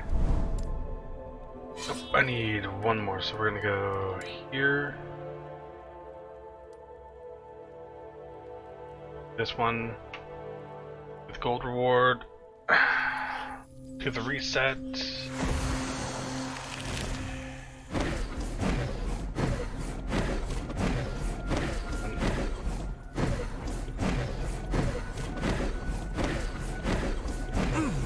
Why are you being difficult today?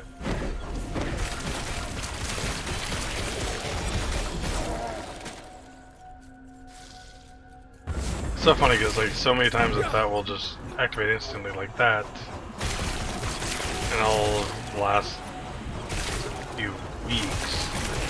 And then today all of a sudden it's I can't activate it. It's like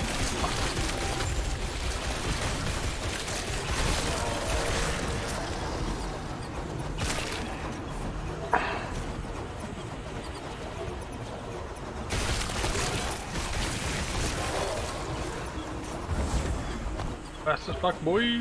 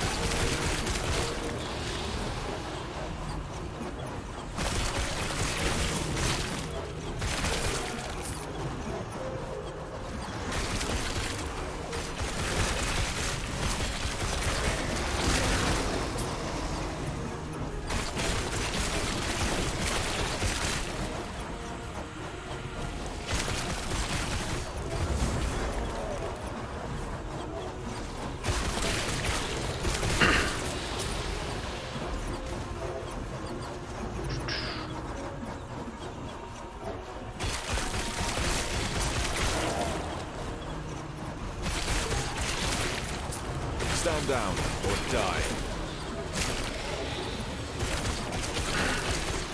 God, I might actually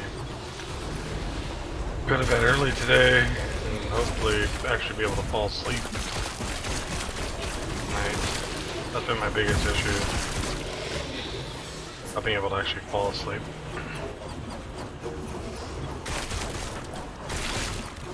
Hoping with me being so tired today that that won't be an issue, but no, my luck, it will still be an issue.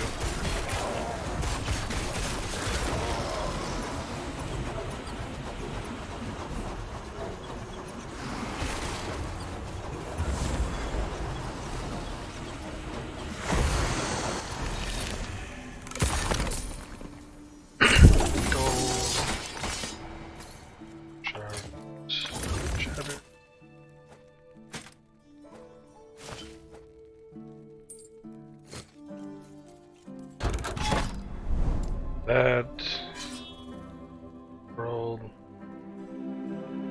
Yeah,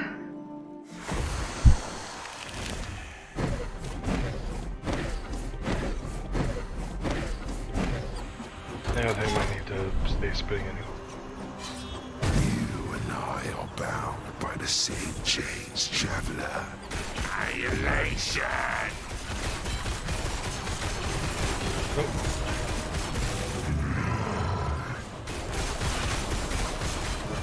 Okay, he's got lightning, that's not an issue, really.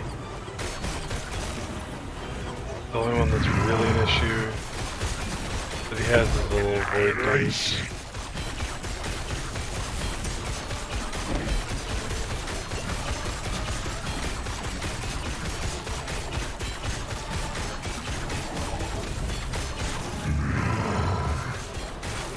Lightning doesn't hit that hard.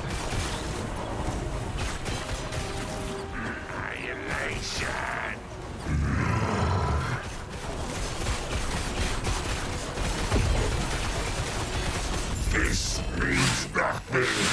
The end will come, all the same. Nope, garbage sets.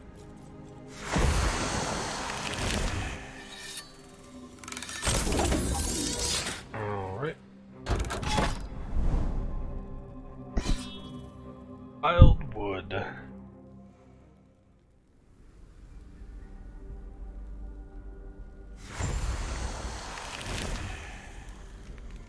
Hmm.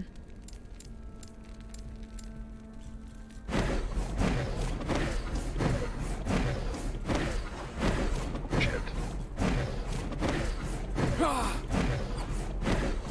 just had it. There we go.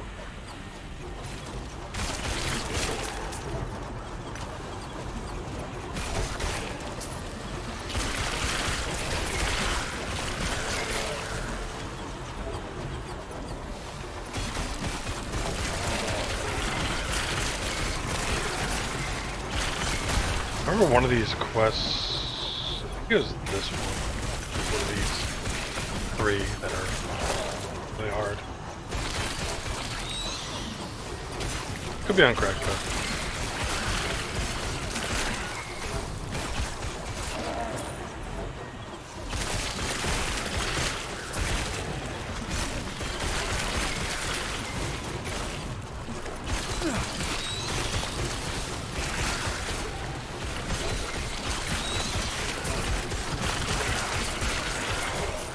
Stunning shrine.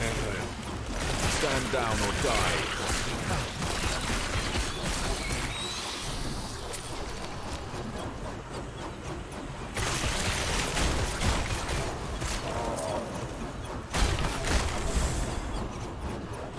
Who are you? Hey, you get out of here. Already back to 151k. Nice.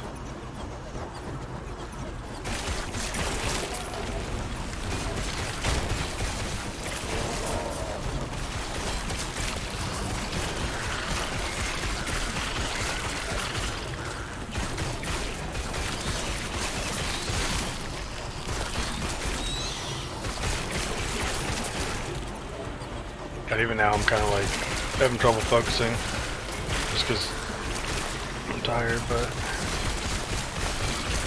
I'm determined to at least get to empower Monolith tonight. Like, that's the goal I want to hit. Stand down or die. After that, you know, I can call it if I want to, but gotta get that.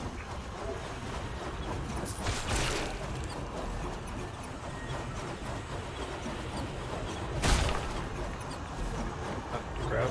Nope. Okay.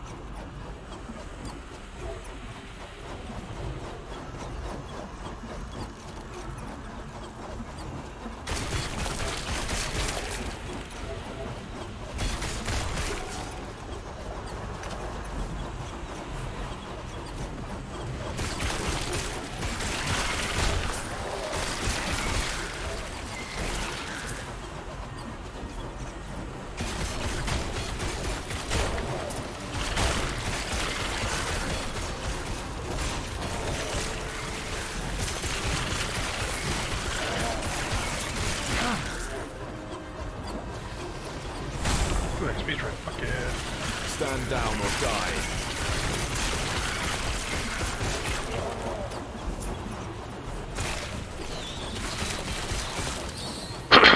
Oh, okay. I think I come down to this other person. I think I have to go all the way back to the beginning. Who are you? Yep. And then I fight one of them turned or something like that.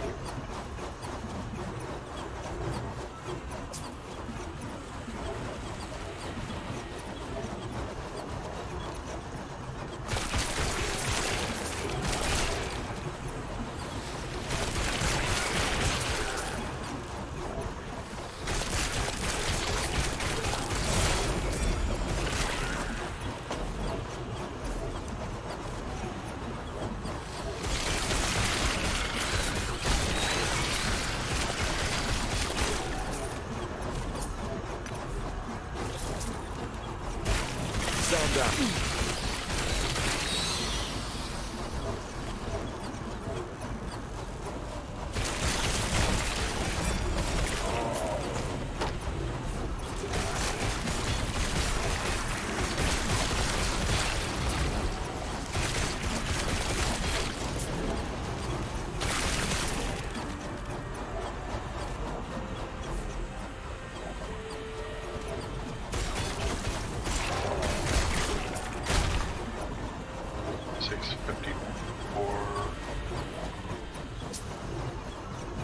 Okay, drop this. Gods.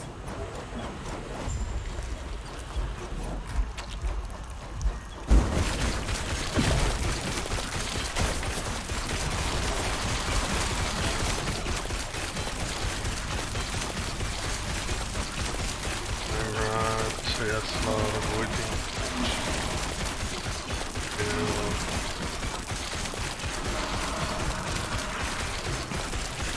Frailty looks like.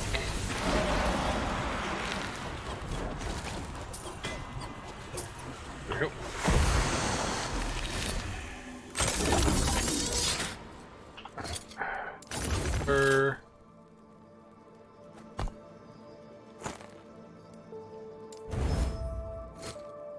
Clear out my bags a little. Yes.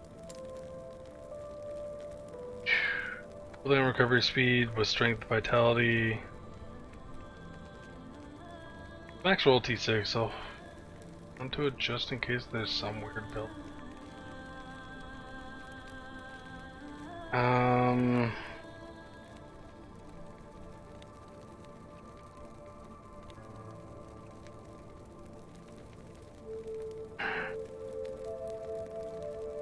Maybe my cold mage could use it.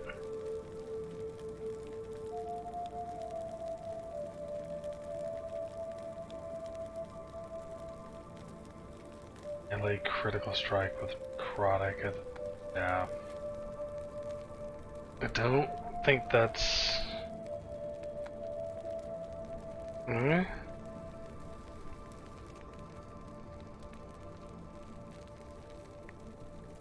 Oh no. I don't feel like that's good. Increase spell mana costs on top of it? Like. Melee void, melee fire. A scepter with spell cold and melee cold. Melee critical strike chance. Melee lightning. Mace. Hold on to that one. Could be good for my healer build. Burn damage with lightning. Yeah, we'll hold on to that one. Oh, arena key, sell that. Exalted.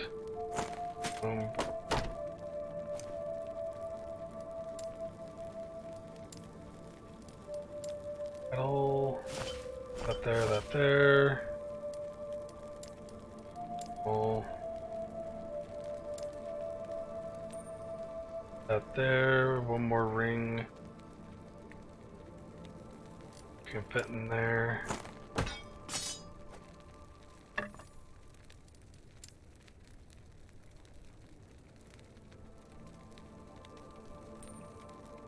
I should have more than one ring.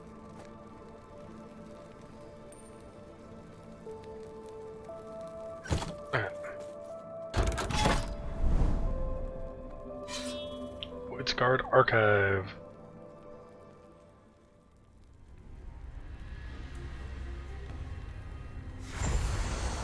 Traveler, can you help me?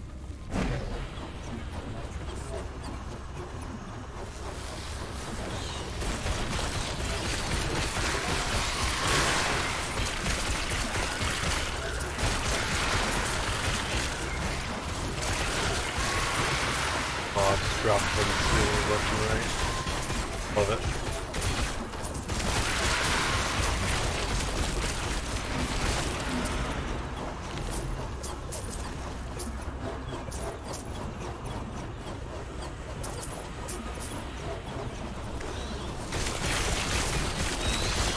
Let's go this way.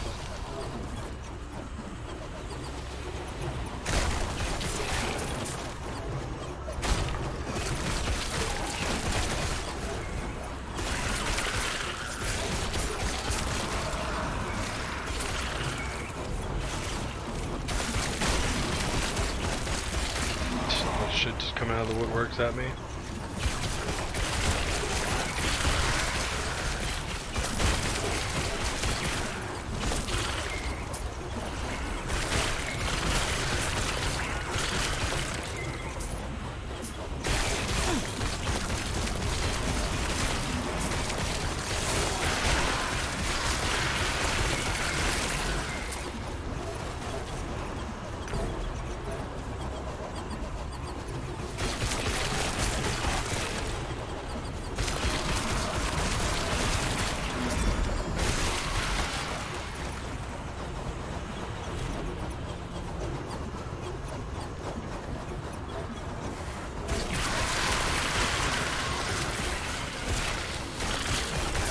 down or die.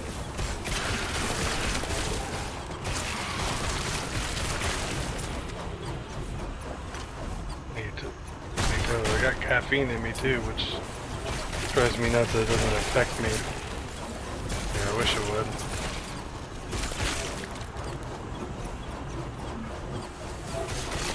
Even when I don't normally drink it, I have a lower tolerance for it. It's still, my body has such a high natural tolerance to shit that it just doesn't affect me at all.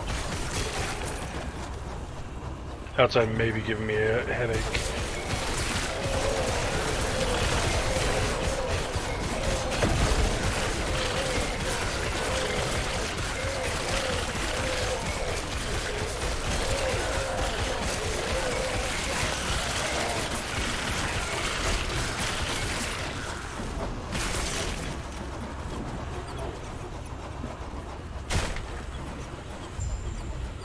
You there, help me.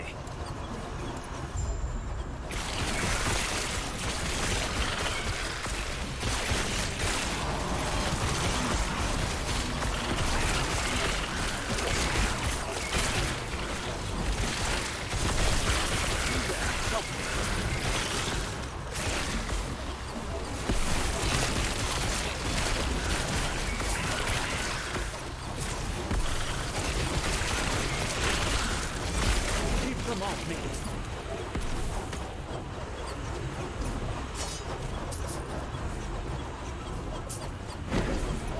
Go on then. Bah.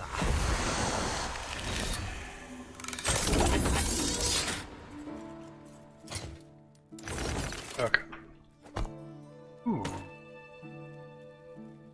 Oh, that's increased armor. I thought that was percentile. Fucking hell. As a manager. Now. We're gonna go ahead and do. Oh, nice. Got the warpath shards. That works. Rest. Yes?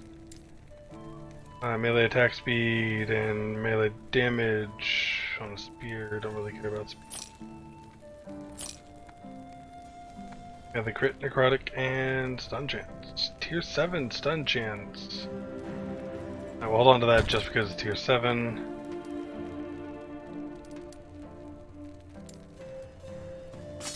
That up there. Alright, Chambers of Ruin. Let's get this going. We can move on to our last one.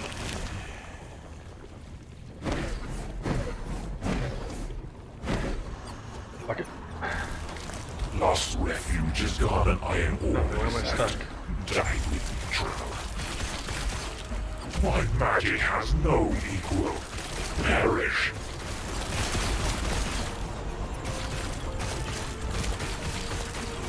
Why you run?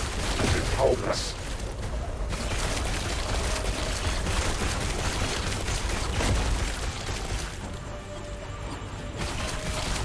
Burn, wretches. The void consumes all.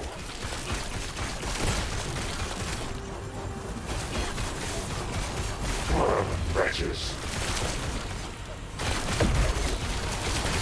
My magic has no equal. Perish.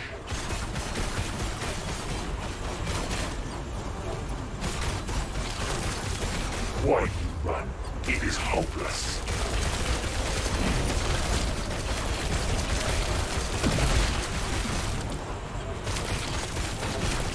Burn, wretches. The void consumes all. Burn, wretches. Fuck out of that. God damn, that rubber banding was not good. Wretches. My magic has no equal. Perish. Is this nightmare?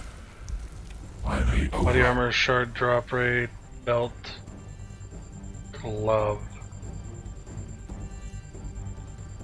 Here's what they recommend. I would say body armor.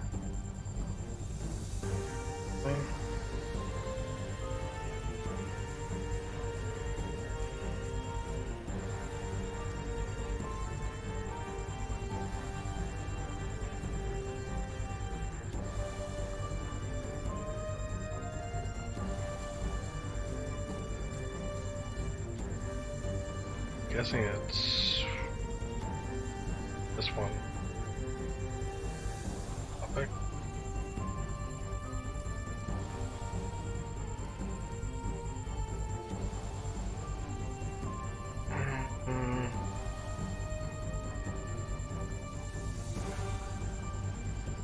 This doesn't really matter at this point in time. Go with body. Be more hybrid health and warpath. Alright, this one.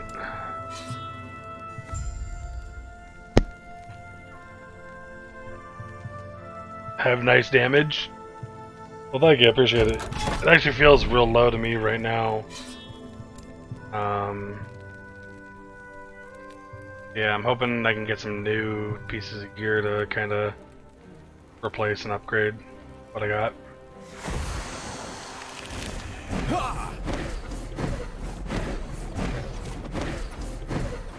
Yeah, whatever.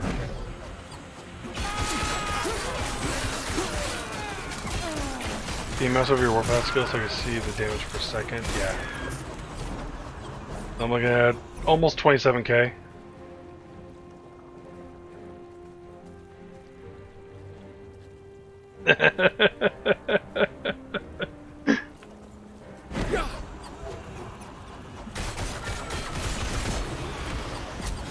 Level 51, mine is 4500.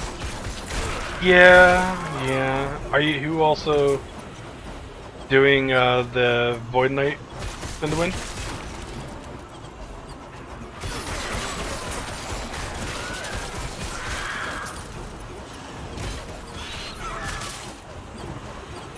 Okay, so yeah, you're gonna have a lot lower damage with the Fire Warpath build. That was like my original build, was a Fire Warpath Smite on cast with Warpath and stuff like that. You're gonna end up with a lower DPS than Void, just because of the, I mean, just there's not as many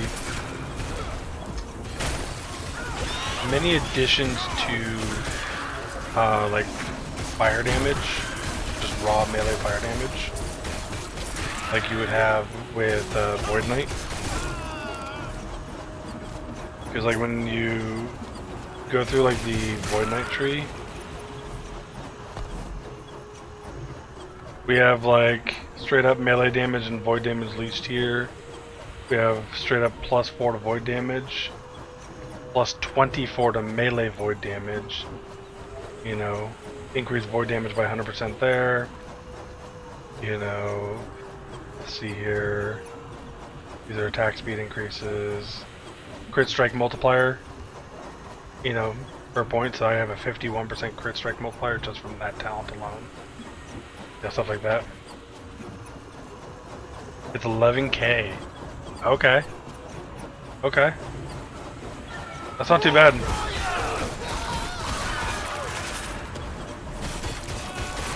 Now, the one thing you gotta look for, is it a new build that he's doing, or was that an old like video, or?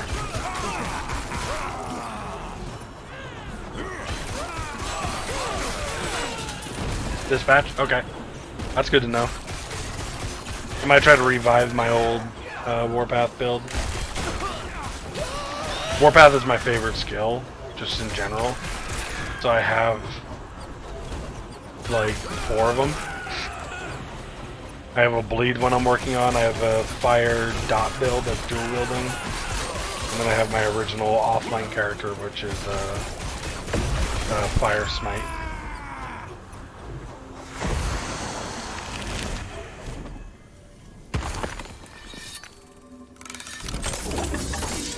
Do you have a link to like the guide or the build planner?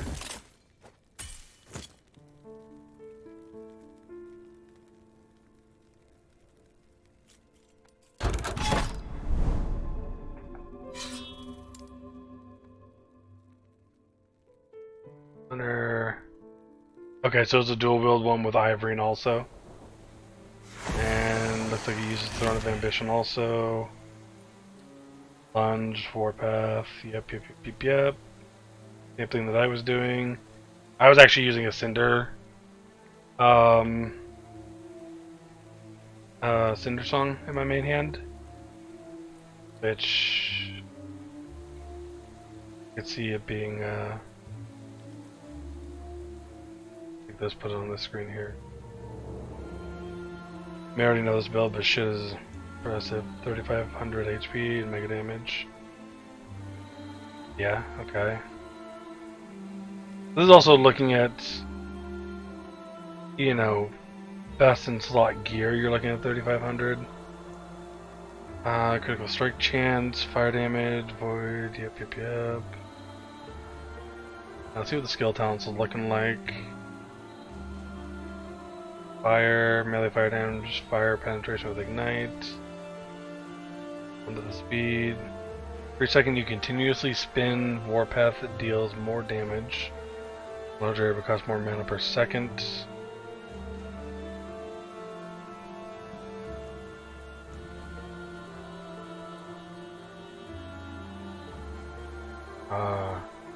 That's weird taking Warrior's Fury.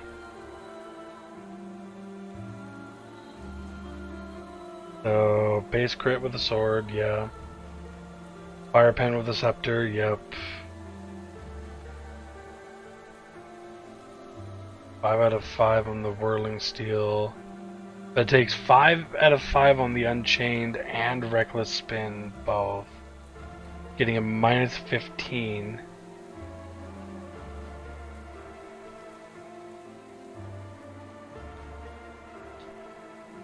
So, question: the Warrior's Fury, because I never toyed with it, and you obviously might be utilizing it already. Where it says mana cost per second, the skill says for each second you continuously spin, Warpath deals more damage in a larger area, but costs more mana per second.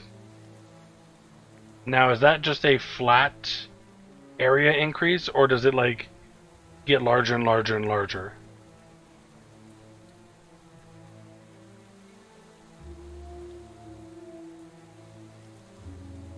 So now that mana cost, does that mana cost increase to like 4, 8, 12, 16, and so on and so forth, and get more and more mana?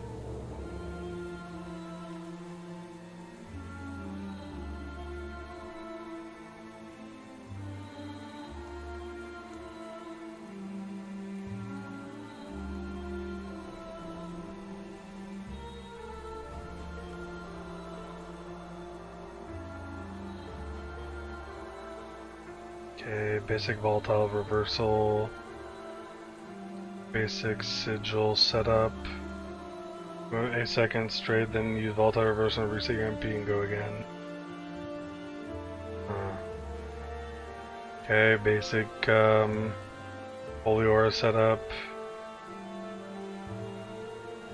Doesn't get the crit multiplier though. Goes with the global fire damage, fire pen, yep, big chance. Resistance endurance. Lunge based with a kill threshold. Vulnerable while lunging. Okay. Take a look at the passives here. Base tree. Yep. Basic setup. 8, 5, 5, 1, 5. 5 in Void Knight. Get volatile reversal. 78. Oh, they don't take honor. There's a 40% return, missing HP on lunge, you're invulnerable. Yeah, the bleeding heart's great. A chance 8 out of 8 on strengthen that. Only 2 out of 7 on blinding light. Okay. Okay, faith armor 8 out of 8, 10 out of 12 on prayer of Aegis. Deal additional fire damage with melee attacks if you have cast a spell recently.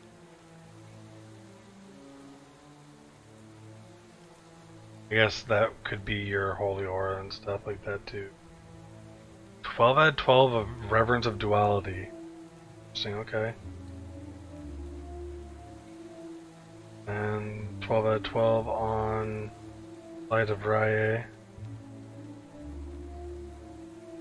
Interesting build. The one thing I don't like about it is the taking the Warrior's Fury for Warpath.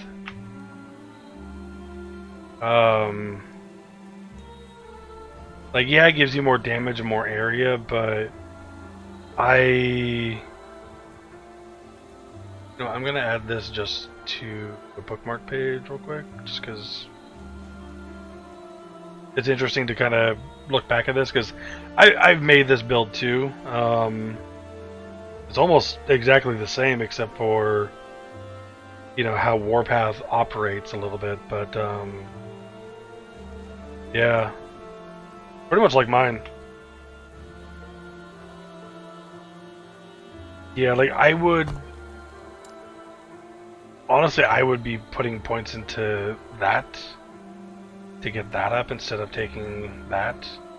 So, like, realistically, I would be doing that build that he has right there, except I would take out the 1 point from Warrior's Fury and the 1 point from Reckless Spin.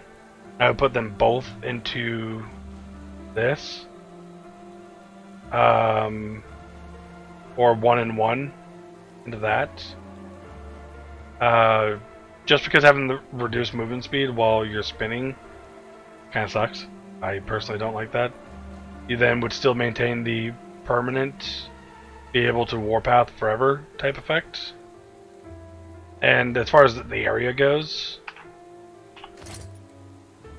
you can supplement that with these type of idols here that increase Warpath's area.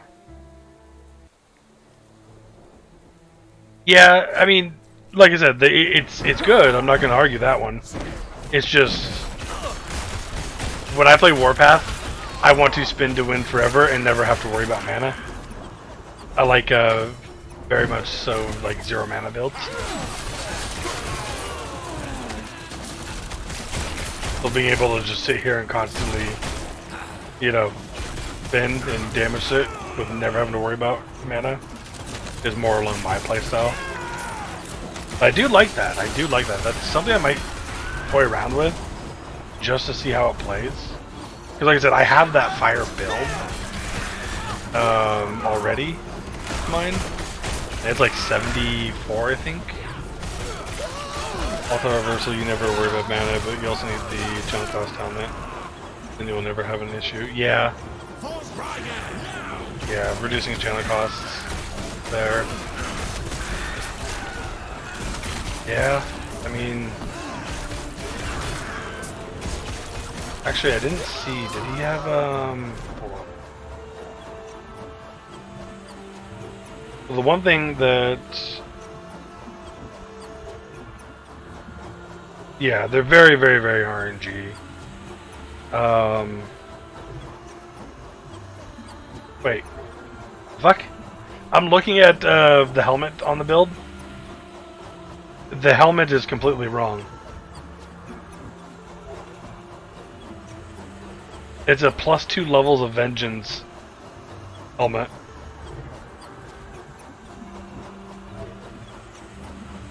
Yeah.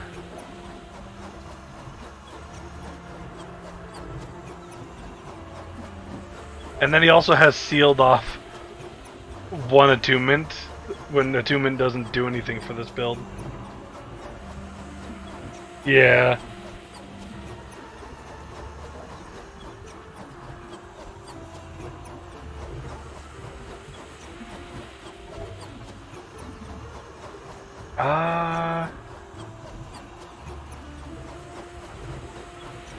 So this build is actually outdated, just a little bit. Because it's on J right now. So it is slightly outdated, but I don't know if you've seen, like, that's just on the planner itself. I don't know if you've seen, like, more recent videos of him doing this, but yeah. Yeah, that's melee attack speed. The crit chance it gives you. The one thing I see that he should probably have on his relic is to seal off one of the resistances at like T2, whatever, it doesn't matter, and then swap out one of the resistances to being all resistance while channeling. So, like I have here, you can get up to 22% all resistance while channeling with T5. That is huge, getting that 22 across the board.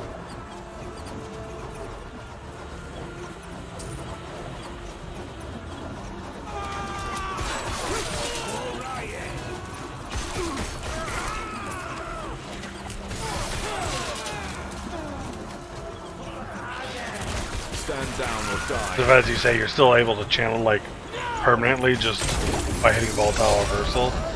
You should be able to maintain that all resistance at all times. That way you can swap out some of the other stats for, you know, better stuff. You know, you could reduce some of your other resistances.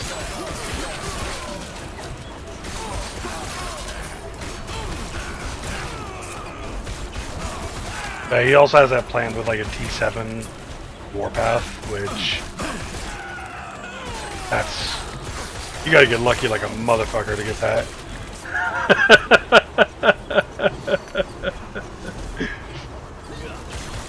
I think I've seen one T7 skill before, and it was for a build that I don't think I'll ever make. I want to say it was for like Vengeance or no, I think it was Multi-Strike or something like that.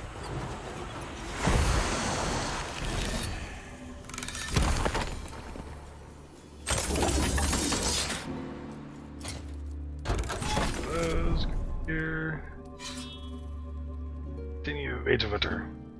Yeah, no, I do like that little setup.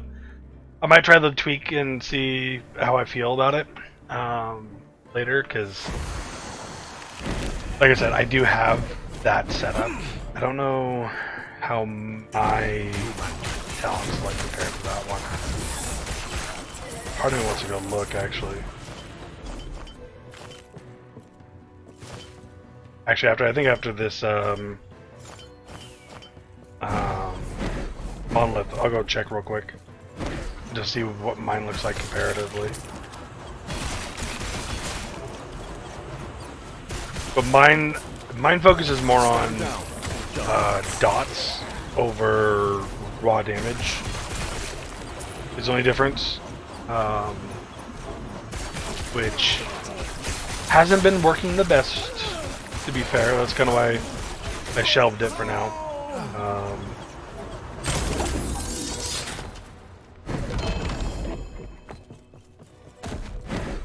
Die, human.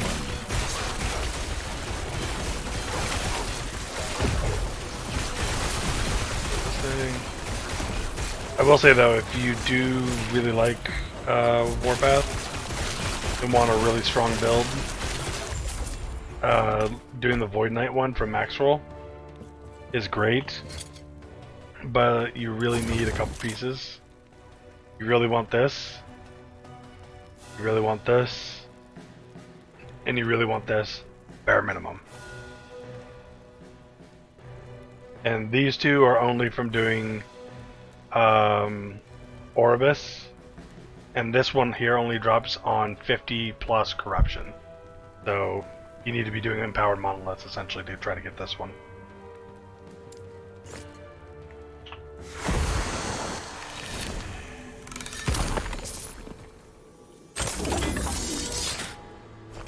Alright.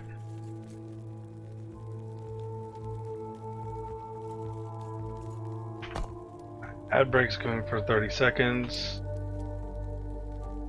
Game real quick.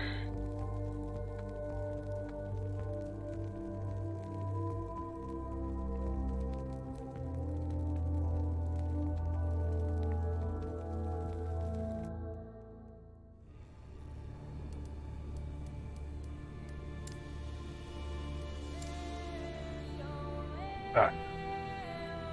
Logging in here to my dual wielder.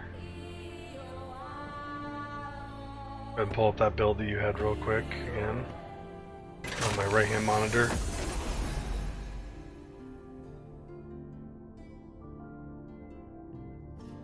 The dude's become like a banker. Alt for my character now. Storage mule, I think. Oh no, not too bad. Okay, never mind. Okay, so yeah, fire pen, chance to ignite, fire damage over time, shred armor, chance to ignite, and shitty void damage actually. No, they're better. Let's chance to ignite.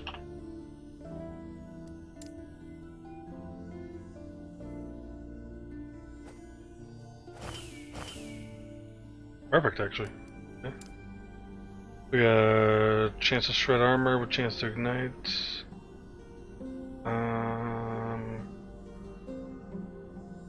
Chance to ignite with fire damage over time. Fire pen, shred armor, fire damage over time. We'll sell this one. Okay.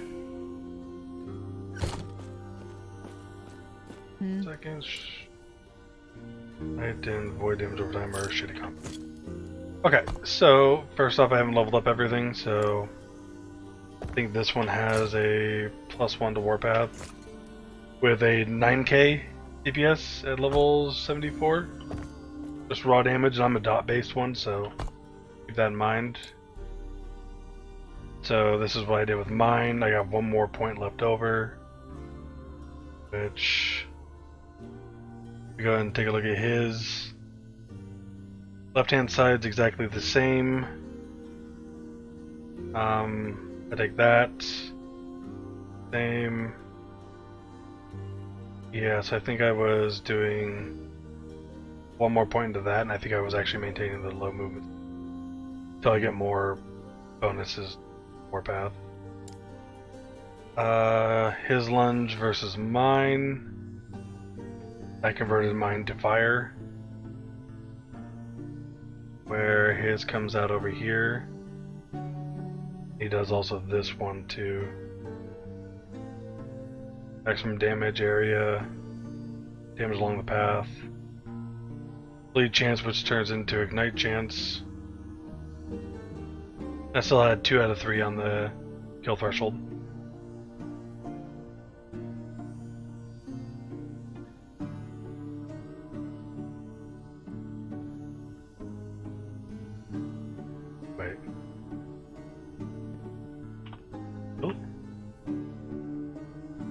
Damage to high health, +30. Health gain. Lunge charges. Lunge deals more damage to enemies on high health. Kill threshold.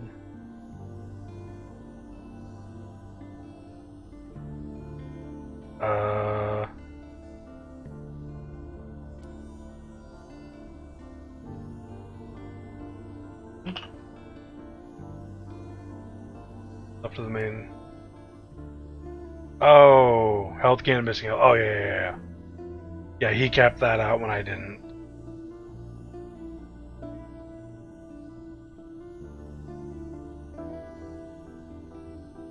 Yeah, but when you have like leech and stuff like that on your spinning that you're going to be doing the whole time, you're going to get more healing from that, I feel like.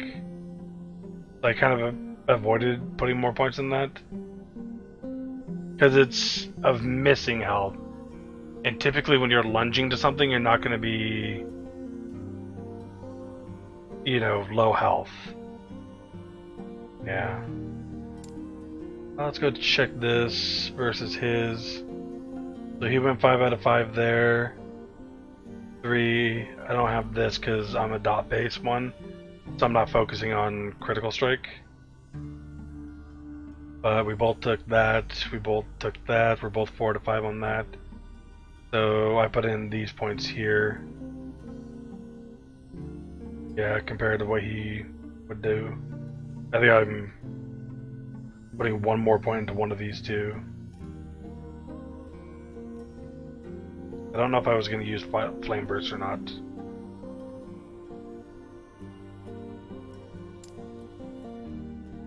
Sigil's fairly straightforward. He's 5 of 5 on that. What? Ooh, okay. Yeah. I went with more because I went with the Ignite chance. Which honestly I could probably get away with not using that for this build, but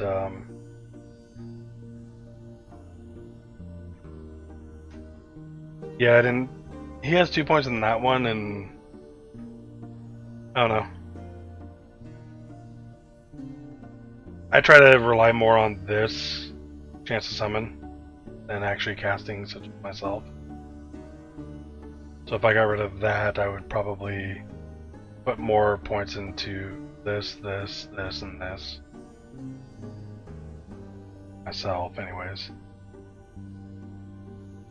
Okay. Then Volatile Reversal's pretty straightforward. You go this side for direct damage, you go this side for damage over time. Which finds damage over time. Talents here. Passives.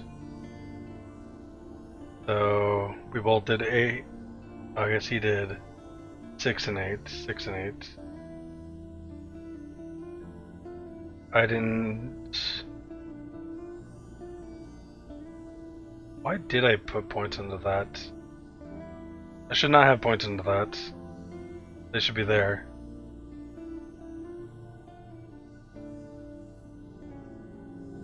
Yeah. Whoops. Fucked up on that one. This is an older character, so I've learned a bit since then. Yeah, we both went with that,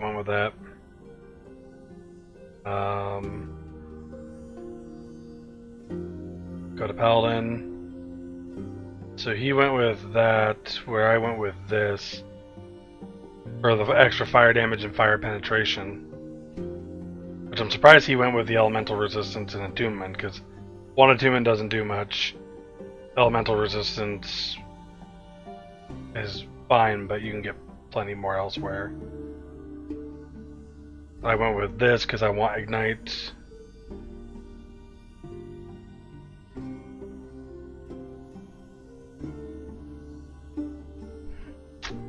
Should have put points in that actually, now that I think about it.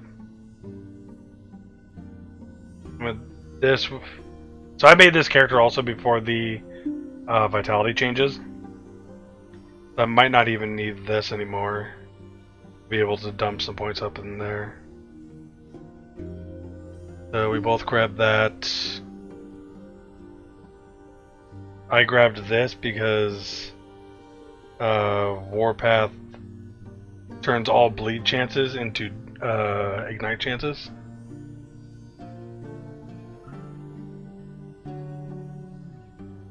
I'm typically not casting spells with mine very often. I don't go with this. But I was doing this.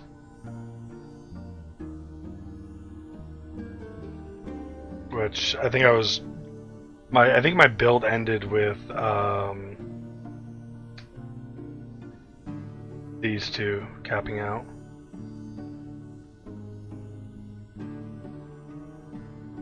Okay, so I mean, like I said, a lot of our stuff is fairly close here. Just like I said, I'm more of a dot build. You know, I use Firestarter's Torch, that's what it's called, to do spreading flames, which is really nice. And then I also have Eye of Reen. I was using Sun Wreath because more fire damage over time.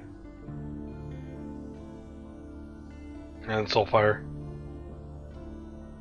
with more chance to ignite. I was using Calamity, but I took that off to get some more health and vitality and shit like that. Again, Bleeding Heart, because Bleeding Heart's fucking amazing. Yeah. Yeah, not too far off from what what I had already. Seeing his build, I might actually toy around with mine a little bit more. See? Because I actually went 10 out of 10 on here too. Just to get that void and physical resistance. As you can see, cold resistance.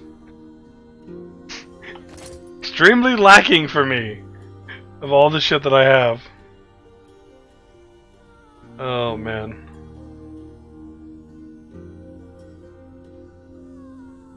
Yeah. Fun little build. But yeah, it's the difference between he's a DPS fire direct damage with mine being dots. Oh.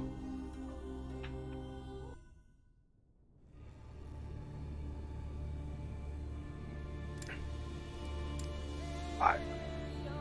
Back to the Void Knight.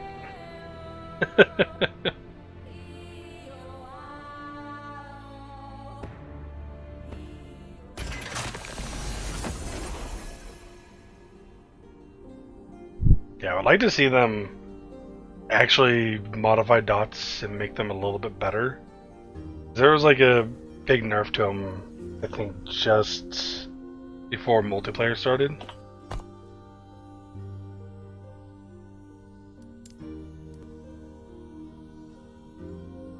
And also, I wish they would make dual wielding better by getting rid of the limitations on what can be dual wielded. And also the increased damage you take. Because my Bleed Warpath build wants to utilize 2 axes for it. And I can't.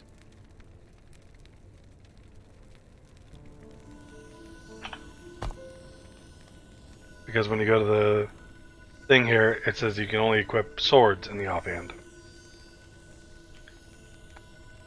And also, having the extra damage taken while dual wielding, when you're already dual wielding and lose out a lot on your defensive abilities of shield block, it kind of sucks.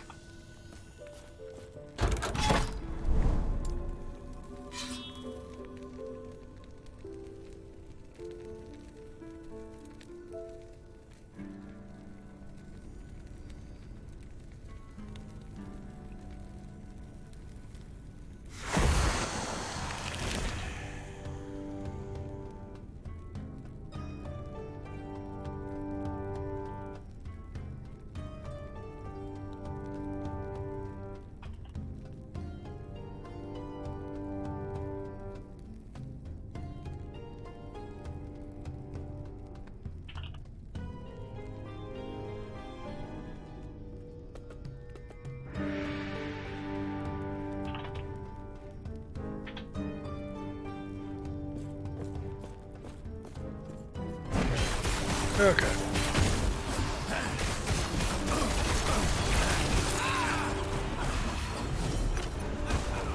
Fuck you, light mages.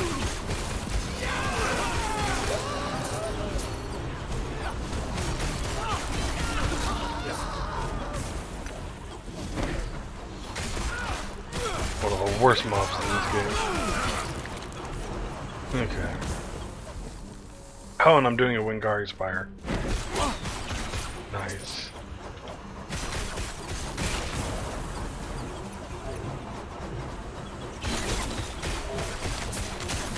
It ends here.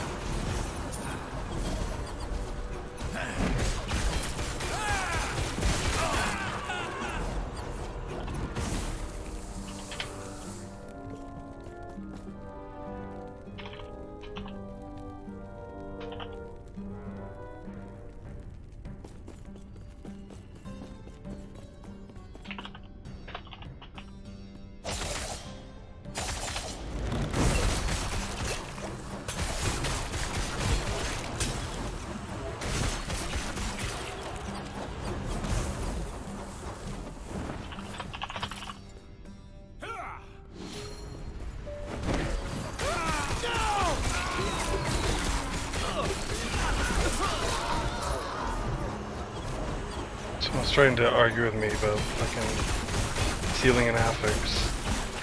Dude's saying it just consumes legendary potential or fortune potential, not. No, it upgrades the fucking affix.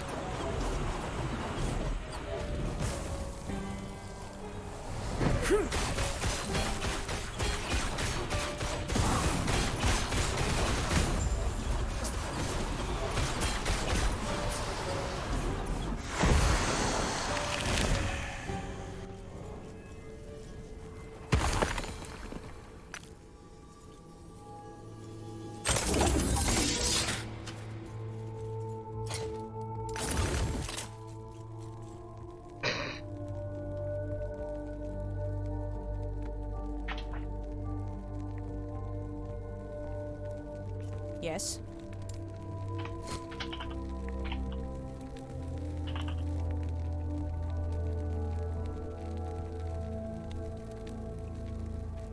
Yes. Okay. Fire penetration, building dagger, increased damage of attacks. Okay. Cast speed for totems, minion critical strike chance.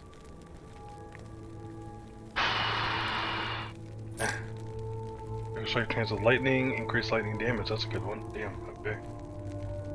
Melee fire damage. Tier 7. Damn. Okay. Well. Lightning and void. No. Damage over time minion. That. Oh, attack speed, elemental resistance. Bow cold, blow fire, elemental resistance. Sure, keep that clever.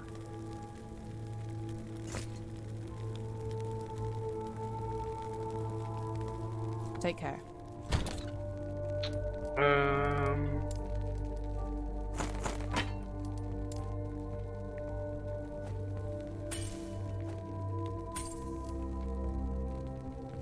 Idols.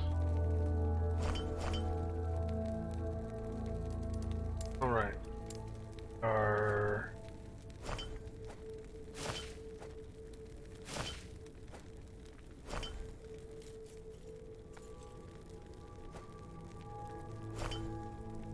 that age gives that.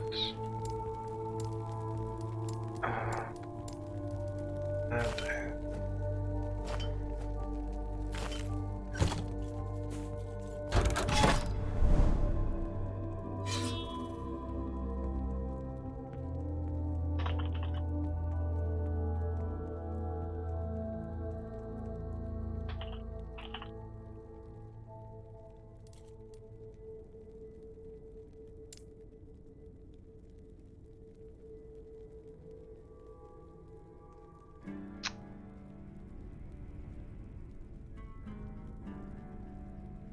Loading, loading, loading. That bitch are loading.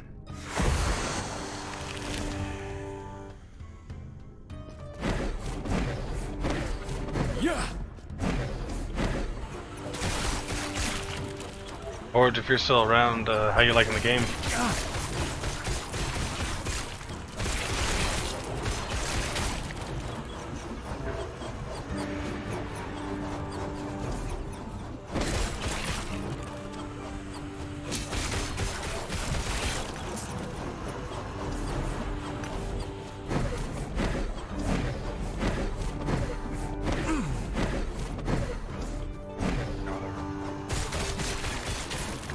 Normal spinning.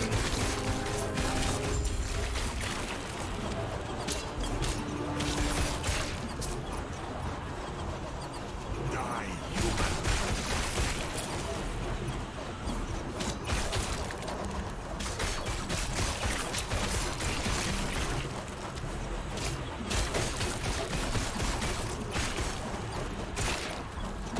Just gotta get down with this last Monolith. Stand down or die.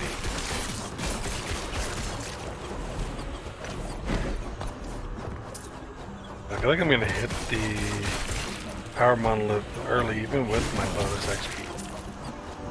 Awesome. Kinda crazy, actually.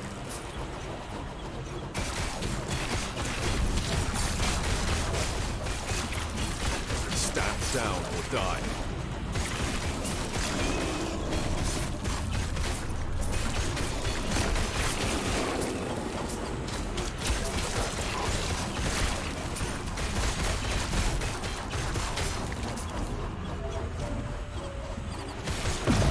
Thank you, Patriarch. Shit. Boy, fucking death from the sky.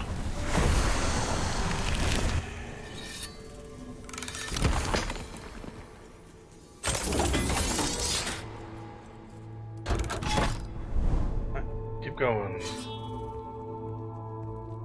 150 stability. We got this. Fun. Start.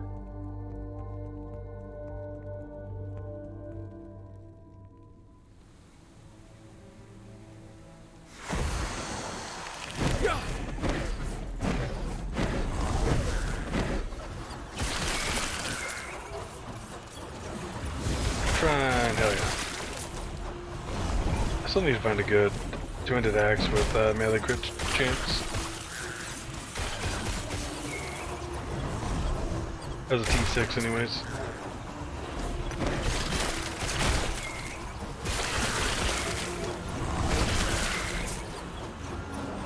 Honestly, if I can find one with T6 melee crit chance and then also melee void damage, I would swap out my half of these Ma until I can start, you know, making legendaries. Probably end up with more overall damage that way.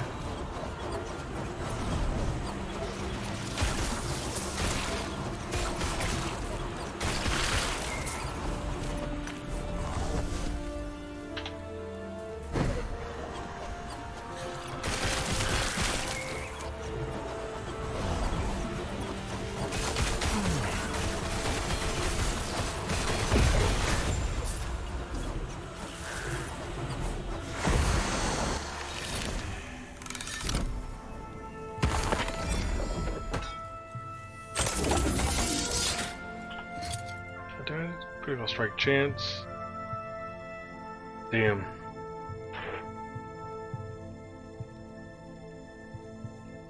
Oh. I mean, could be good if I can chaos off this chance to ignite something. Actually, wait. Melee. Melee crit chance, let's do this. Okay. Melee crit with critical strike. I say, because this by itself could cap out my crit.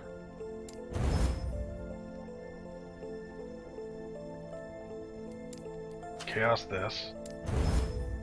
Chance to apply frailty. That's good.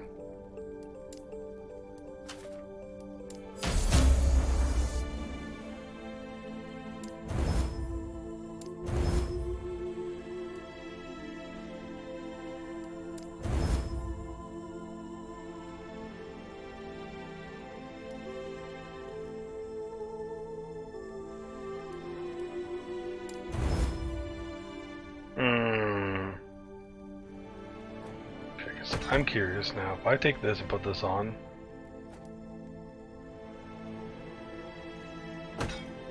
that puts me up to 30%, okay. Oh wait, 83%, I was looking at the wrong one. Holy shit, 19 to 83%, so yeah, this thing almost caps out my crits. If I take out like one of these are about 2%, so that's 2, 4, 6, 8%. Alright, we're gonna hold on to this axe for a bit, because this could be a decent one. Ideally we want like melee critical strike chance with melee void most likely. Let me see if they have a this gear with a, yeah. Melee critical strike chance with melee void damage. That is the ultimate one we want. But alternate piece. It could be good.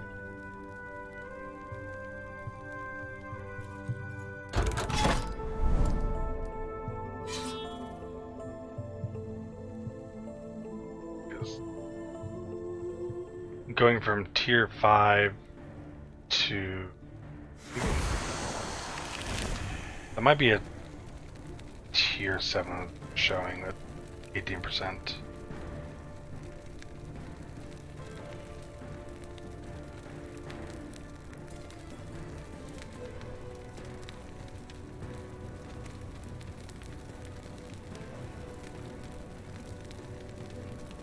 I'm not...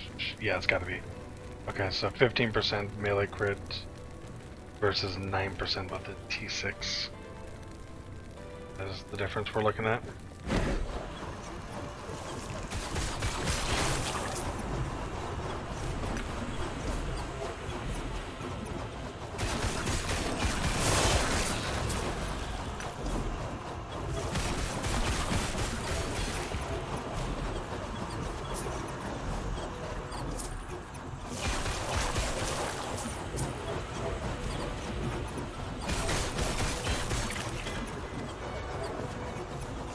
We ultimately don't care about the suffixes on the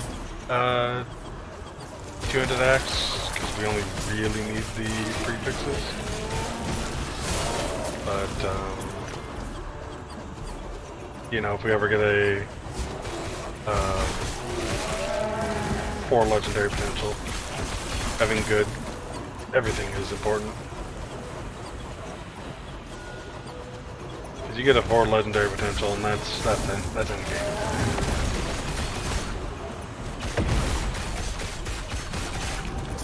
That shit's gonna last you forever until you find another one.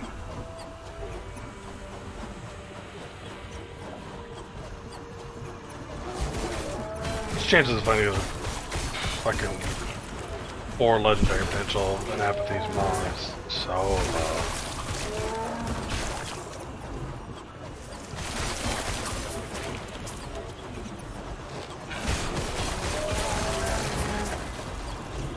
Not like uber unique Diablo 4 low, but fucking up there.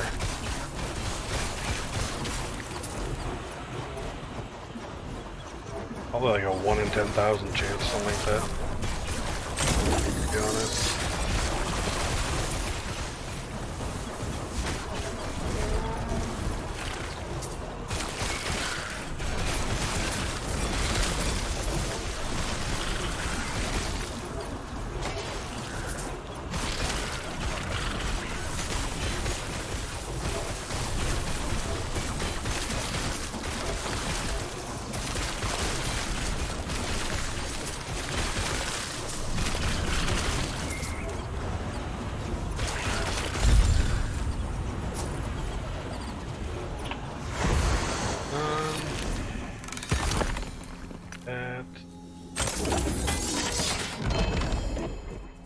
Servers are laggy tonight.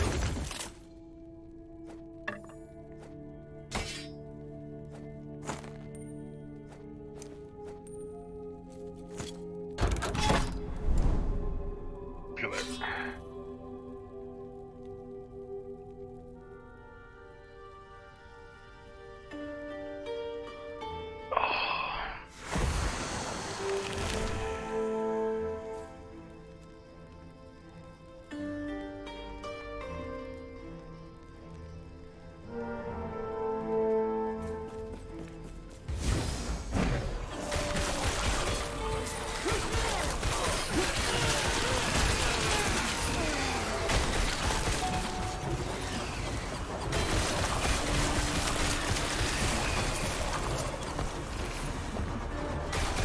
God damn, that slows me by half my movement speed with Dex.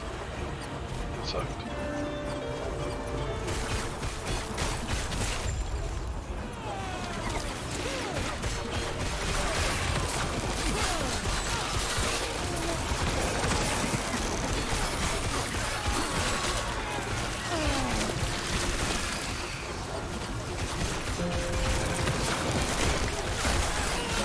Stand down and die.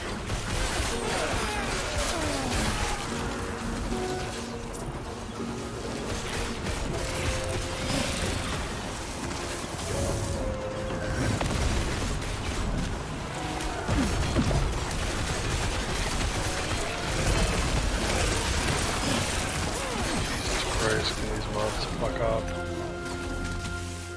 They're stupid. Stupid ass.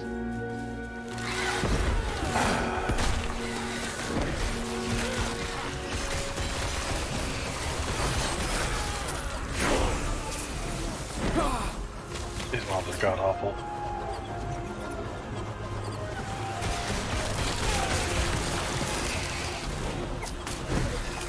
I'm almost tempted to start just leaving echoes with these mob types in them and just going elsewhere.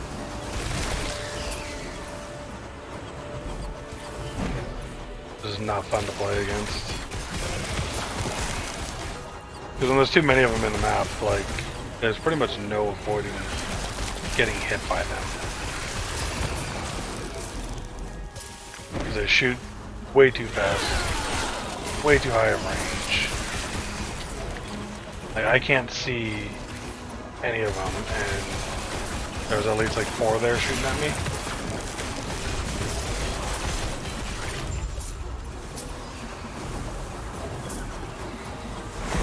We're getting out of here, fuck that.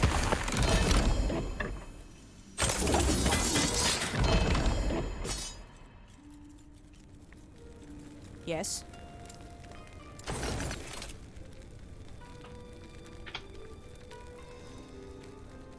Alright. Short armor, health on kill, don't care. Melee crit with full damage. Poison up top. Nope. Melee cold. Elemental damage. That might actually be good for the cold dot druid. No.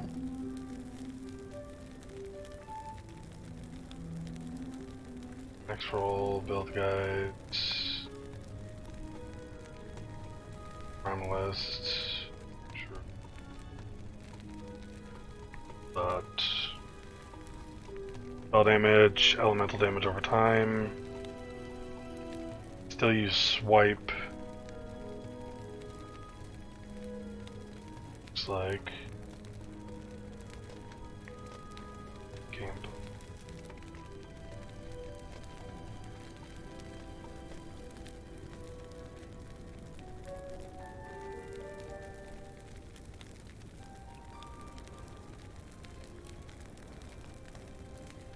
So swipe. Have him go cold. Nope.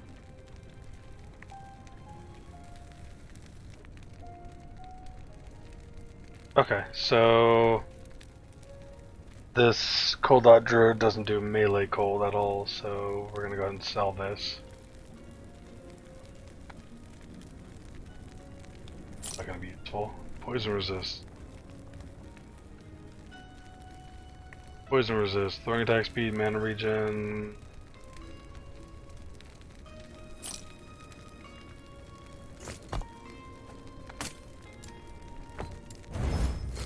Take care.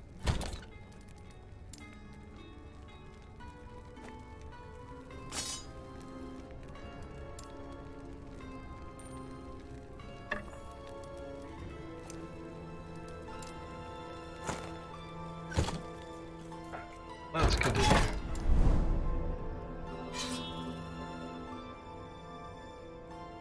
$450 more stability to go. Well, sir.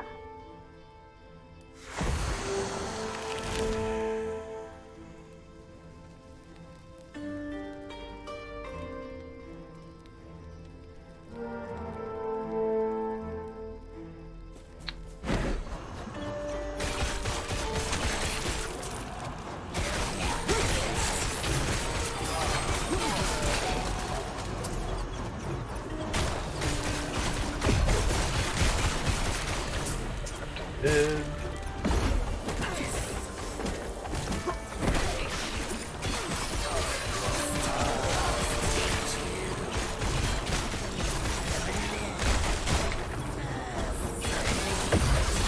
Oh shit, I forgot I leveled up and didn't put the point in. Belden.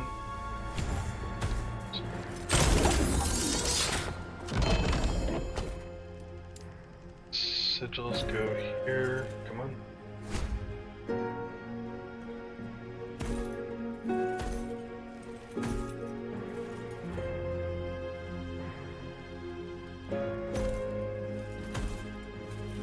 Double check.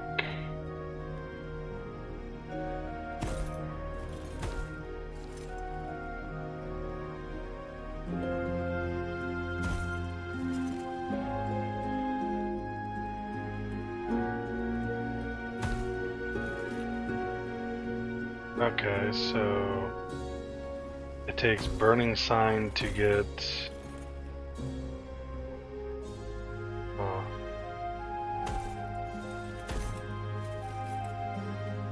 Oh, because turns the fire damage to void damage. Okay, that's what this. We end up getting time right off of sigils. Okay, so we're gonna go 1, 2, 3, 4, 1, 1, 2, 1, and we get one more point in there. And from there we go 3, 5, 1, 3, 4, 1.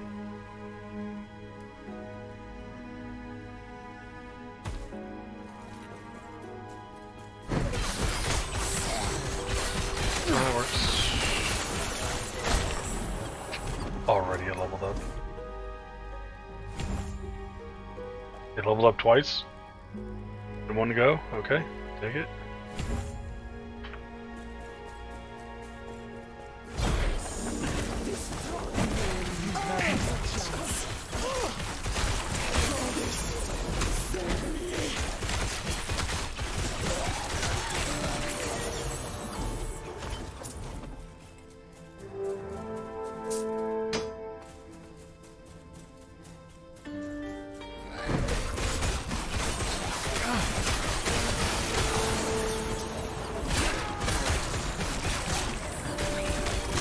Skill's just gonna keep leveling up.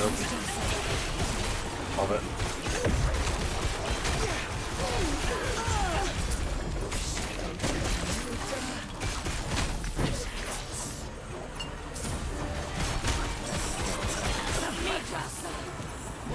Alright.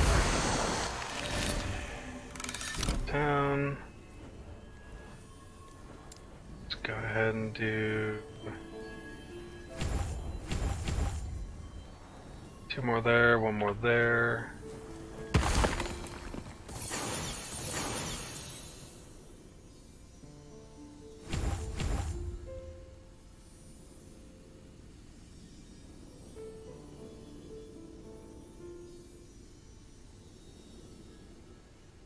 So 1, 2.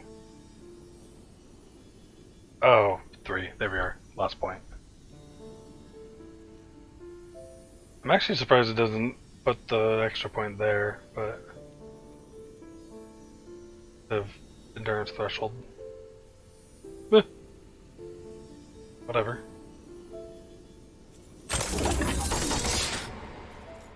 Okay.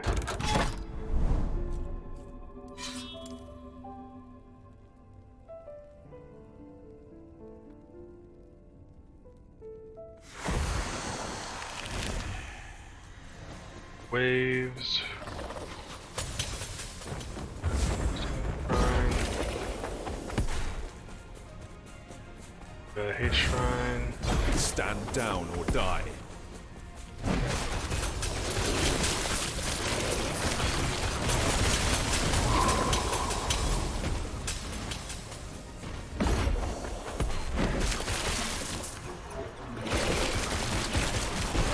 Stand down or die.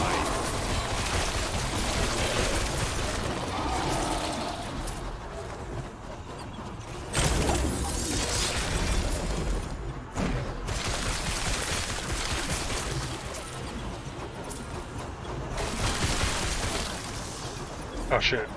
Helps if I actually put the sigils on the bar, huh?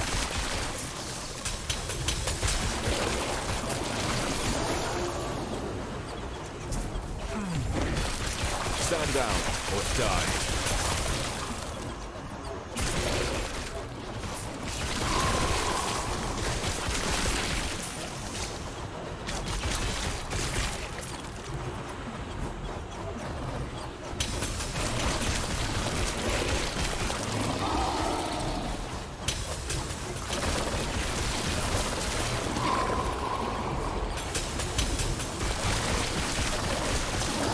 Now to look to where my next few points are gonna go for.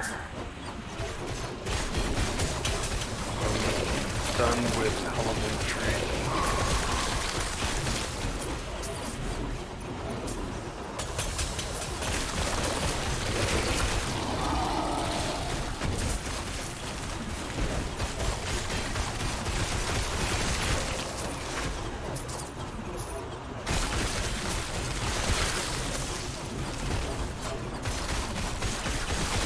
Guys, they do so much damage. Gotta be real careful with them. Same with these ones, exploding when they die. A lot of these mobs you gotta be real careful. Avoid them big circles.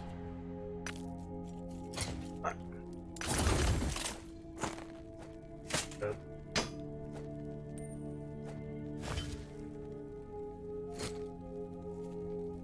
So, what done? That. Okay. So from here, after we get 10 points there, we go with 10 out of 10. On Eternal Form.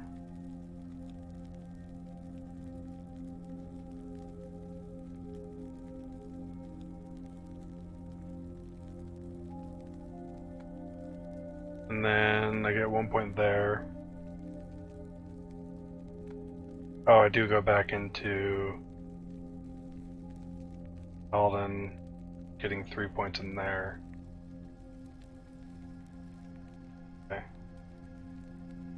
And looks like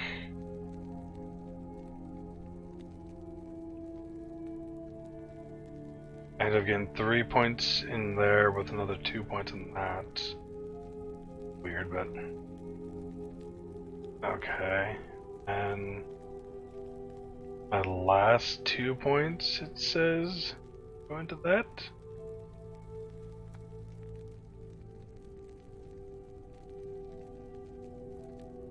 That's going to be 9, 10, 11, 12, 13, 14, 15, 16, 17, 18. Probably doing my math wrong, but okay.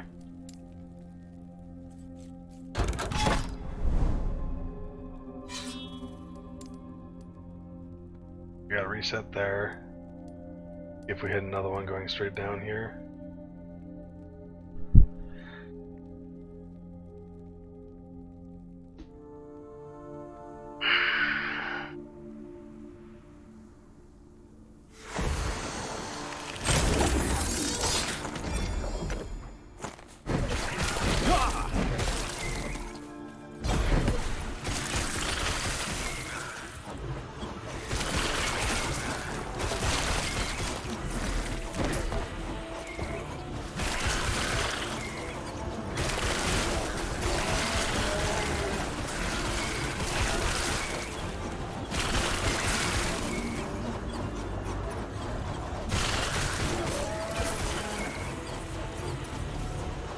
Come on, quick. That. Come on.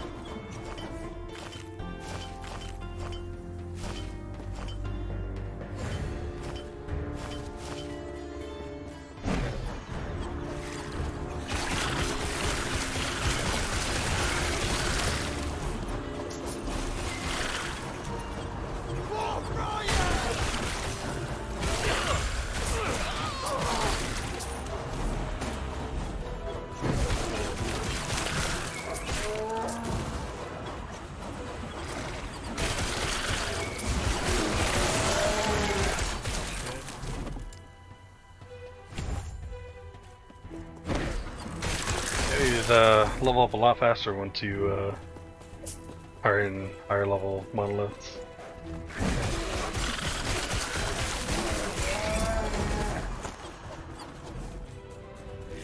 Level even faster power bombs. Hour, but yeah.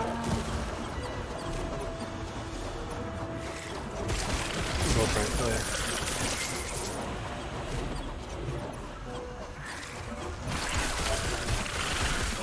Stand down or die.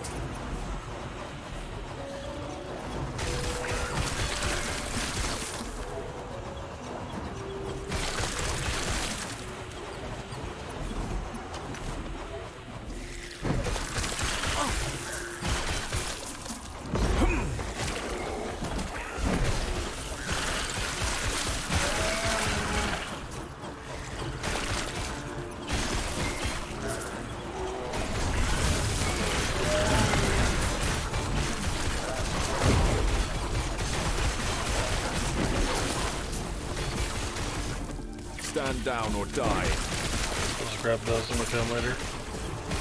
Don't die.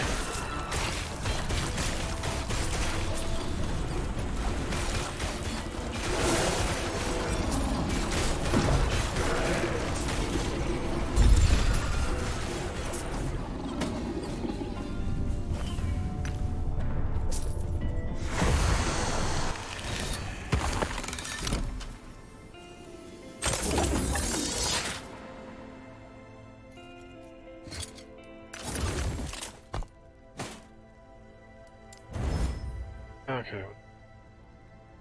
5.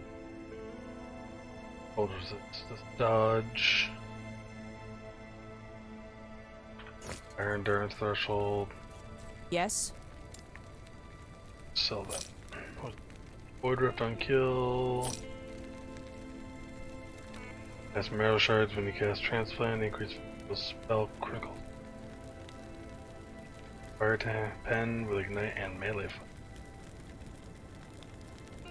Minion.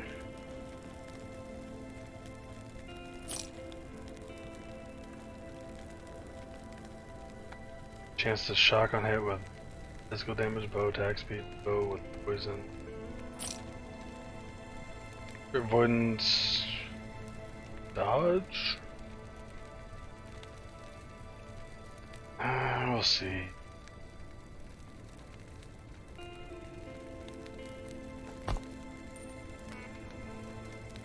Oh, okay, that's actually not horrible. It's not good, but it's not horrible.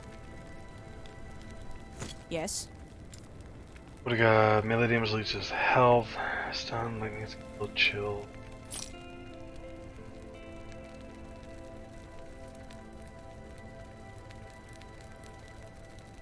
Not bad either.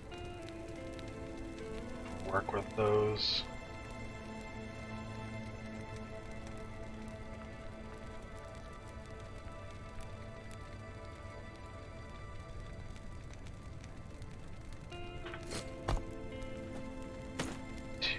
Get up.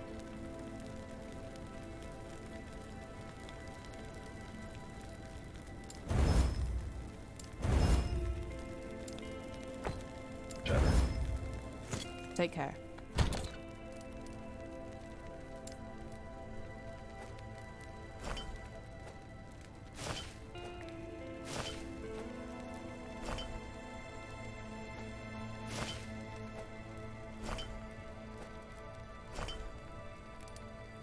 Salted.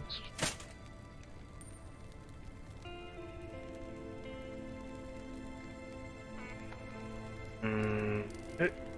Room again. Gonna have to go. Sell whatever I can through there also. There. Idols. Page. Put there. Monolith. Light.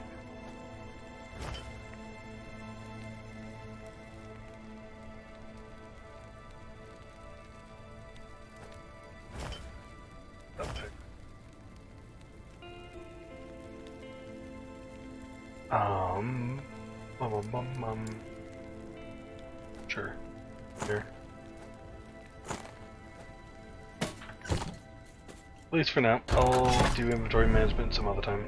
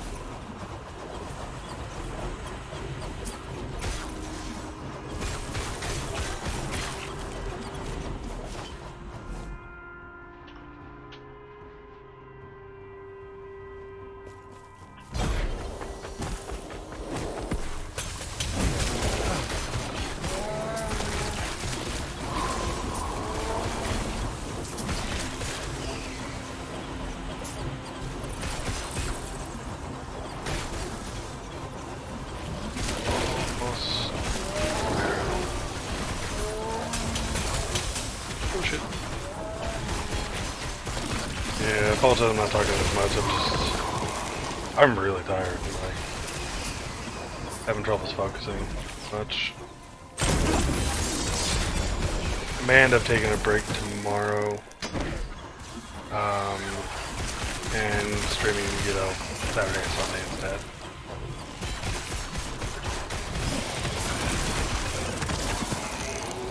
Just to let my focus come back a little better, I guess.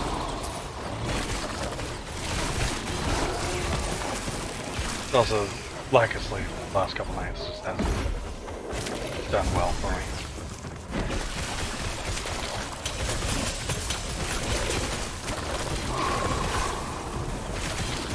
Of actual sleep, I think I only got like 3 hours last night, and probably the night before. Between all the waking up and not being able to fall asleep.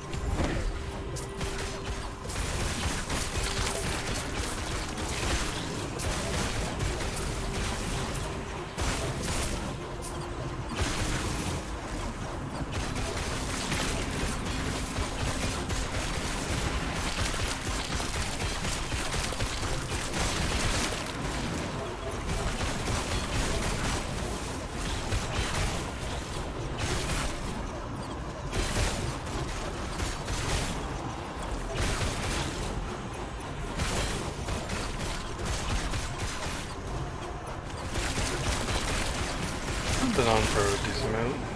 It's already been 6 hours, damn, didn't even realize.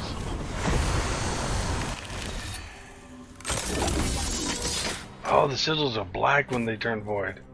That's fucking cool. Okay.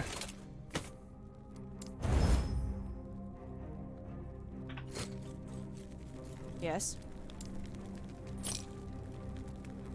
Damage, cold damage, melee, physical 10, frailty.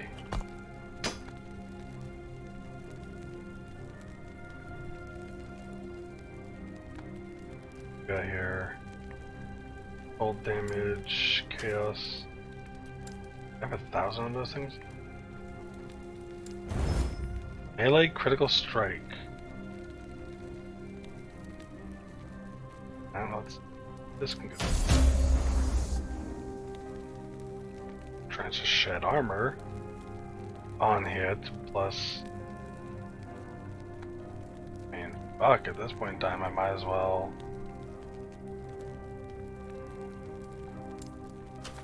Let's go ahead and tap that.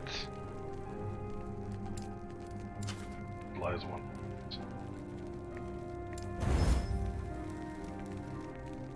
Yeah, okay. That's not a bad mace. Yes. Bad 200x though. Take care.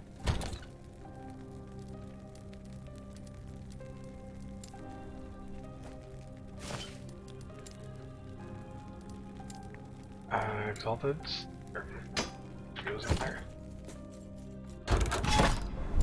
Okay, so this gives 74 timeline stability. Gives me 80. That one gives 4.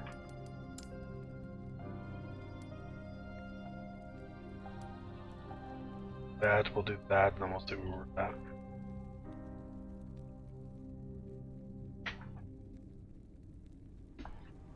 Beefy! What's up? Do you all just play that with friends? Yeah. If I had friends, if I had the game and then I also had friends to play it with, I 100% would. Like, Demonologist looks so fucking fun. And I know, like, some of the first bullshit I would do is I would start messing with all the dolls and, like, the tarot cards and whatever other bullshit I could find. Just to fuck with my friends.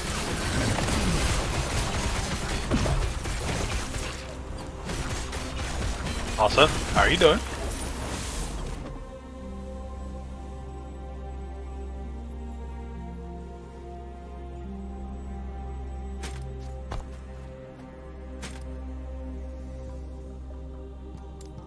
Plus that, what does it do? Critical strike chance.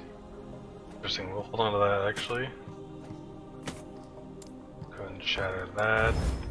Just watched someone play it on here and I had to come tell you. Yeah, I've seen a lot of like videos on it.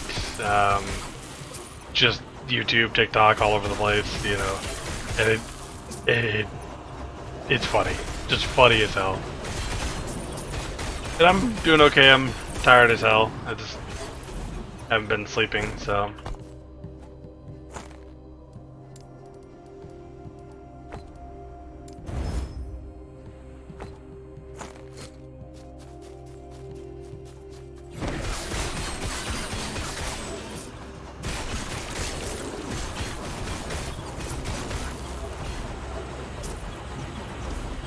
Like, I'm trying to reach my goal for today before I get off stream. Stand down or die. So to hear that takes a minute. That's the problem, like, so my body has like an extremely high tolerance for everything.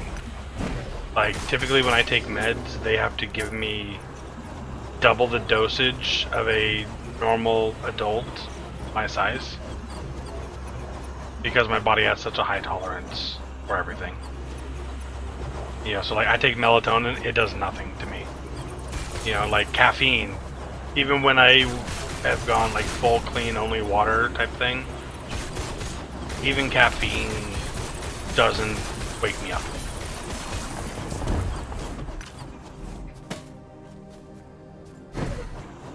Yeah, neither do energy drinks, like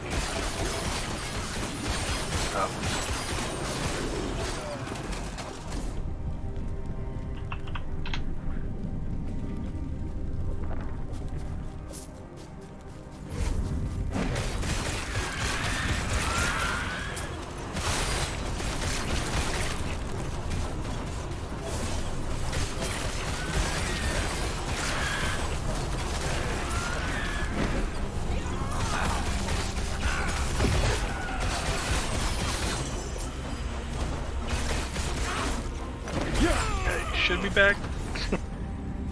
Sorry about that. Try to keep the ads as least intrusive as I possibly can.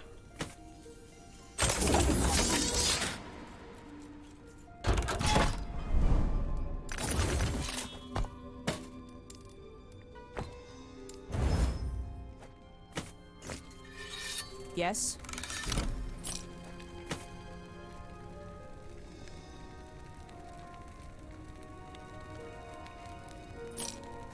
Take care. Okay.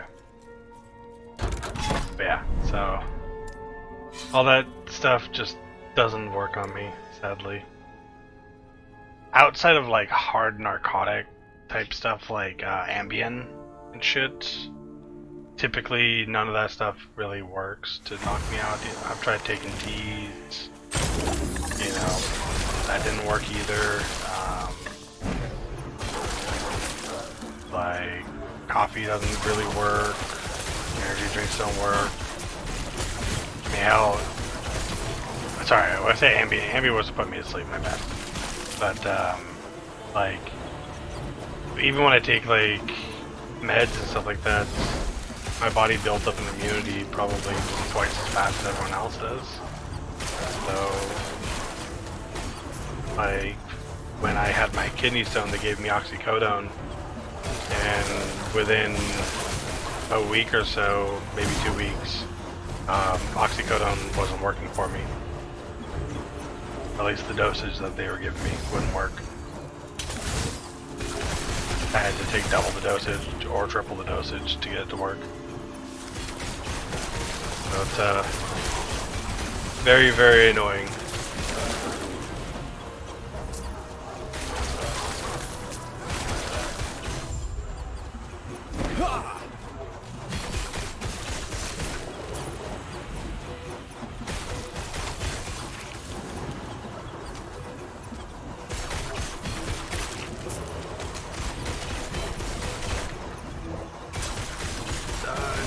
Die.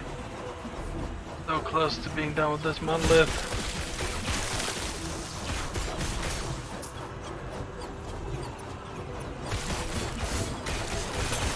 2 more echoes to run. XP's trying, hell yeah.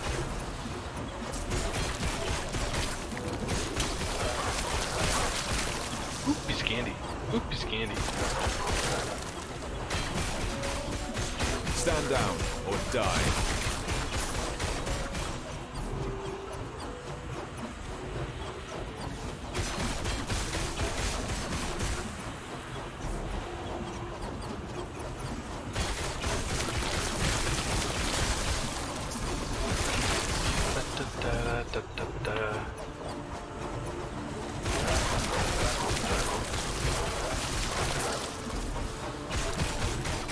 Yeah, I'm kind of playing like what else would be fun to stream.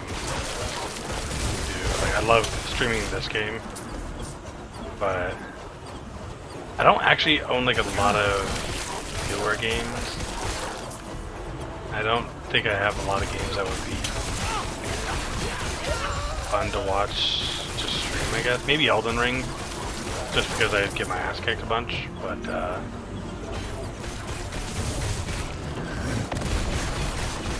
I don't have very many horror games people could laugh at me on.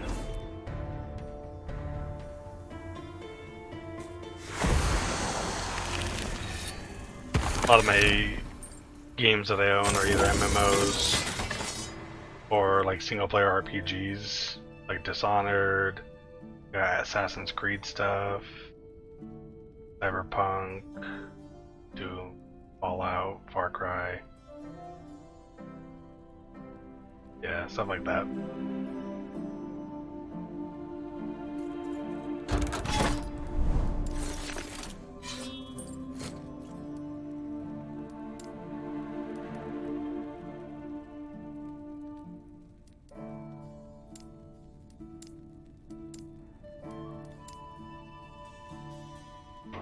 Do I go for the Exalted Rings up there? Not care. 4 plus 25, that's gonna be 109. My current. No, I'm gonna be able to finish it with 2 actually. My headset is about to die, so let me swap the battery real quick.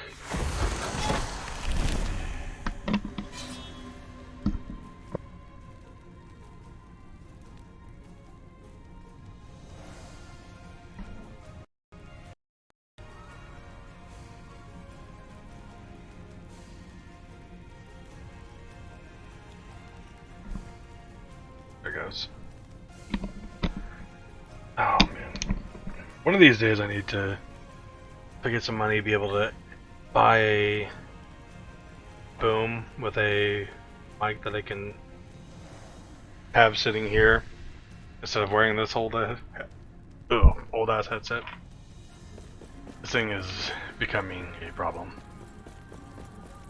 Damn thing doesn't want to charge anymore.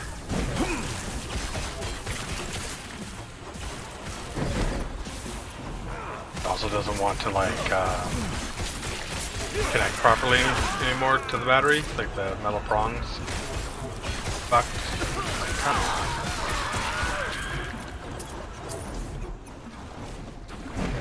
Shit.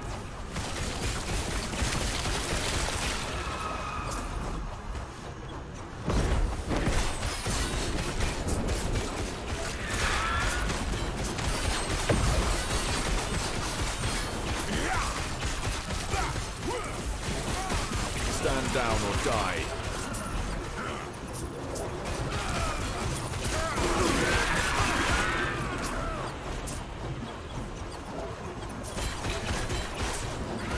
Shit.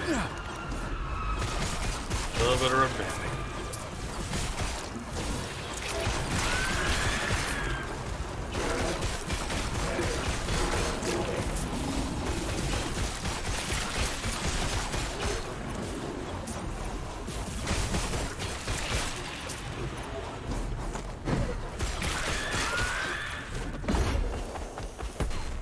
Go down here, maybe these mobs will aggro me better.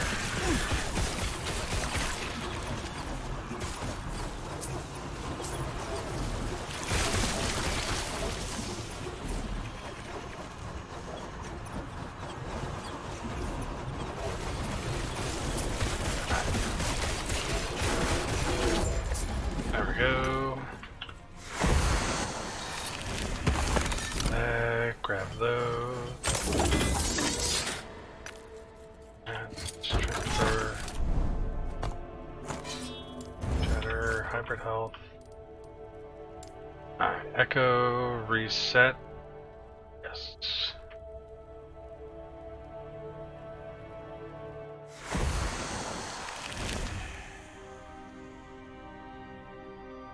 Wrong warp. When you cast teleport or transplant, you are teleported to a random nearby location.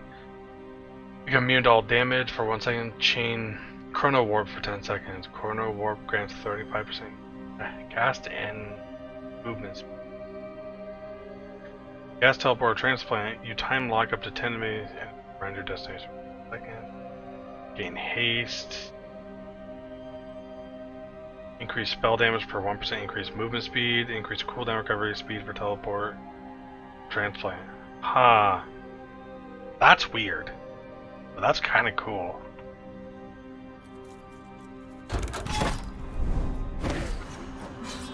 Pain, an eternity of pain, unchanging.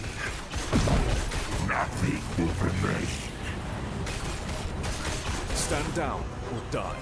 Suffer!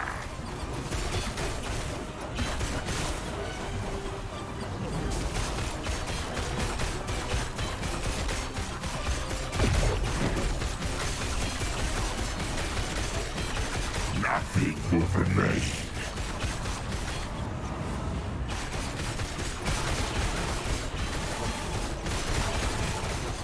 Suffer! Kill that. Go around and kill all these.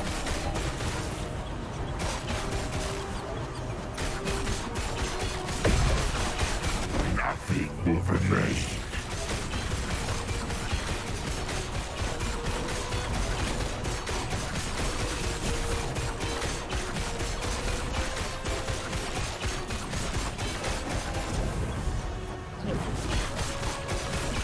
This has happened before. And again, we will both Not bad. continue to suffer. Not amazing, but not bad.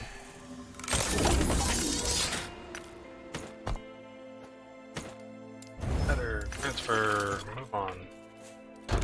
Alright. Quest. Do the quest. Oop, shit. 666 stability. I'ma die.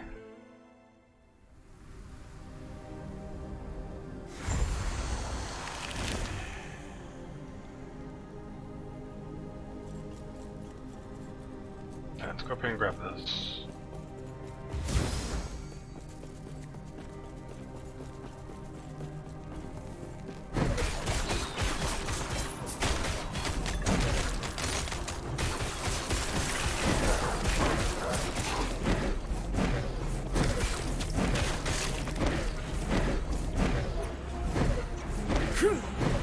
Oh damn it, I had it and I fucked it up.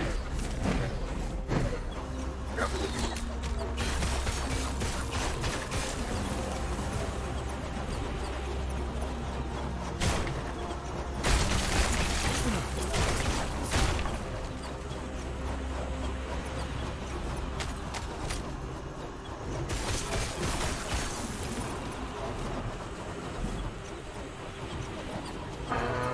Okay, I do need to come down here, I guess.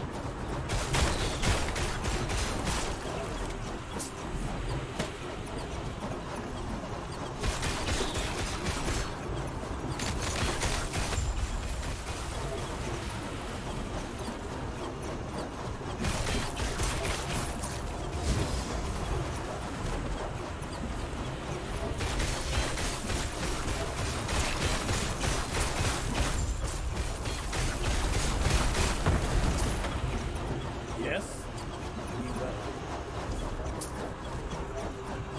Okay, move this beach shrine. Let's go see what this other shrine is real quick.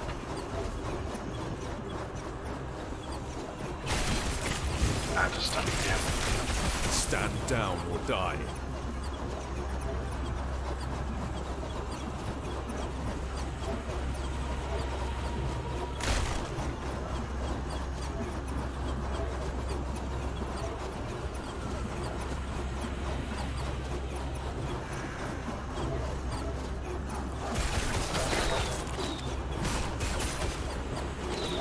I wish like sigils didn't like have its own timer for each individual one and was just a overall timer.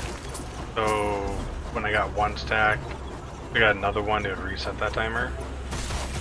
And that way you could like maintain full stacks like permanently. Stand down or die. While, you know, fighting. Would be very nice, but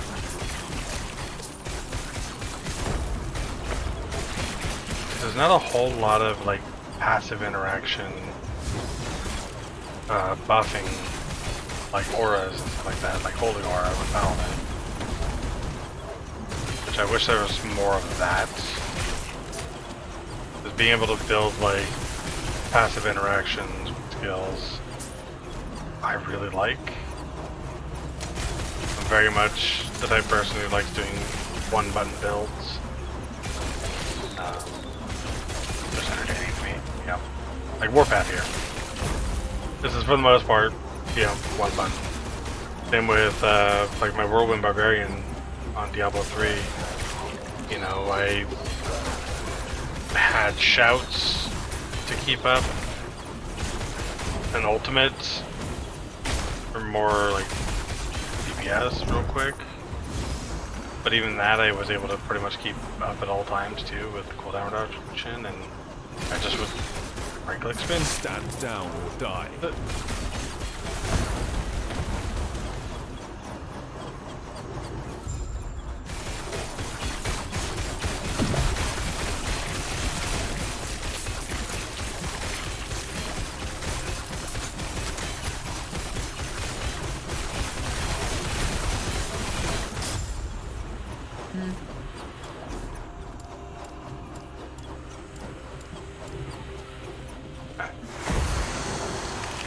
Done there.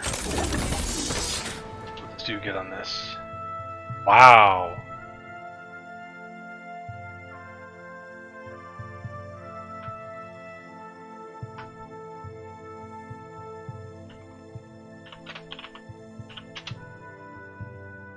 Hey, Colonel, what's up, man? How you doing?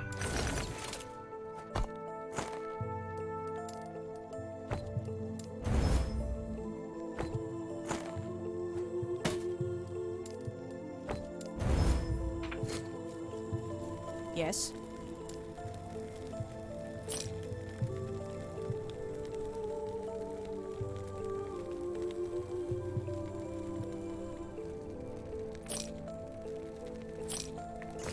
Home finally? Good, good. How you feeling, man?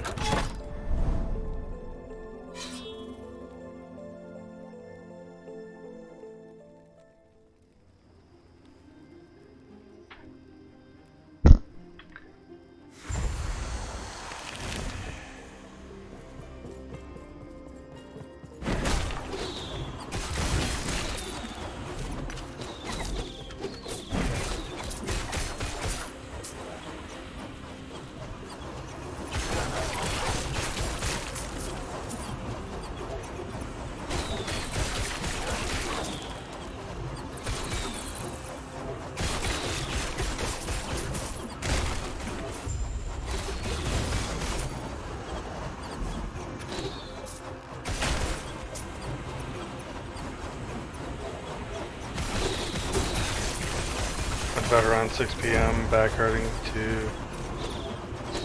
Just took some pain meds. Saw you online, so softened and prep you. Okay. Always good to see you again, man. You're doing better than I am home. That's good. That's good. I'm glad you're home. Glad you made it out safe. Yeah, no. I know how the pain can get. Stand down or die. I'm really hoping you heal up pretty quickly here.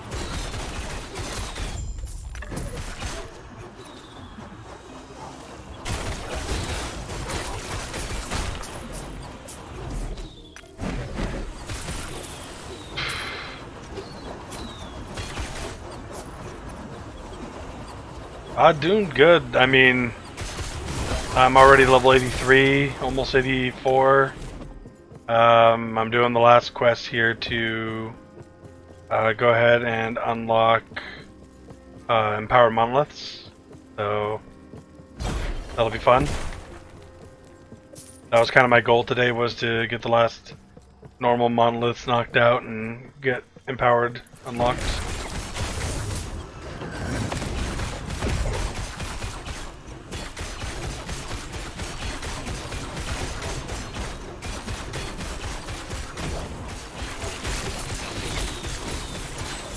Thank you, thank you. I got this quest to do, then I got one more to do, and that'll give me my last one. Kill these range mobs, because Jesus Christ.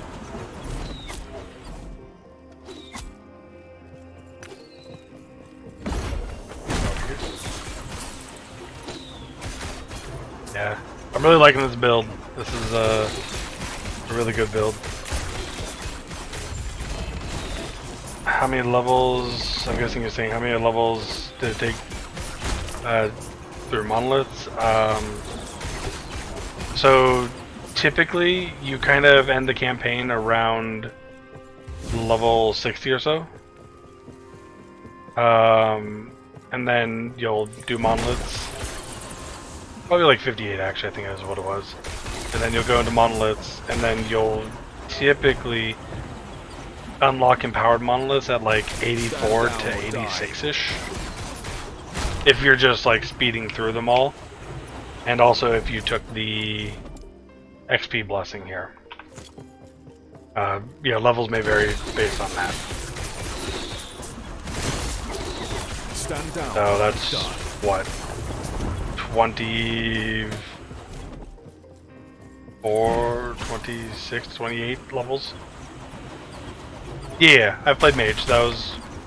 Mage and Sentinel are my two main ones. You've killed. We're both stained with blood now. Come, give Herod's champion a proud death. Yeah. I have more actually Mage classes, I think, than I do Sentinel. Surprisingly.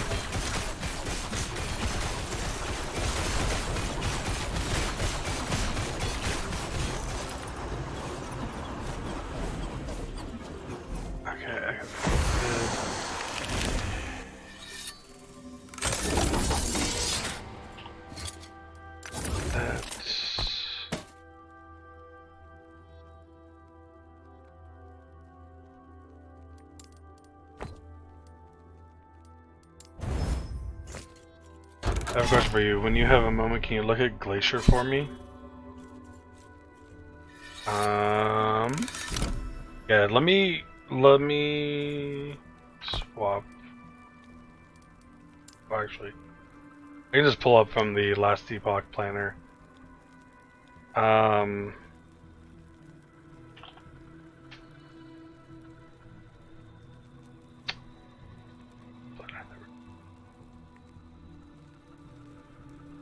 So, what are we looking at for Glacier? What are you trying to figure out?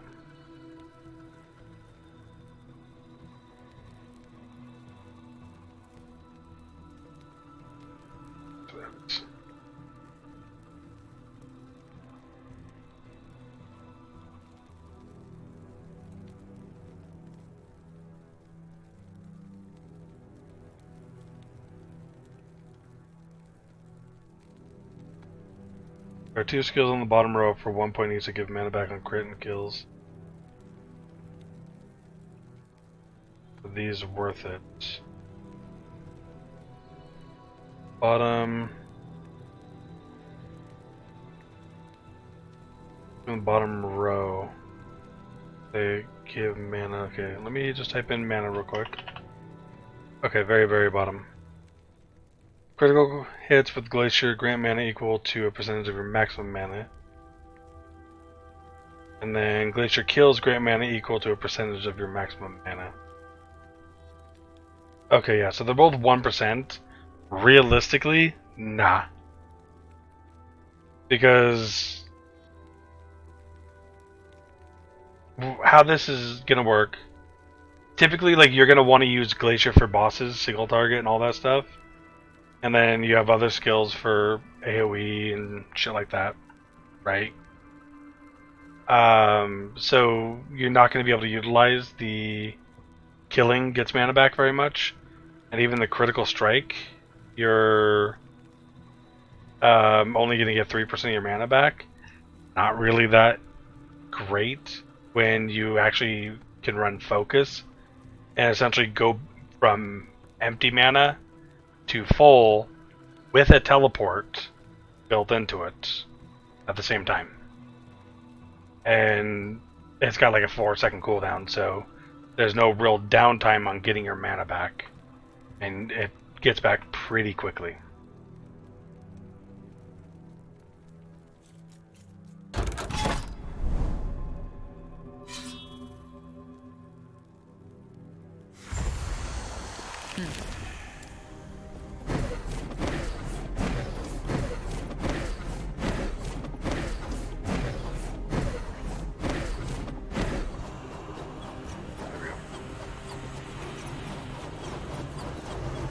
This is a mercy.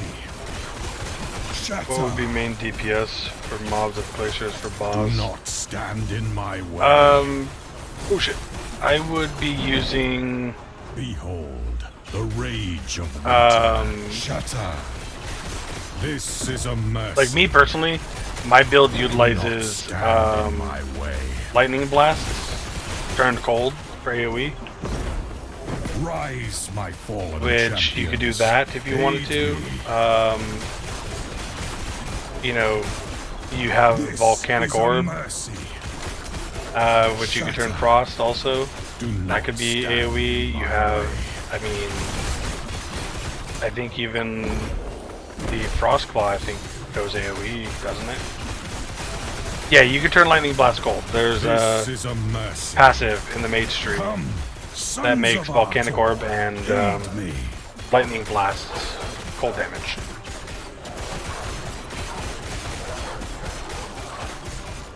Yeah.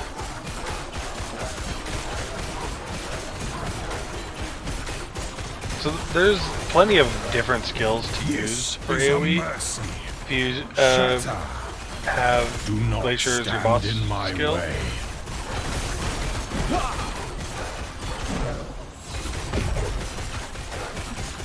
please I die. did There we what go. I must to protect my people.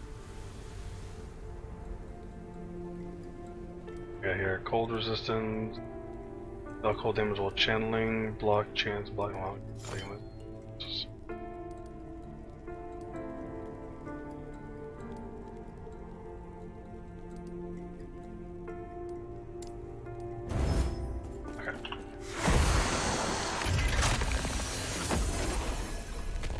Okay, red max skill levels 20, but I see people higher than that. So the way that happens is you find items that say stuff like this. Yeah, my chest piece says +1 to Warpath. When you get that up to rank 5, that becomes +2 to Warpath. When you get it to rank 6, which is an Exalted, that you have to find as a drop piece, it's +3 to Warpath. If you find a rank 7 from Exalted, it's +4 to Warpath. So you have that, but then you might also have other items that will give you like +1 to cold skills, or you know, +1 to elemental skills, or +1 to mage skills, so on and so forth, like that. That will increase the skill levels of your skills. And all it does is just give you a flat extra skill point to use. You don't have to level it up higher. Yeah, from equipment. One have one. Yeah, so like this item right here says +3 to Warcry. So for druids, they have an ability called Warcry. This gives +3 levels to it. And you only have to level up to 20.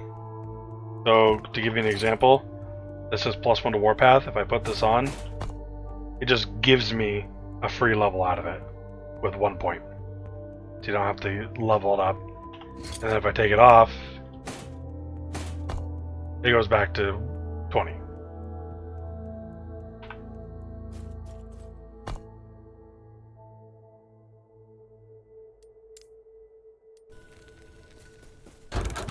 I can now do empowered. Let's try an empowered and see what happens. Yeah, no problem.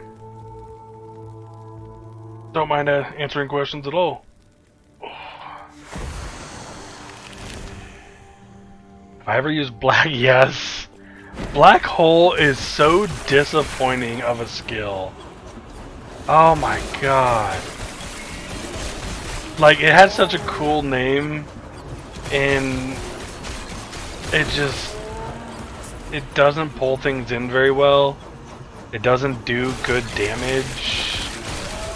It's just all around disappointing, sadly. It's such a cool, like, or potentially cool skill, too.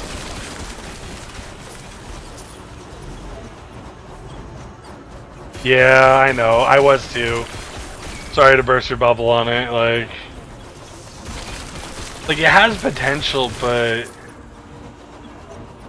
granted, I don't know if they've upgraded it and buffed it since I last tried it, so you know, feel free to try it out and see what happens. But yeah, the last time I tried it was months ago. We've had multiple updates since then, and it just, like, all my basic skills did more damage than it, and the range in which it pulled from was very minimal. So it just didn't work well.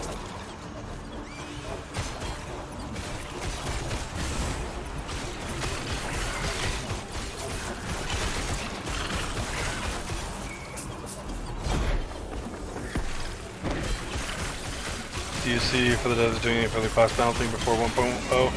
Oh, 100%. Like, they got a lot of updates and balancing to do before 1.0. You know, we still have 2 full classes that aren't even, or sorry, it's not classes, sorry. We have 2 full masteries that aren't even released yet. You know, that won't get released until probably 1.0. But yeah, so they'll be tweaking here and there, most likely. They're granted, I don't know if it's going to be a lot.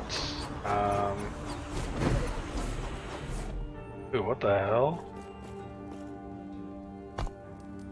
Report a bug. Technical bug. Check the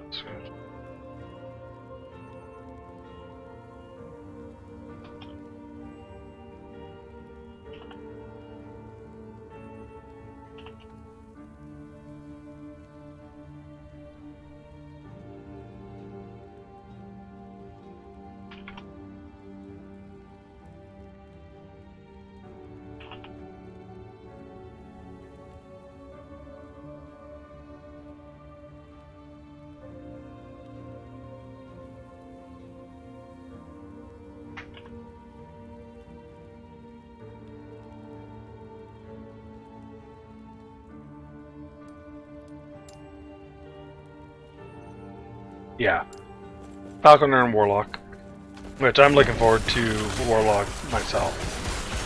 I'm really hoping it's a dot-based, like, Void and Necrotic type thing. That would be real fun for me. But at the same time, I feel like they need to buff dots in general. Dots feel real weak. Every time I've seen them and played with them.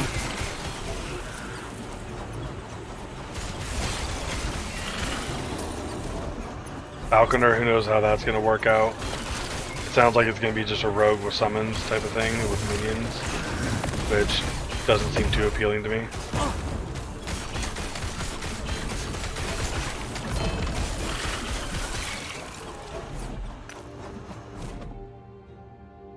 T5 max, T5 max, cold damage. Meh? Oh, did you watch the first D4 season? No. I've kind of just given up on Diablo 4 at this point in time.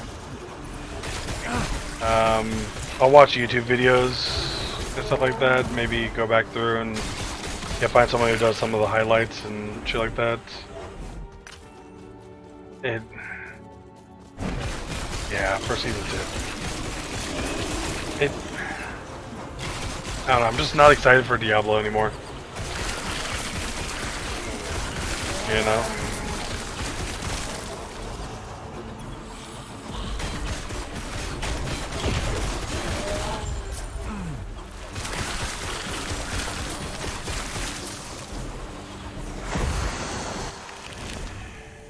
Ultrax highlights, he posted it tonight. Okay. Yeah. Rax will hit it, Asmongold will probably hit it, Darth microtransactions will probably hit it, and you know, so there'll be plenty of people to take a look at some of the stuff for it. But yeah, to do what they said, it'll be a major improvement. Yes. Okay. And that's kind of like where I'm always sitting at, like, if they do what they said, it'll be an improvement, but they've been notorious for, like, not giving a shit, you know what I mean? And not doing what they said. So it's like, how much do we trust them to do the right thing? Take care.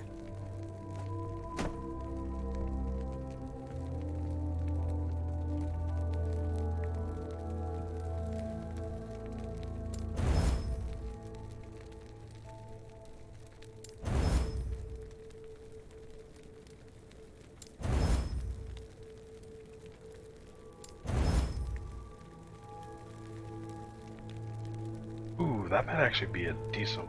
No, hold on to that.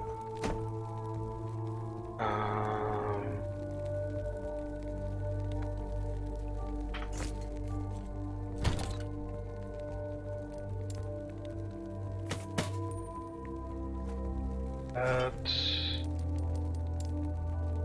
I'll go ahead and toss that there. Toss that. Actually, general. That there. I agree with your thoughts. Okay. Yeah, it's. I don't know. I've been burned too much by them. You know what I mean? You know, they made so many promises coming into D4, into Season 1. Like, the giant nerf before Season 1 on D4, after they promised so much and all this other stuff, it was such a slap in the face. Don't try melee class, would you recommend your Sentinel build? Yes. Well...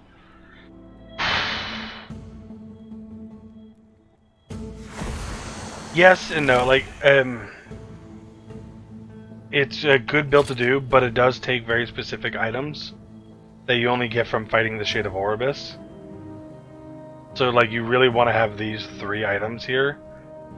This is a random world drop. This is a common drop from the Shade of Oribus. And this one you need at least 50 corruption on Shade of Oribus for it to drop. It can be done without the weapon. So at least getting the other ones would be good. Yeah, you can farm the weapon yourself with this build. But this is a really good build. So it's also the one right now that Rax is doing. I'm just familiar with him. You can find it on max roll. Stand down or die.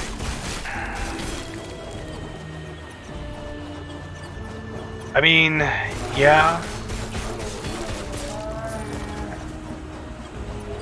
You could do that. Like, okay, let me rephrase a little bit. You don't have to have these items. They just make the build a lot better if you have them. So if you really want to have a fun melee spin to win build, I would say just go for it.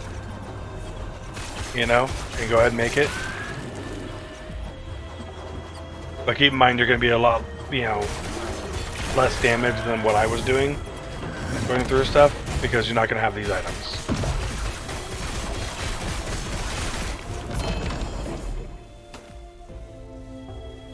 $860 today, still cannot kill Lagon in campaign. Okay. If you're level 60 and not able to kill Lagon, then there's either an issue with the build you're doing, or that might be a reflex type of thing.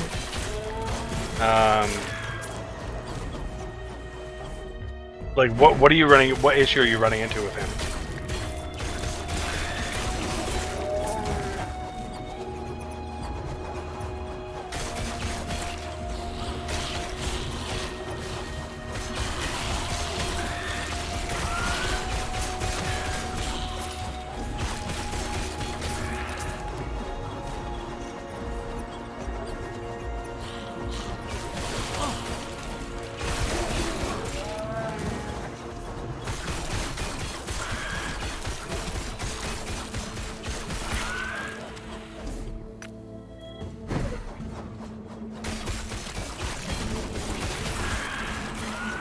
We're doing $0. His health bar doesn't move down even. Well, remember what I said. You don't attack him himself. You have to attack the tentacles on the sides.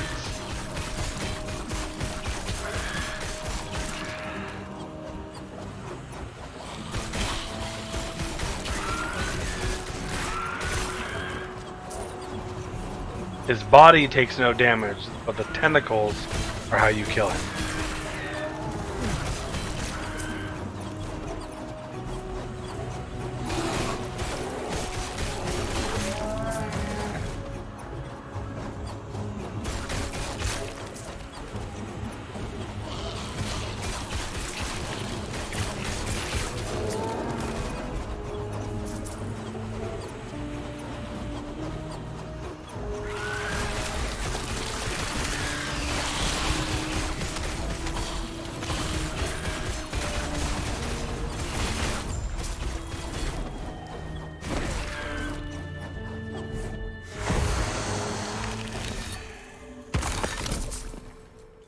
That may be a reason. Well, I can't remember that aspect of the fight today.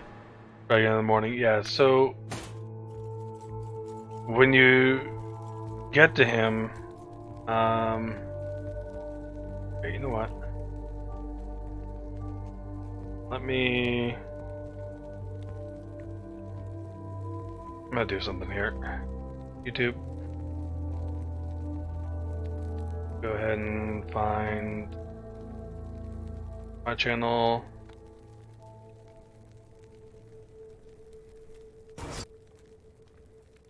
Oh goddamn, this has 264 views now? Holy hell.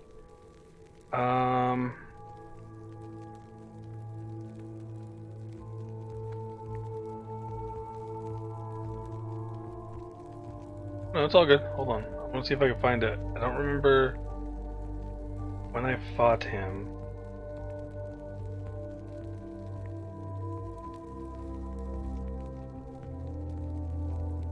Okay, so that's, I'm in Monolith on this one. So this is Deep Harbor.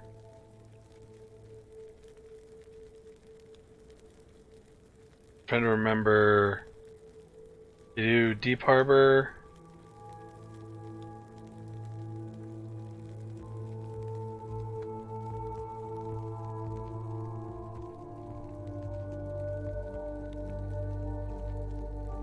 Okay, here we are.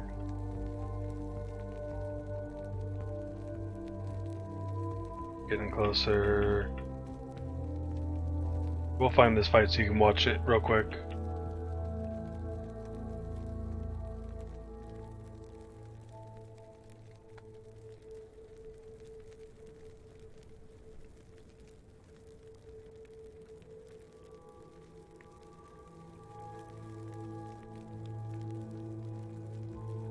Trying to find the right spot in the video. It's a long ass video, so I don't cut down my videos for YouTube. I just kind of put the whole stream on there.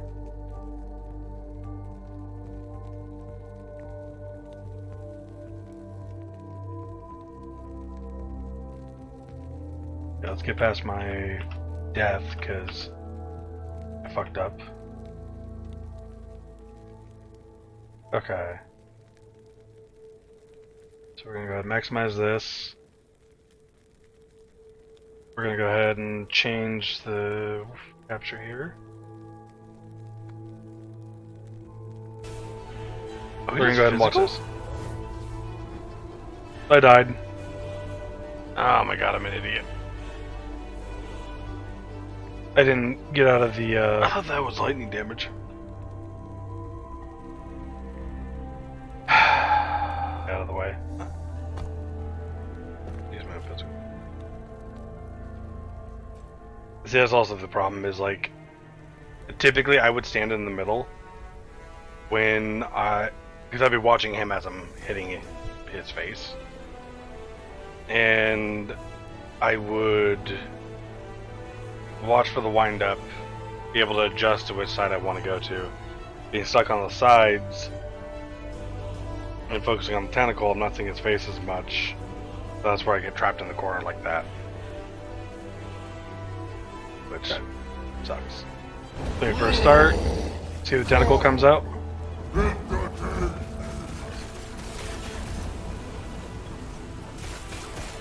Try not to get hit by the beam like I did. And you have to like rebuild your debuffs, it looks like. You should be able to take like that laser hit. See how he turns to the side before the beam? That's when you gotta move to the other side. Should be able to take a claw, you should be able to take a laser beam to the face. Do not take that circle, that will kill you. Good to know that won't one-shot me. So.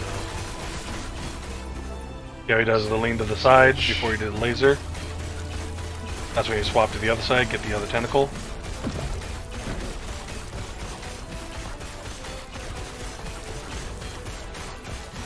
I think I'm checking my resistances at that point in time. Switch. Yeah. Also watch the eye, because he does his little laser stuff. Face. And that AoE when his eye turns red. I guess back.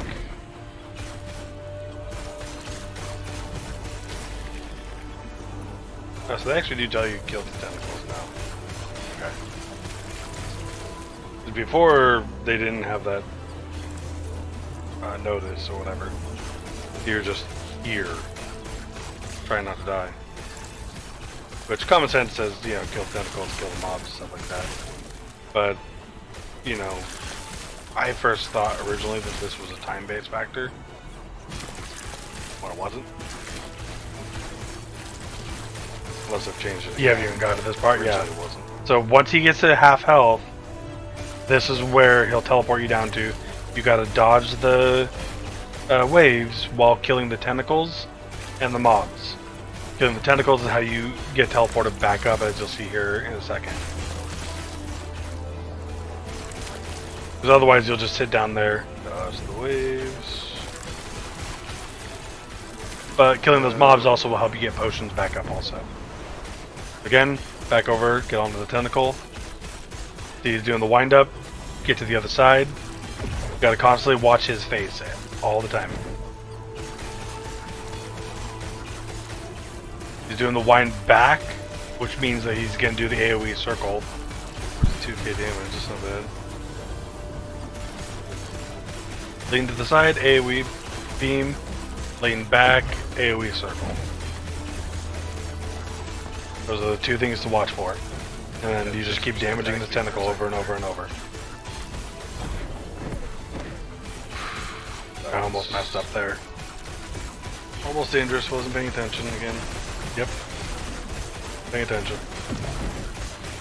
When he does the laser beam that just zaps you once, he leans forward for that one. Too when he's about to do that now? So that's how you tell with okay. that one. It's all about his facial animations. Eye turns red when he's about to do an ability in general. Fucked up there too because I wasn't paying attention. That was weird. Almost got myself killed doing it too. And that's the fight. Your skills entertain me, and for that you shall live. Now, Why have you come? Then you'll be able to talk to him and go from there.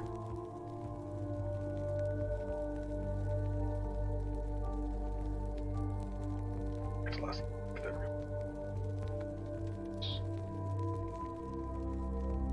Helps if I grab the webcam and not the game screen. It's maybe it might be a little bit easier. But realistically it's about the same, you know, between them, between caster and melee. But like I said, you got to focus on the tentacles, not his face. That's your biggest thing that you keep messing up with, because we went over this the other night too when you're still in the hospital. You're saying how you're doing 0 damage, so just try to remember to, you know, get the tentacles, and you should be able to clear it, especially at 60. Okay, if you only have 750 HP, make sure you upgrade your gear. So check your gear, make sure you have, you know, bonus to health on it, you know, make sure, 'cause that's more important than anything else. Make sure you have bonus to health. You want to try to get, at the point that you're at right now, you're just slightly under what you should be at, I would feel. If you can get yourself somewhere around 1,000, like 850 to 1,000 is where you should be shooting for with that fight. And that should be enough health to take one of the claws or that single line lightning blast to the face without dying. And then you should have some leeching abilities to get yourself back up to full without having to hopefully hit a health potion.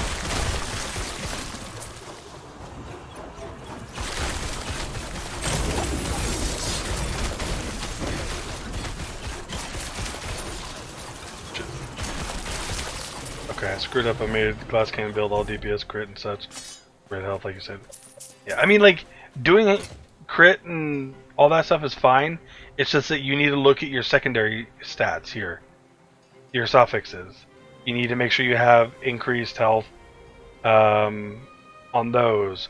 Your chest piece, like here, is going to have percentile increased health. It can have flat health, and it can have hybrid health, I think, too. You know, so you want to make sure that you have those on those pieces. Same with your helmet. You can have flat health and percentile health on your helmet. You want to make sure you get that there. Keep in mind also you can get these idols, which are really good, that can have percentile health and flat health on them. Those can help out too.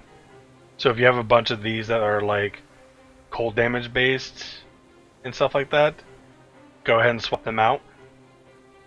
Find anything that has percentile health on it in that upper prefix. Then the suffix can either be flat health or resistance.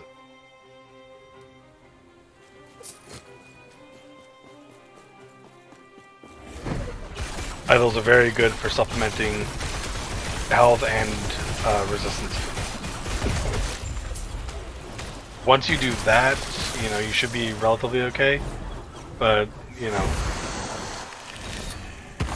the other thing is make sure you also upgrade your gear too, because a lot of people will hoard their shards, and I always tell people use them. The game's about using them. You need to use them to get better, to kill things faster, to progress.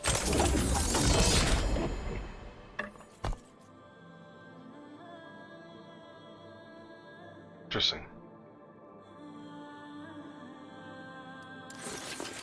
Cool staff.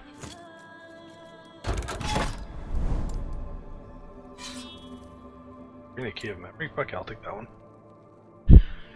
Yeah, it's just a slight tweak of gear, you know, and focusing on the right targets for the boss fight. You know, it's just Lagon's the first hurdle, straight up. You know, he is the first boss that you run into that actually has mechanics also you have to pay attention to. So once you learn that, you'll be golden. He's actually one of the easiest bosses to kill later on when you get into, you know, empowered monoliths and stuff like that.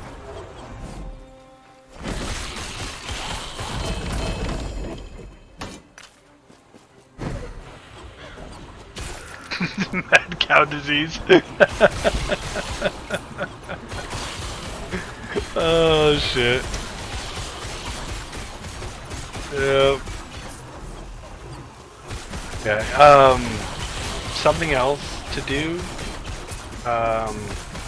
If you're finding that you don't actually have a whole lot of like health-based stats on items, two things to do is I typically do a recolor, and I do two things. I put this recolor on top of the other recolor I would do.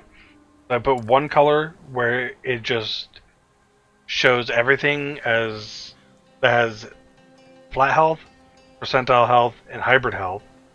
And then directly above that, I put in this recolor, which has the 3 health options chosen, right? With at least 2 of those affixes on the same item. So that way I know if I find the, you know, first one, it's got at least one of the affixes, and I can look at it, see if I can upgrade it and make it into a better piece than what I have already on. And then if it has 2 of the affixes on it, it becomes a potentially like best in slot, you know, rare item or whatever for my current gear setup. And you always make sure you have both of those recolorings above the hide all, normal, magic, and rare items. Because even if it's a blue item that has hybrid health and like percentile health on it, that could still, if you get lucky enough, potentially become a pretty good yellow item.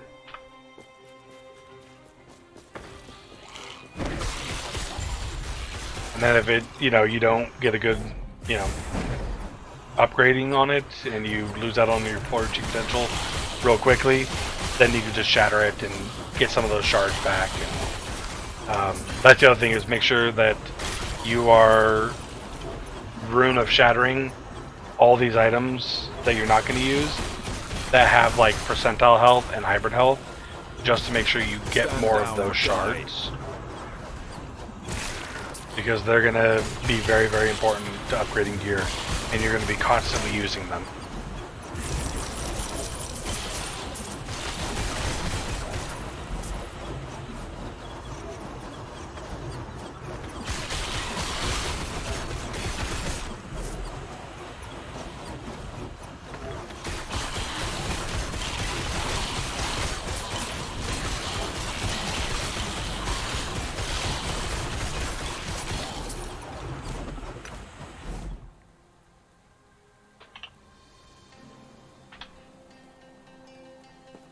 Been doing it wrong and shattering spell damage, cold damage. I mean, that's fine.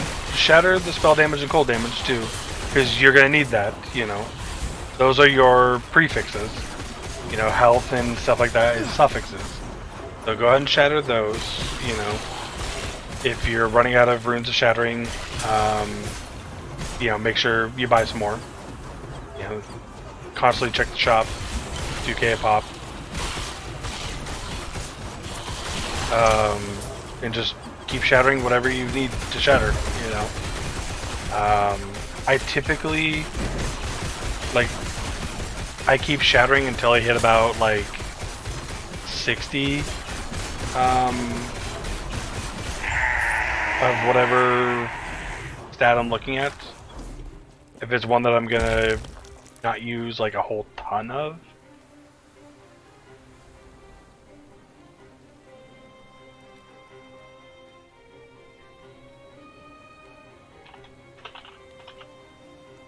So like the cold damage and spell damage, I would shatter those until probably around 60 or 70 shards.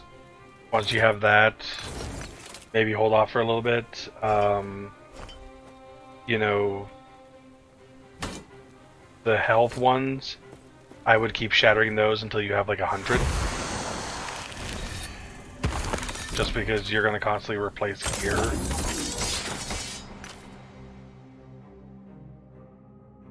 Yeah, constantly replace gear and upgrade that.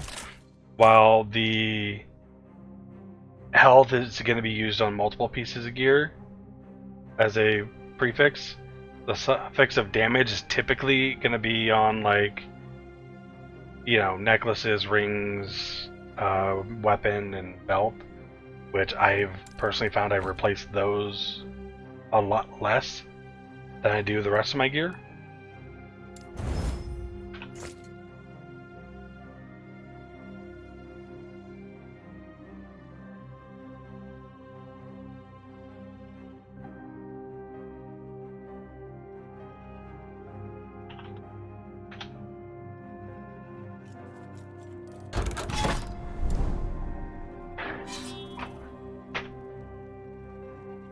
Ouch.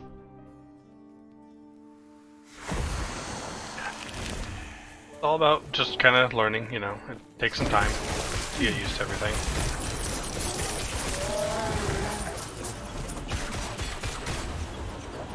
You'll slowly pick it up.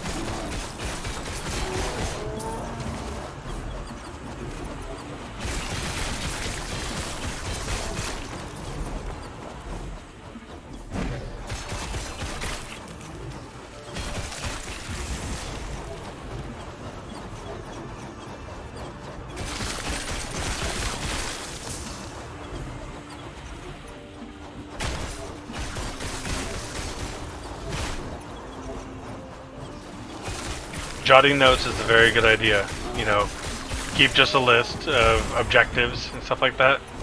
You know, what you're looking for, so on and so forth. You know, slap that thing to your computer. You know, make sure you don't lose it. Die.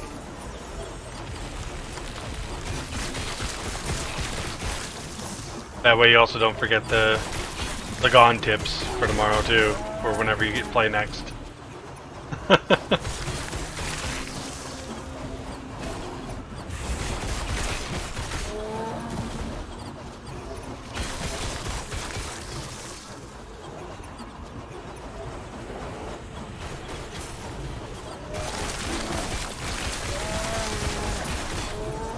Yeah, thank you. Only 16 more to go.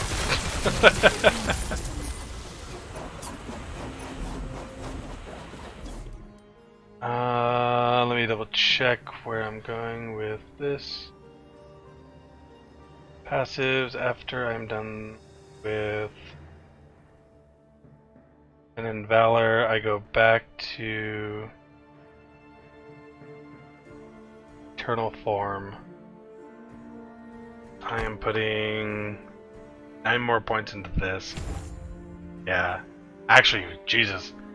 Yeah, the amount of just raw health you get here in the Void Knight too is another great one. Like,